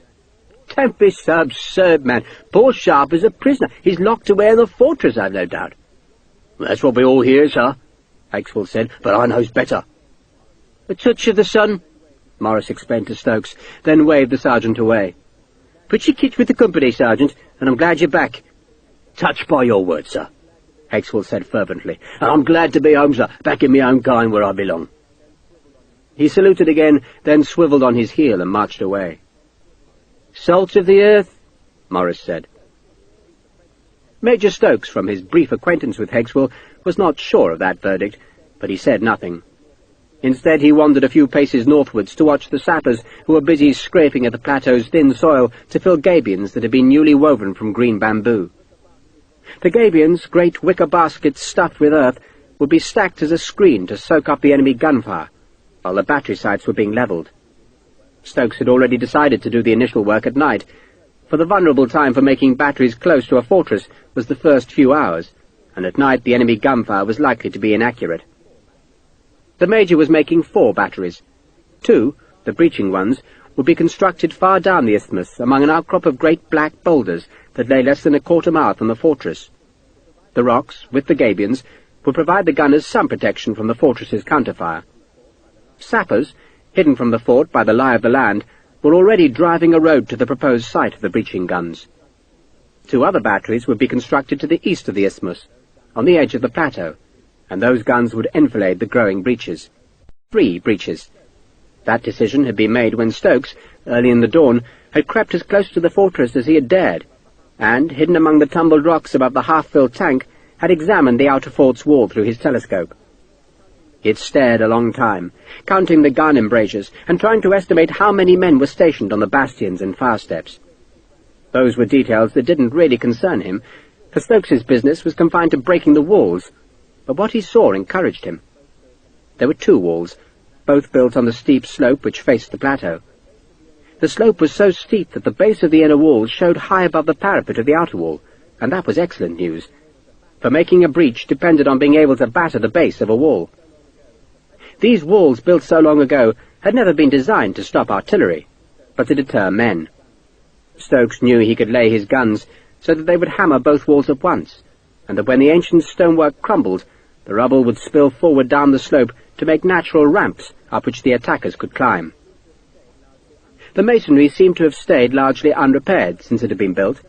Stokes could tell that, for the dark stones were covered with grey lichen and thick with weeds growing from the gaps between the blocks. The walls looked formidable, for they were high and well provided with massive bastions that would let the defenders provide flanking fire. But Stokes knew that the dressed stone of the 2 walls' outer faces merely disguised a thick heart of piled rubble, and once the facing masonry was shattered, the rubble would spill out. A few shots would then suffice to break the inner faces. 2 days' work, he reckoned. 2 days of hard gunnery should bring the walls tumbling down. Stokes had not made his reconnaissance alone, but had been accompanied by Lieutenant Colonel William Kenny of the East India Company, who would lead the assault on the breaches. Kenny, a lantern-jawed and taciturn man, had lain beside Stokes. "Well?"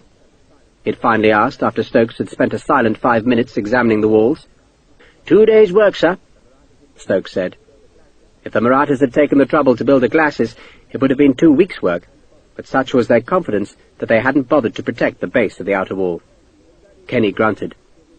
"If it's that easy, they give me 2 holes in the inner wall." "Not the outer?" Stokes asked. "One will serve me there," Kenny said, putting an eye to his own telescope. "A good wide gap in the nearer wall, Stokes, but not too near the main gate." "We shall avoid that," the Major said. The main gate lay to the left, so that the approach to the fortress was faced by high walls and bastions, rather than by a gate vulnerable to artillery fire. However, this gate was massively defended by bastions and towers, which suggested it would be thick with defenders. "Straight up the middle," Kenny said, wriggling back from his viewpoint. "Give me a breach to the right of that main bastion, and 2 on either side of it through the inner wall, and we'll do the rest." It would be easy enough to break down the walls, but Stokes still feared for Kenny's men. Their approach was limited by the existence of the great reservoir that lay on the right of the isthmus. The water level was low and scummed green, but the tank still constricted the assault route, so that Kenny's men would be squeezed between the water and the sheer drop to the left. That slender space, scarce more than 50 feet at its narrowest, would be furious with gunfire, much of it coming from the far steps above, and around the main gate that flanked the approach. Stokes had already determined that his enfilading batteries should spare some shot for that gate in an attempt to unseat its cannon and unsettle its defenders. Now, under the midday sun, the Major wandered among the sappers filling the gabions. He tested each one, making certain that the sepoys were ramming the earth hard into the wicker baskets, for a loosely filled gabion was no use. The finished gabions were being stacked on ox carts, while other carts piled with powder and shot waited nearby. All was being done properly, and the Major stared out across the plateau where the newly arrived troops were making their camp. The closest tents, ragged and makeshift, belonged to a troop of Mahratta horsemen who had allied themselves with the British.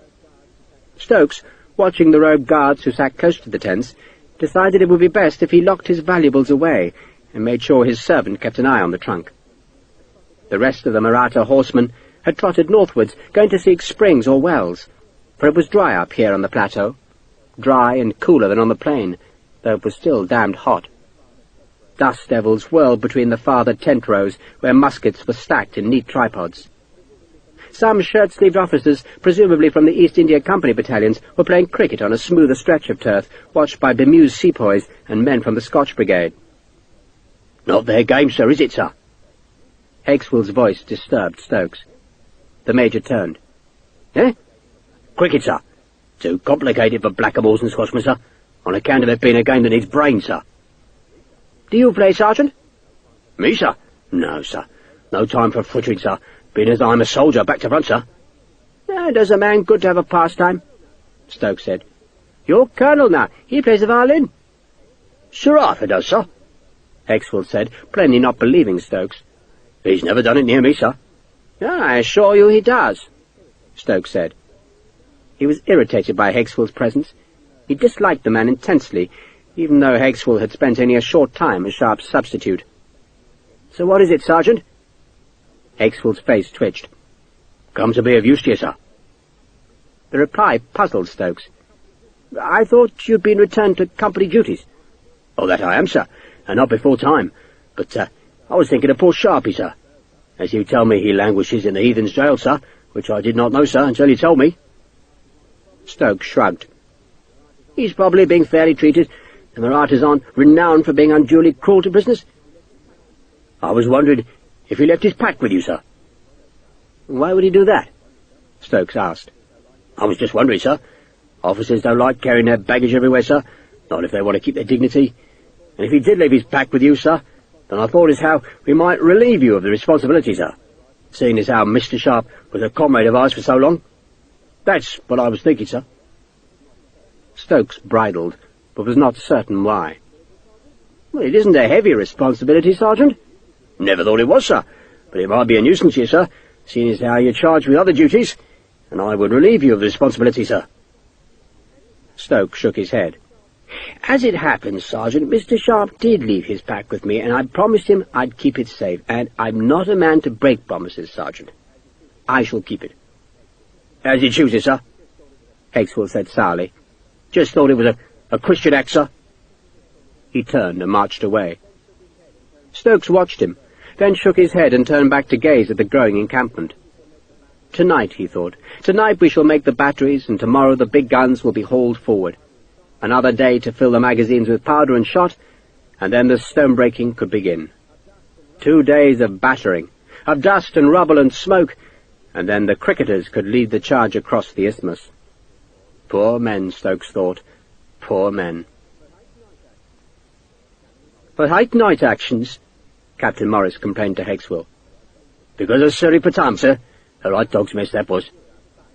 The battalion had attacked a wood outside Seringapatam by night, and the companies had become separated. Some became lost, and the enemy had punished them. Morris attached his scabbard to its slings and pulled his hat on. It was dark outside, and soon the oxen would drag the gabions forward to the position Stokes had chosen for the breaching batteries. It would be a prime moment for the enemy to sally out of the fortress, so Morris and they must resist it, then slowly fall back, protecting the sappers until the reserve troops, a battalion of sepoys, could be brought forward from the plateau. Morris fervently hoped the enemy would stay in bed. "Evening, Morris." Major Stokes was indecently cheerful. "Your lads are ready?" "They are, sir." Stokes led Morris a few yards from his tent and stared towards the fortress that was nothing but a dark shape in the night beyond the closer blackness of the rocks. "The thing is," Stokes said, "that they're bound to see our lanterns and must hear the carts, so they're liable to unleash a pretty furious artillery barrage, maybe rockets as well, but take no heed of it. Your only job is to watch for infantry coming from the gate." "I know, sir." "So don't use your muskets. I hear musket fire, Captain, and I think infantry." Then I send for the Madrassi lads, and the next moment the whole place is swarming with redcoats who can't tell who's who in the dark. So, no firing, you understand? Unless you see enemy infantry. Then send a message to me, fight the good fight, and wait for support. Morris grunted. He had been told this twice already, and did not need the instructions a third time. But he still turned to the company which was paraded and ready. "No one's to fire without my express permission, you understand?" "I understand, sir." Hakeswell answered for the company. "One musket shot without permission, and the culprit's earned himself a skin back, sir." Morris took the company forward, following the old road that led directly to the gateway of the outer fort. The night was horribly dark, and within a few paces of leaving the engineers' encampment, Morris could hardly see the road at all.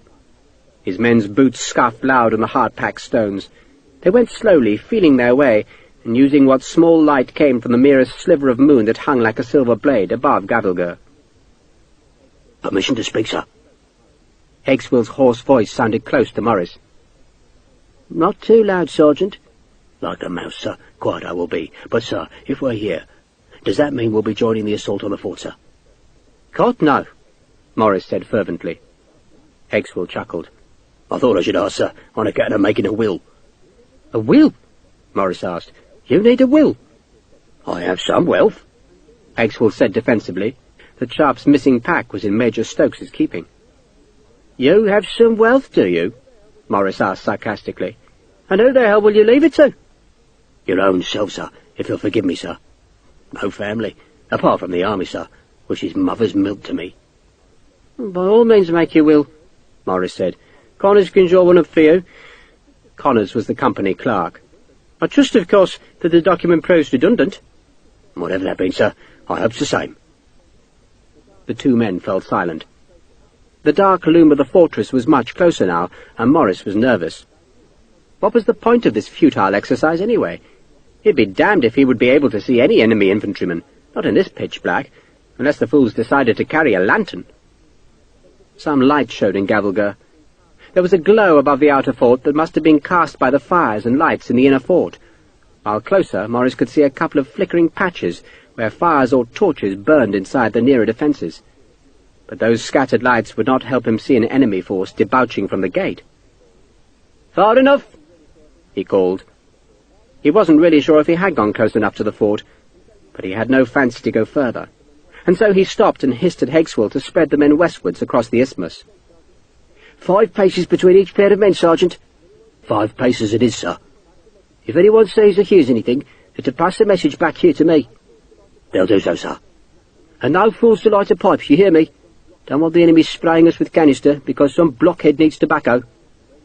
"Your orders is noted, sir. And where would you want me, sir?" "Far into the line, Sergeant." Morris was the sole officer with the company, for both his lieutenant and ensign had the fever, and so had stayed in Mysore. But Hakeswell, he reckoned, was as good as any lieutenant. "You can order men to fire if you're certain you see the enemy, but God help you if you're wrong." "Very good, sir," Hakeswell said, then hissed at the men to spread out. They vanished into the blackness. For a moment there was the sound of boots, the thump of musket stocks hitting rocks, and the grunts as the redcoats settled. But then there was silence, or near silence. The wind sighed at the cliff's edge, while from the fort there drifted a plangent and discordant music that rose and fell with the wind's vagaries. Worse than bagpipes, Morris thought sourly. The first axle squeal sounded as the oxen dragged the gabions forward. The noise would be continuous now, and sooner or later the enemy must react by opening fire. And what chance would he have of seeing anything then, Morris wondered? The gun flashes would blind him. The first he would see of an enemy would be the glint of starlight on a blade. He spat. Waste of time. "Morris!" a voice hissed from the dark. "Captain Morris!" "Here!" He turned towards the voice, which had come from behind him on the road back to the plateau. "Here!" "Colonel Kenny," the voice said, still in a sibilant whisper. "Don't mind me prowling around." "Of course not, sir." Morris didn't like the idea of a senior officer coming to the picket line, but he could hardly send the man away. "Honoured to have you, sir," he said, then hissed a warning to his men. "Senior officer present, don't be startled. Pass the word on." Morris heard Kenny's footsteps fade to his right. There was the low murmur of a brief conversation, then silence again, except for the demonic squeal of the ox-cart axles. A moment later a lantern light showed from behind the rocks, where Stokes was making one of his main batteries. Morris braced himself for the enemy reaction, but the fortress stayed silent. Louder as the sappers heaved the gabions from the carts, a man handled them up onto the rocks to form the thick bastion. A man swore, others grunted, and the great baskets thumped on stone. Another lantern was unmasked, and this time the man carrying it stepped up onto the rocks to see where the gabions were being laid. A voice ordered him to get down. The fort at last woke up. Morris could hear footsteps hurrying along the nearer fire step, and he saw a brief glow as a linstock was plucked from a barrel and blown into red life. "Jesus!" he said under his breath, and a moment later the first gun fired. The flame stabbed bright as a lance from the walls, its glare momentarily lighting all the rocky isthmus and the green-scummed surface of the tank, before it was blotted out by the rolling smoke. The round shot screamed overhead, struck a rock and ricocheted wildly up into the sky. A second gun fired, its flame lighting the first smoke cloud from within, so that it seemed as if the wall of the fort was edged with a brief, vaporous luminance. The ball struck a gabion, breaking it apart in a spray of earth. A man groaned. Dogs were barking in the British camp and inside the fortress. Morris stared towards the dark gateway. He could see nothing, because the gun's flames had robbed him of his night vision. Or rather, he could see wraith-like shapes, which he knew were more likely to be his imagination than the approach of some savage enemy. The guns were firing steadily now, aiming at the small patch of lantern light, but then more lights, brighter ones, appeared to the west of the isthmus, and some of the gunners switched their aim, not knowing that Stokes had unveiled the second lights as a feint. Then the first rockets were fired, and they were even more dazzling than the guns. The fiery trail seemed to limp up from the fort's bastions, seething smoke and sparks, then they leapt up into the air, wobbling in their flight, to sear over Morris's head and slash north towards the camp. None went near their targets, but their sound and the flaming exhausts were nerve-wracking. The first shells were fired, and they added to the night's din as they cracked apart among the rocks to whistle shards of shattered casing over the struggling sappers. The firing was deliberate, as the gun captains took care to lay their pieces before firing, but still there were 6 or 7 shots every minute, while the rockets were more constant. Morris tried to use the brightness of the rocket trails to see the ground between his hiding place and the fort, but there was too much smoke. The shadows flickered wildly, and his imagination made movement where there was none. He held his fire, reckoning he would hear the gate open, or the sound of enemy footsteps. He could hear the defenders shouting on the wall, either calling insults to the enemy hidden in the dark, or else encouraging each other. Hakesville, at the very right-hand end of the line, cowered among the rocks. He'd been sheltering with Kendrick and Lowry, but the enemy cannonade had driven him still further right, to where there was a deep cleft. He knew he was safe there, but even so every screaming rocket made him flinch, while the sound of the shells exploding and the round shots cracking against stone made him draw his knees up into his chest. He knew there was a senior officer visiting. Kenny's visit struck Hakesville as a daft thing for any man with gold braid on his coat to do. But when the colonel hissed his name aloud, he kept silent. At least he assumed it was the visiting officer, for the summons was insistent and authoritative. But Hakesville ignored it. He didn't want to draw attention to himself in case the heathen Blackamoor gunners aimed their cannon at him. Let the officer hiss away, he decided, and a moment later the man went away. "Who are you?" a low voice asked Private Kendrick just a few yards from Hakesville's hiding place. "Kendrick, sir." "To me, Private. I need your help." Kendrick slipped back towards the voice. Bastard interfering officer, he thought, but he had to obey. "Here, man! Hurry now, hurry!" Kendrick slipped on a slanting stone and sat down with a bump. A rocket slashed overhead, spewing fire and sparks, and in its brief light he saw a shadow above him, then felt a blade at his throat. "One noise," the voice hissed, "and you're dead." Kendrick went very still. He didn't make any noise at all, but he still died. A lucky shell struck a pair of oxen, disemboweling the beasts that lowed pitifully as they collapsed onto the road. "Get them out of the way!" a voice roared, and the sepoys struggled with the massive animals, cutting their harnesses and pulling the dying beasts into the rocks. Other men ran the empty cart back to the encampment, making way for the next wagon to drag more Gabions forward. "Kill them!" the officer ordered. "Use your bayonets, no musket fire!"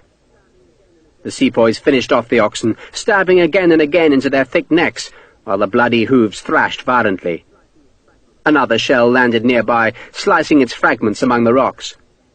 The road was slippery with spilled guts, over which the next cart rolled impassively, its axles screeching like a demon. "All well, soldier?" a voice asked Private Lowry. "Yes, sir. I'm Colonel Kenny," the man said, dropping down beside Lowry. "Yes, sir," Lowry acknowledged nervously. "See anything?" "Nothing, sir," Lowry said, then gasped as he felt a blade at his throat. "Where's Hicksville?" the voice hissed in his ear, and Lowry suddenly knew this was not Colonel Kenny, who had him in a tight grip. "Dunno, sir," Lowry said, then began to cry out, but the cry was cut off as the blade soared deep into his gullet. A ball, fired low, struck plumb on the great boulder that sheltered Hicksville, and the sergeant whimpered as he tried to wriggle deeper into the cleft. A rocket landed 30 paces behind him and began to chase its tail, whirling about on the turf, scattering sparks, until it finally lodged against a rock and burned itself out in a display of small blue flames. Another round shot hammered into the Gabions, but now they were well stacked, and the ball's impact was soaked up by the tight-packed soil. A whistle blew from the battery side, then blew twice more. Morris, relieved by the sound, called to the men to his right. "Back to the road! Pass it on, back to the road!" Thank God the worst of the ordeal was over. Now he was supposed to withdraw to the battery, ready to protect it through the remaining hours of the dark night. But Morris knew he would feel a good deal safer once he was behind the Gabions, just as he knew that the cessation of the work would probably persuade the Marathas to cease fire. "Close on me!" he called to his company. "Hurry!" The message was passed along the picket line, and the men ran at a crouch back to where Morris waited. They bumped into each other as they gathered, then squatted as Morris called for Hicksville. "Not here, sir," Sergeant Green finally decided. "Count the men, Sergeant," Morris ordered. Sergeant Green numbered the men off. "3 missing, sir," he reported. "Hicksville, Lowry, and Kendrick." "Damn them," Morris said. A rocket hissed up from the gatehouse, twisted in the night to leave a crazy trail of flame-edged smoke, then dived down to the left, far down, plunging into the ravine that edged the isthmus. The light of the exhaust flashed down the steep cliffs, finally vanishing 1,000 feet below Morris. 2 guns fired together, their balls hammering towards the fake lanterns. The battery lanterns had vanished, evidence that the sappers had finished their work. "Take the men to the battery," Morris ordered Green. "Garrard, you stay with me." Morris did not want to do anything heroic, but he knew he could not report that he had simply lost 3 men. So he took Private Tom Garrard west across the tumbled ground where the picket line had been stretched. They called out the names of the missing men, but no reply came. It was Garrard who stumbled over the first body. "Don't know who he is, sir, but he's dead. Bloody mess he is." Morris swore and crouched beside the body. A rocket's bright passage showed him a slit throat and a spill of blood. It also revealed that the man had been stripped of his coat, which lay discarded beside the corpse. The sight of the gaping throat made Morris gag. "There's another here, sir," Garrard called from a few paces away. "Jesus!" Morris twisted aside, willing himself not to throw up, but the bile was sour in his throat. He shuddered, then managed to take a deep breath. "We're going. You want me to look for the other fellow, sir?" Garrard asked. Come on! Morris fled, not wanting to stay in this dark charnel house. Garrard followed. The gunfire died. A last rocket stitched sparks across the stars. Then Gavilgar was silent again. Hakeswill cowered in his hiding place, shuddering as the occasional flare of an exploding shell or passing rocket cast lurid shadows into the narrow cleft. He thought he heard Lowry call aloud, but the sound was so unexpected and so quickly over, he decided it was his nerves. Then, blessedly, he heard the whistle that signalled that the sappers were done with their work, and a moment later he heard the message being called along the line. "Back to the road! Back to the road!" The rockets and guns were still battering the night, so Hakeswill stayed where he was until he sensed that the fury of the fire was diminishing. A voice called nearby. He froze. The voice was insistent. Some instinct told the sergeant that there was mischief in the dark, and so Hakeswill crouched lower still. He heard something moving in the night, the scrape of leather on stone, the sound of breathing. But the man did not come close to Hakeswill, who, petrified, edged on another pace. His hand, feeling the ground ahead of him, suddenly found something wet and sticky. He flinched, brought his fingers to his nose, and smelt blood. "Jesus!" he swore under his breath. He groped again, and this time found a corpse. His hands explored the face, the open mouth, then found the gaping wound in the neck. He jerked his hand back. It had to be Lowry or Kendrick, for this was about where he'd left the two privates, and if they were dead, or even if only one of them was dead, then it meant that Captain Torrance's death had been no lover's tiff. Not that Hakeswill had ever believed it was. He knew who it was. Bloody Sharpe was alive. Bloody Sharpe was hunting his enemies, and 3, maybe 4, were already dead, and Hakeswill knew he would be next. "Hakeswill!" the voice hissed, but further away now. A gun fired from the fort, and in its flash Hakeswill saw a cloaked shape to his north. The man was crossing the skyline, not far from Hakeswill, but at least he was going away. Sharpe! It had to be Sharpe! And a terror grew in Hakeswill so that his face twitched and his hands shook. "Think, you bugger," he told himself. "Think!" And the answer came. A sweet answer, so obvious that he wondered why he'd taken so long to find it. Sharpe was alive. He was not a prisoner in Gavilgar, but haunting the British camp, which meant that there was one place that would be utterly safe for Hakeswill to go. He could go to the fortress, and Sharpe would never reach him there, for the rumour in the camp was that the assault on Gavilgar was likely to be a desperate and bloody business. Likely to fail, some men said.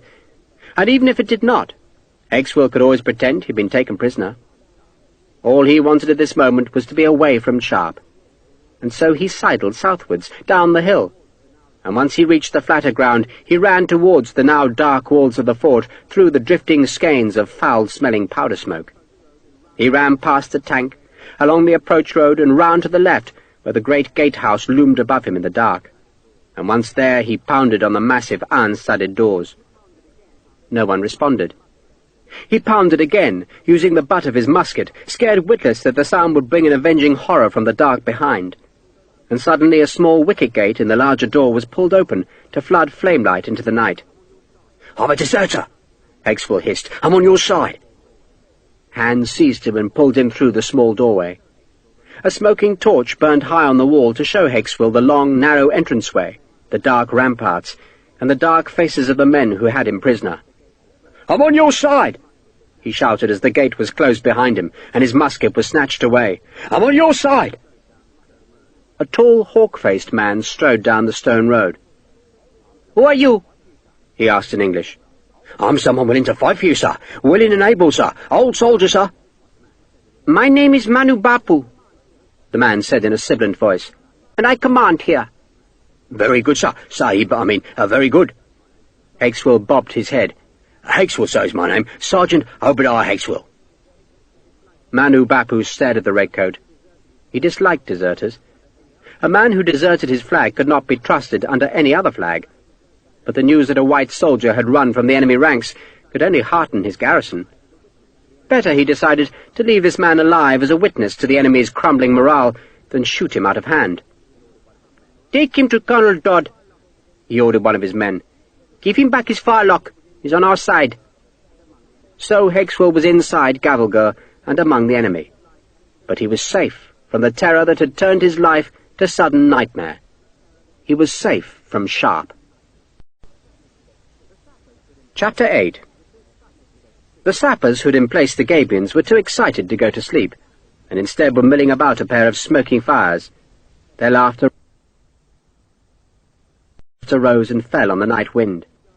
Major Stokes, pleased with their work, had produced 3 jars of arrack as a reward, and the jugs were being passed from hand to hand. Sharpe watched the small celebration, and then, keeping to the shadows among Syed Savage's encampment, he went to a small tent, where he stripped off his borrowed Indian robes before crawling under the flap. In the dark he blundered into Claire, who, kept awake by the sound of the bombardment, and then by the voices of the sappers, put up a hand and felt bare flesh. "You're undressed." She sounded alarmed. "Not quite," Sharpe said, then understood her fear. "My clothes were soaking," he explained, "so I took them off. I didn't want to wet the bed, eh? I've still got my shirt on." "Is it raining?" "I didn't hear it." "It was blood," he said, then rummaged under the blanket he'd borrowed from Syed Savage and found Torrance's pouch. Claire heard the rattle of stones. "What is it?" "Just stones," he said. "Pebbles." He put the 20 jewels he'd retrieved from Kendrick and Lowry into the pouch, stowed it safe under the blanket, then lay down. He doubted he'd found every stone, but he reckoned he'd retrieved most of them. They had been loose in the 2 privates' pockets, not even hidden away in their coat seams. God, he felt tired, and his body had still not recovered from Hexwell's kicking. It hurt to breathe, the bruises were tender, and a tooth was still loose. "What happened out there?" Claire asked. "The engineers put the Gabions in place.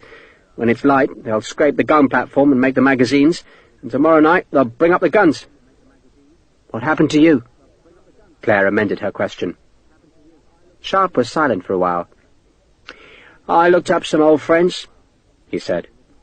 But he'd missed Hexwell, damn it, and Hexwell would be doubly alert now.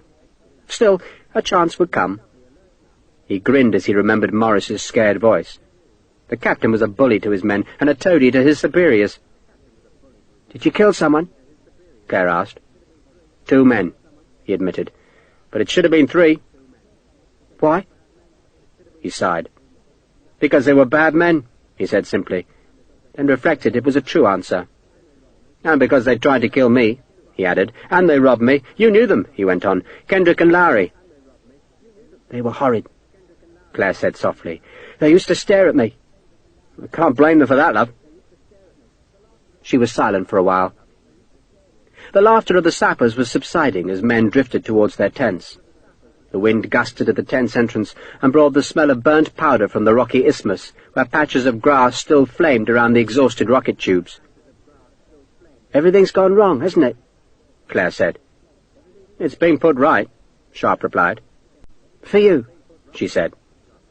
Again she was silent, and Sharpe suspected she was crying. "I'll get you home to Madras," he said. "And what'll happen to me there?" "You'll be all right, lass. I'll give you a pair of my magic pebbles." "What I want," she said softly, "is to go home. But I can't afford it." "Marry a soldier," Sharpe said, "and be carried home with him." He thought of Eli Lockhart, who had been admiring Claire from a distance. They would suit each other, Sharpe thought. She was crying very softly. "Torrance said he'd pay my way home. When I paid off the debt," she said. "Why would he make you work for one passage, then give you another?" Sharpe asked. "He was a lying bastard." "He seemed so kind at first." "We're all like that," Sharpe said. "Soft as lights when you first meet a woman. Then you get what you want, and it changes. Maybe not every time." "Charlie wasn't like that," Claire said. "Charlie? Your husband?" "He was always good to me." Sharpe lay back. The light of the dying fires flickered in the tent's loose weave. If it rained, he thought, the cloth would leak like a pepper pot. "There are good men and bad," he said. "What are you?" Claire asked. "I think I'm good," he said. "But I don't know. All the time I get into trouble, and I only know one way out. I can fight. I can do that all right." Is that what you want? To fight? God knows what I want. He laughed softly. I wanted to be an officer more than I've wanted anything in my life. I dreamt of it, I did. I wanted it so bad that it hurt. And then the dream came true, and it woke me up, and I wondered why I wanted it so much. He paused. Sayud Savaji's horses stamped their feet softly behind the tent. Some buggers are trying to persuade me to leave the army. Sell the commission, see? They don't want me. Why not? Because I piss in their soup, lass. So, will you leave? He shrugged. Don't want to. He thought about it. It's like a club, a society. They don't really want me, so they chuck me out, and then I have to fight my way back in. But why do I do it if they don't want me? I don't know. Maybe it'll be different in the rifles. I'll try 'em anyway, see if they're different. You want to go on fighting? Claire asked. That's what I'm good at, Sharpe said. And I do enjoy it. I mean, I know you shouldn't, but there ain't any other excitement like it. None? Well, one. He grinned in the dark. There was a long silence, and he thought Claire had fallen asleep. But then she spoke again. How about your French widow? She's gone, Sharpe said flatly. Gone? She buggered off, love. Took some money of mine and went. Gone to America, I'm told. Claire lay in silence again. Don't you worry about being alone? She asked after a while. No. I do. He turned towards her, propped himself on an elbow and stroked her hair. She stiffened as he touched her, then relaxed to the gentle pressure of his hand. You ain't alone, lass, Sharpe said. Or only if you want to be. You got trapped, that's all. It happens to everyone. But you're out now. You're free. He stroked her hair down to her neck and felt warm, bare skin under his hand. She didn't move, and he softly stroked further down. You're undressed, he said. I was warm, she said in a small voice. What's worse, Sharpe asked, being warm or being lonely? He thought she smiled. He couldn't tell in the dark, but he thought she smiled. Being lonely, she said very softly. We can look after that, he said, lifting the thin blanket and moving to her side. She had stopped crying. Somewhere outside a cock crowed and the eastern cliffs were touched with the first gold of the day. The fires on the rocky neck of land flickered and died, their smoke drifting like patches of thin mist. Bugles called from the main encampment, summoning the redcoats to the morning parade. The night pickets were relieved as the sun rose to flood the world with light, where Sharpe and Claire slept. You abandoned the dead men? Wellesley growled. Captain Morris blinked as a gust of wind blew dust into one of his eyes. I tried to bring the bodies in, he lied, but it was dark, sir, very dark. Colonel Kenny can vouch for that, sir. He visited us. I visited you. Kenny, lean, tall, and irascible, was standing beside the general. I visited you, he asked again, his inflection rising to outrage. Last night, sir, Morris answered in plaintive indignation. On the picket line. I did no such thing. Sun's gone to your head. Kenny glowered at Morris, then took a snuff-box from a pocket and placed a pinch on his hand. Who the devil are you, anyway? He added. Morris, sir, 33rd. I thought we had nothing but Scots and sepoys here, Kenny said to Wellesley. Captain Morris's company escorted a convoy here, Wellesley answered. A light company, eh? Kenny said, glancing at Morris's epaulets. You might even be useful. I could do with another company in the assault party. He snorted the snuff, stopping one nostril at a time. Up, he added, saying white men killed. Kenny commanded the 1st Battalion of the 11th Madrasi Regiment. What's in your assault unit now? Wellesley asked. 9 companies, Kenny said. The Grenadiers and 2 others from the Scotch Brigade, the flankers from my regiment and 4 others. Good boys, all of them. But I dare say they won't mind sharing the honours with an English light company. And I've no doubt you'll welcome a chance to assault a breach, Morris, Wellesley asked dryly. Of course, sir, Morris said, cursing Kenny inwardly. But in the meantime, Wellesley went on coldly, bring your men's bodies in. Yes, sir. Do it now. Sergeant Green took a half-dozen men down the neck of land, but they only found 2 bodies. They were expecting 3, but Sergeant Hexwell was missing. The enemy, seeing the redcoats among the rocks above the reservoir, opened fire, and the musket balls smacked into stones and ricocheted up into the air. Green took a bullet in the heel of his boot. It didn't break the skin of his foot, but the blow hurt, and he hopped on the short, dry grass. "Just grab the buggers and drag them away," he said. He wondered why the enemy didn't fire their cannon, and just then a gun discharged a barrel of canister at his squad. The balls hissed all about the men, but miraculously none was hit, as the soldiers seized Kendrick and Lowry by their feet and ran back towards the half-completed battery where Captain Morris waited. Both the dead men had slit throats. Once safe behind the Gabions, the corpses were treated more decorously by being placed on makeshift stretchers.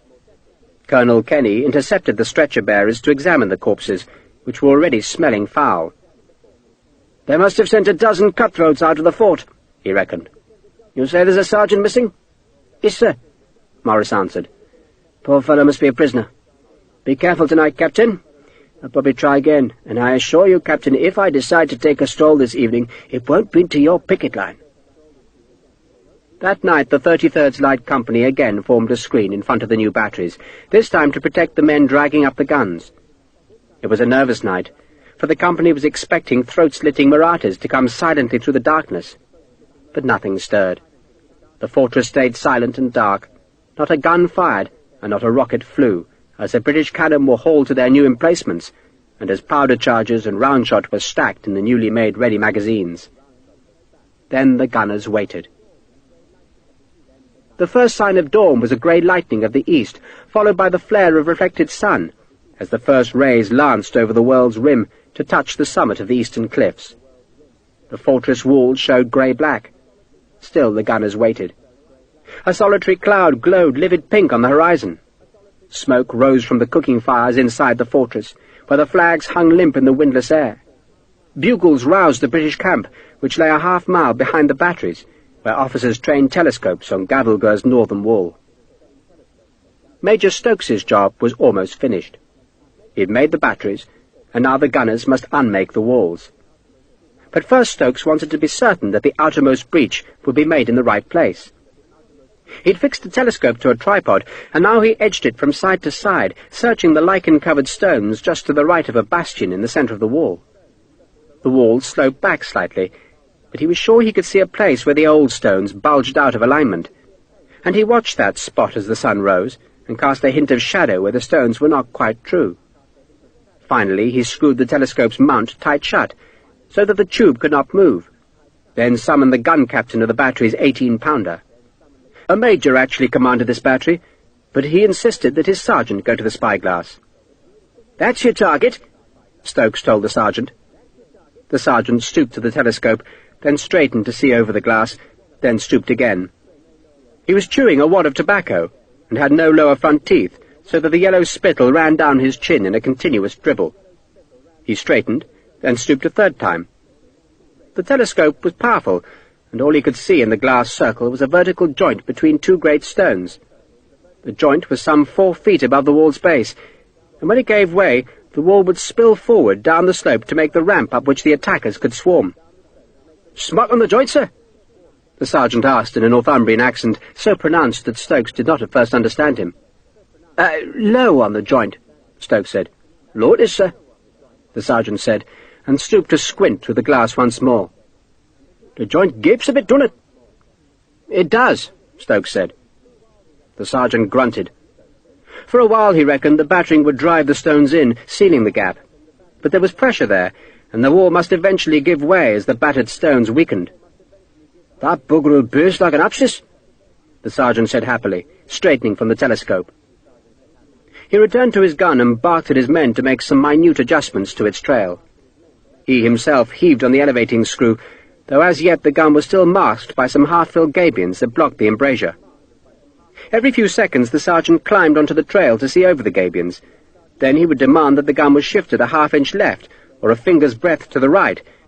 Then he would demand that the gun was shifted a half-inch left, or a finger's breadth to the right, as he made another finicky adjustment to the screw. He tossed grass in the air to gauge the wind, then twisted the elevation again to raise the barrel a tiny amount. "Stone-cold shot," he explained to Stokes. "So I'm pointing out a bit high. Maybe a half turn more." He hammered the screw with the heel of his hand. "Perfect," he said. The Puckleys were bringing water, which they poured into great wooden tubs. The water was not just to slake the gunners' thirst and soak the sponges that cleaned out the barrels between shots, but was also intended to cool the great weapons.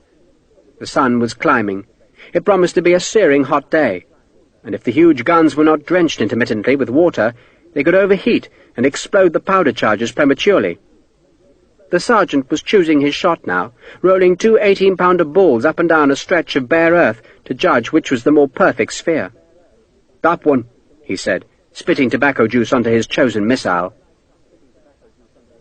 Morris's light company trailed back up the road, going to the camp where they would sleep.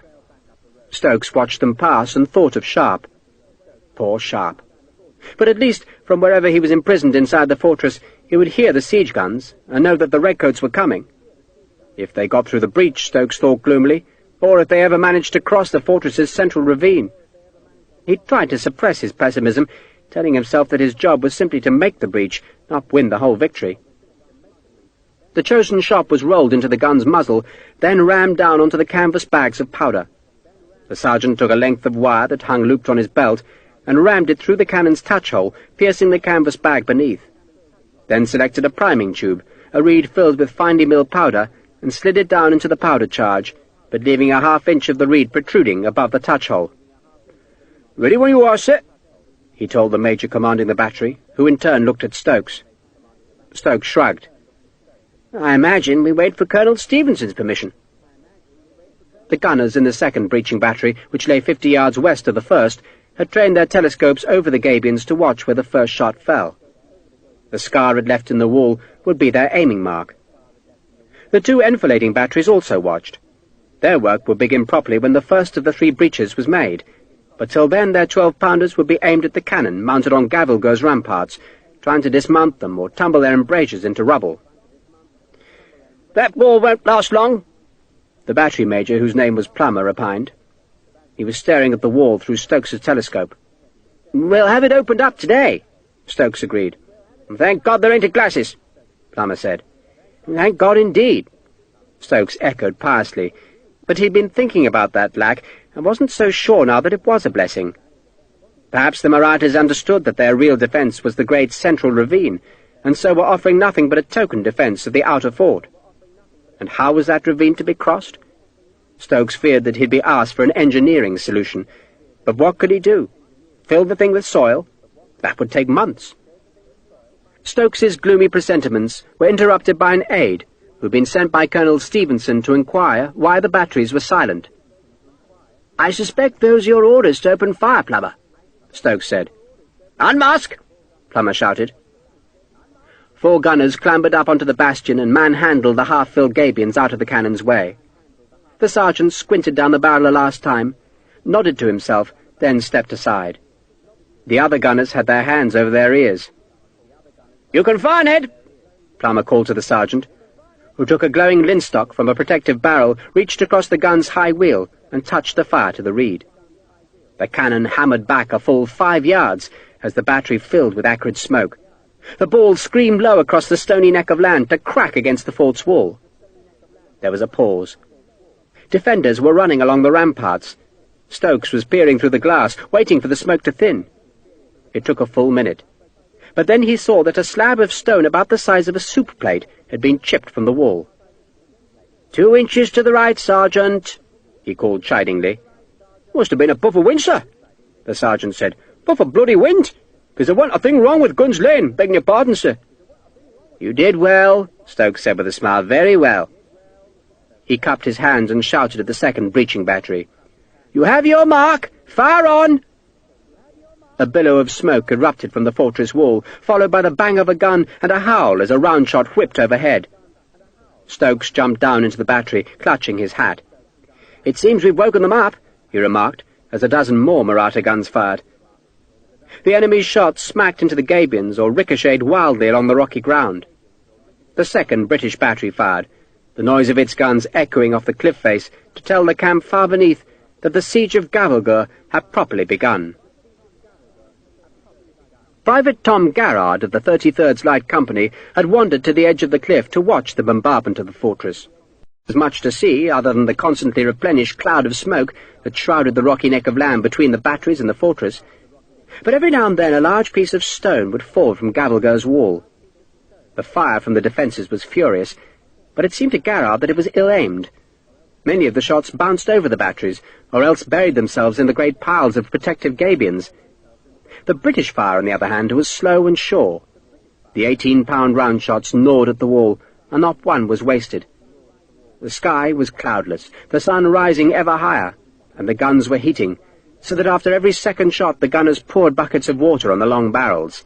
The metal hissed and steamed, and sweating Puckleys hurried up the battery road with yet more skins of water to replenish the great vats. Garrard was sitting by himself, but he'd noticed a ragged Indian was watching him. He ignored the man, hoping he'd go away, but the Indian edged closer.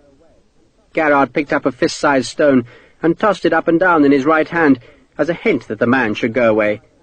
But the threat of the stone only made the Indian edge closer. "Sahib!" the Indian hissed. "Bugger off!" Garrard growled. "Sahib, please!" "I've got nothing worth stealing. I don't want to buy anything, and I don't want to roger your sister." "I'll roger your sister instead, Sahib," the Indian said. And Garrard twisted round, the stone drawn back ready to throw. And then he saw that the dirty robed man had pushed back his grubby white headcloth and was grinning at him.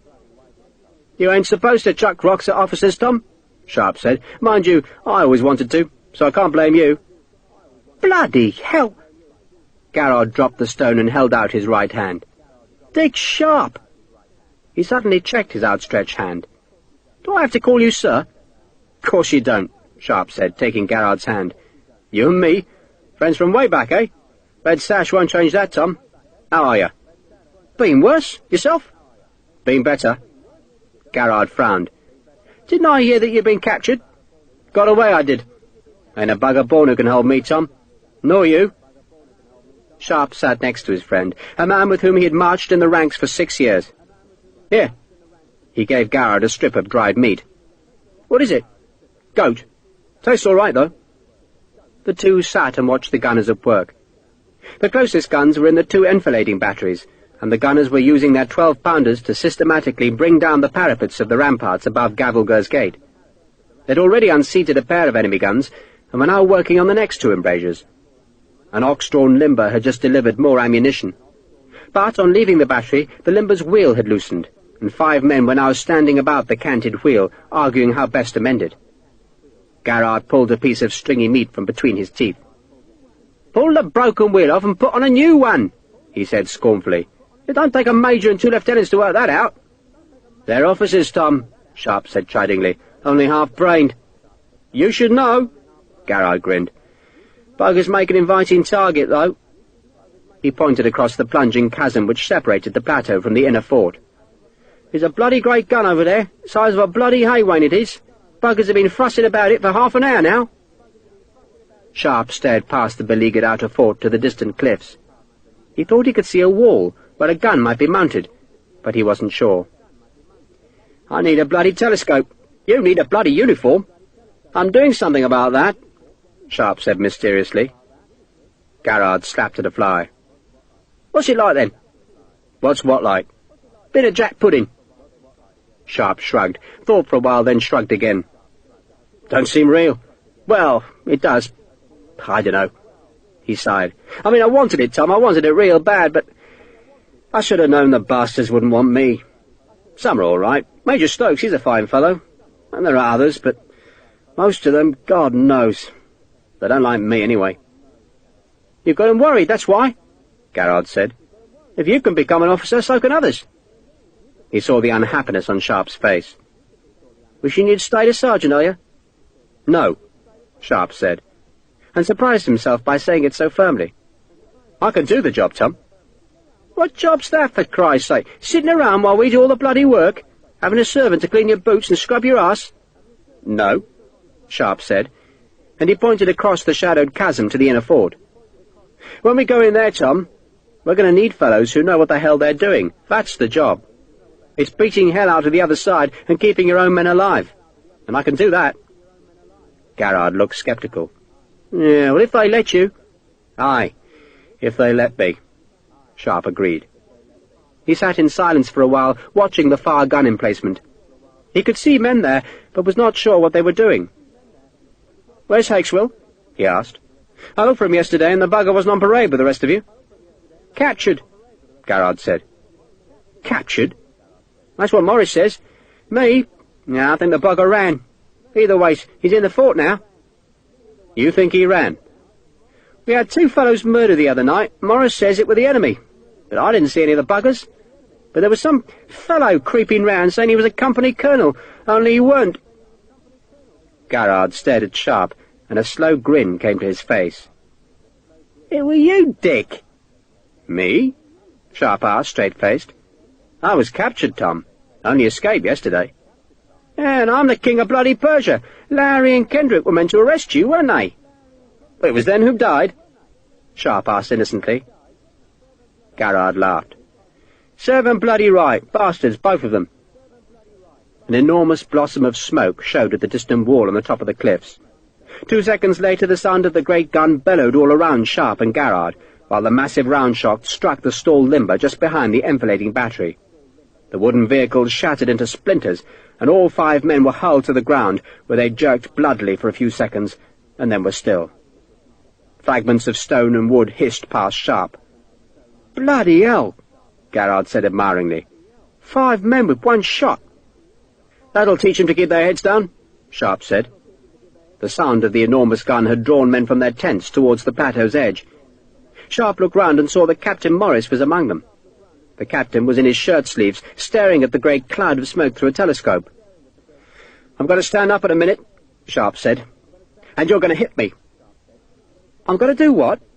Garrard asked. "You're going to thump me, then I'm going to run, and you're going to chase me, but you're not to catch me." Garrard offered his friend a puzzled look. "What are you up to, Dick?" Sharpe grinned. "Don't ask, Dom. Just do it." "You are a bloody officer, aren't you?" Garrard said, grinning back. "Don't ask, just do it." "Are you ready?" Sharpe asked. "I've always wanted to clubber an officer." "On your feet, then." They stood. "So hit me," Sharpe said. "I've tried to pinch some cartridges off you, right? So give me a thump in the belly." "Bloody hell," Garrard said. "Go on, do it!" Garrard gave Sharpe a half-hearted punch, and Sharpe shoved him back, making him fall. Then he turned and ran along the cliff's edge. Garrard shouted, scrambled to his feet, and began to pursue. Some of the men who'd gone to fetch the 5 bodies moved to intercept Sharpe, but he dodged to his left and disappeared among some bushes. The rest of the 33rd's light company was whooping and shouting in pursuit, but Sharpe had a long lead on them, and he twisted in and out of the shrubs to where he'd picketed one of Syud Savage's horses. He pulled the peg loose, hauled himself into the saddle, and kicked back his heels. Insult at him, but he was clear of the camp now, and there were no mounted pickets to pursue him. A half-hour later Sharpe returned, trotting with a group of native horsemen coming back from a reconnaissance. He peeled away from them, and dismounted by his tent where Ahmed waited for him. While Sharpe and Garrard had made the diversion, the boy had been thieving, and he grinned broadly as Sharpe ducked into the hot tent. "I have everythings," Ahmed said proudly. He had taken Captain Morris's red coat, his sash, and his sword-belt with its sabre. "You're a good lad," Sharpe said. He needed a red coat, for Colonel Stevenson had given orders that every man who went into Gavalgur with the attackers must be in uniform, so that they were not mistaken for the enemy. Syud Savage's men, who planned to hunt down Benny Singh, had been issued with some threadbare old sepoys' jackets, some of them still stained with the blood of their previous owners, but none of the jackets had fitted Sharpe. Even Morris's coat would be a tight fit, but at least he had a uniform now. "No trouble?" Sharpe asked Ahmed. "No bugger saw me," the boy said proudly. His English was improving every day, though Sharpe worried that it was not quite the king's English. Ahmed grinned again as Sharpe gave him a coin that he stuffed into his robes. Sharpe folded the jacket over his arm and stooped out of the tent. He was looking for Claire, and saw her 100 paces away, walking with a tall soldier who was dressed in a shirt, black trousers, and spurred boots. She was deep in conversation, and Sharpe felt a curious pang of jealousy as he approached. But then the soldier turned round, frowned at Sharpe's ragged appearance, then recognized the man under the headcloth. He grinned. "Mr. Sharpe," he said. Eli Lockhart, Sharpe said. What the hell are the cavalry doing here? He jerked his thumb towards the fort that was edged with white smoke, as the defenders tried to hammer the British batteries. This is a job for real soldiers. Our colonel persuaded the general that Mr. Dodd might make a run for it. He reckoned a dozen cavalrymen could head him off. Dodd won't run, Sharpe said. He won't have space to get a horse out. So we'll go in with you, Lockhart said. We've got a quarrel with Mr. Dodd, remember? Claire was looking shy and alarmed, and Sharpe reckoned she did not want Sergeant Lockhart to know that she'd spent time with Ensign Sharpe. I was looking for Mrs. Wall, he explained to Lockhart. If you can spare me a few minutes, ma'am. Claire shot Sharpe a look of gratitude. Of course, Mr. Sharpe. It's this jacket, see? He held out Morris's coat. It's got red facings and turnbacks, and I need white ones. He took off his headcloth. I wondered if you could use this. I know it's a bit filthy, and I hate to trouble you, ma'am, but I don't reckon my sewing's up to making turnbacks, cuffs, and collars. You could take that captain's badge off while you're about it, love, Lockhart suggested to Claire, and the skirmisher's wings. Don't reckon Mr. Sharpe wants that coat's real owner to recognise it. I'd rather he didn't, Sharpe admitted. Claire took the coat, gave Sharpe another grateful look, then hurried towards Savage's tents. Lockhart watched her go. Been wanting a chance to talk to her for 3 years, he said wonderingly. So you found it, eh? Lockhart still watched her.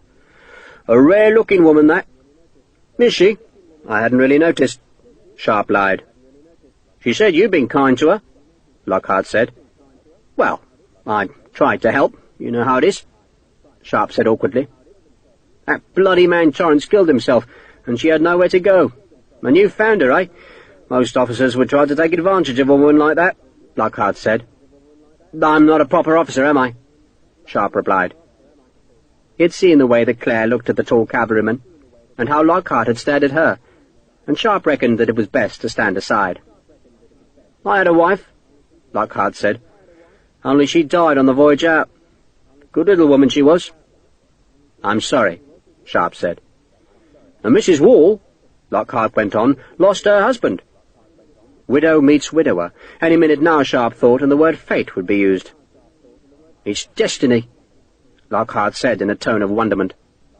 So what are you going to do about her? Sharpe asked. She says she ain't got a proper home now, Lockhart said, except the tent you lent her. My colonel won't mind me taking a wife. Have you asked her? More or less, Lockhart said, blushing. And she said yes? More or less, Lockhart said again, blushing more deeply. Bloody hell, Sharpe said admiringly. That's quick.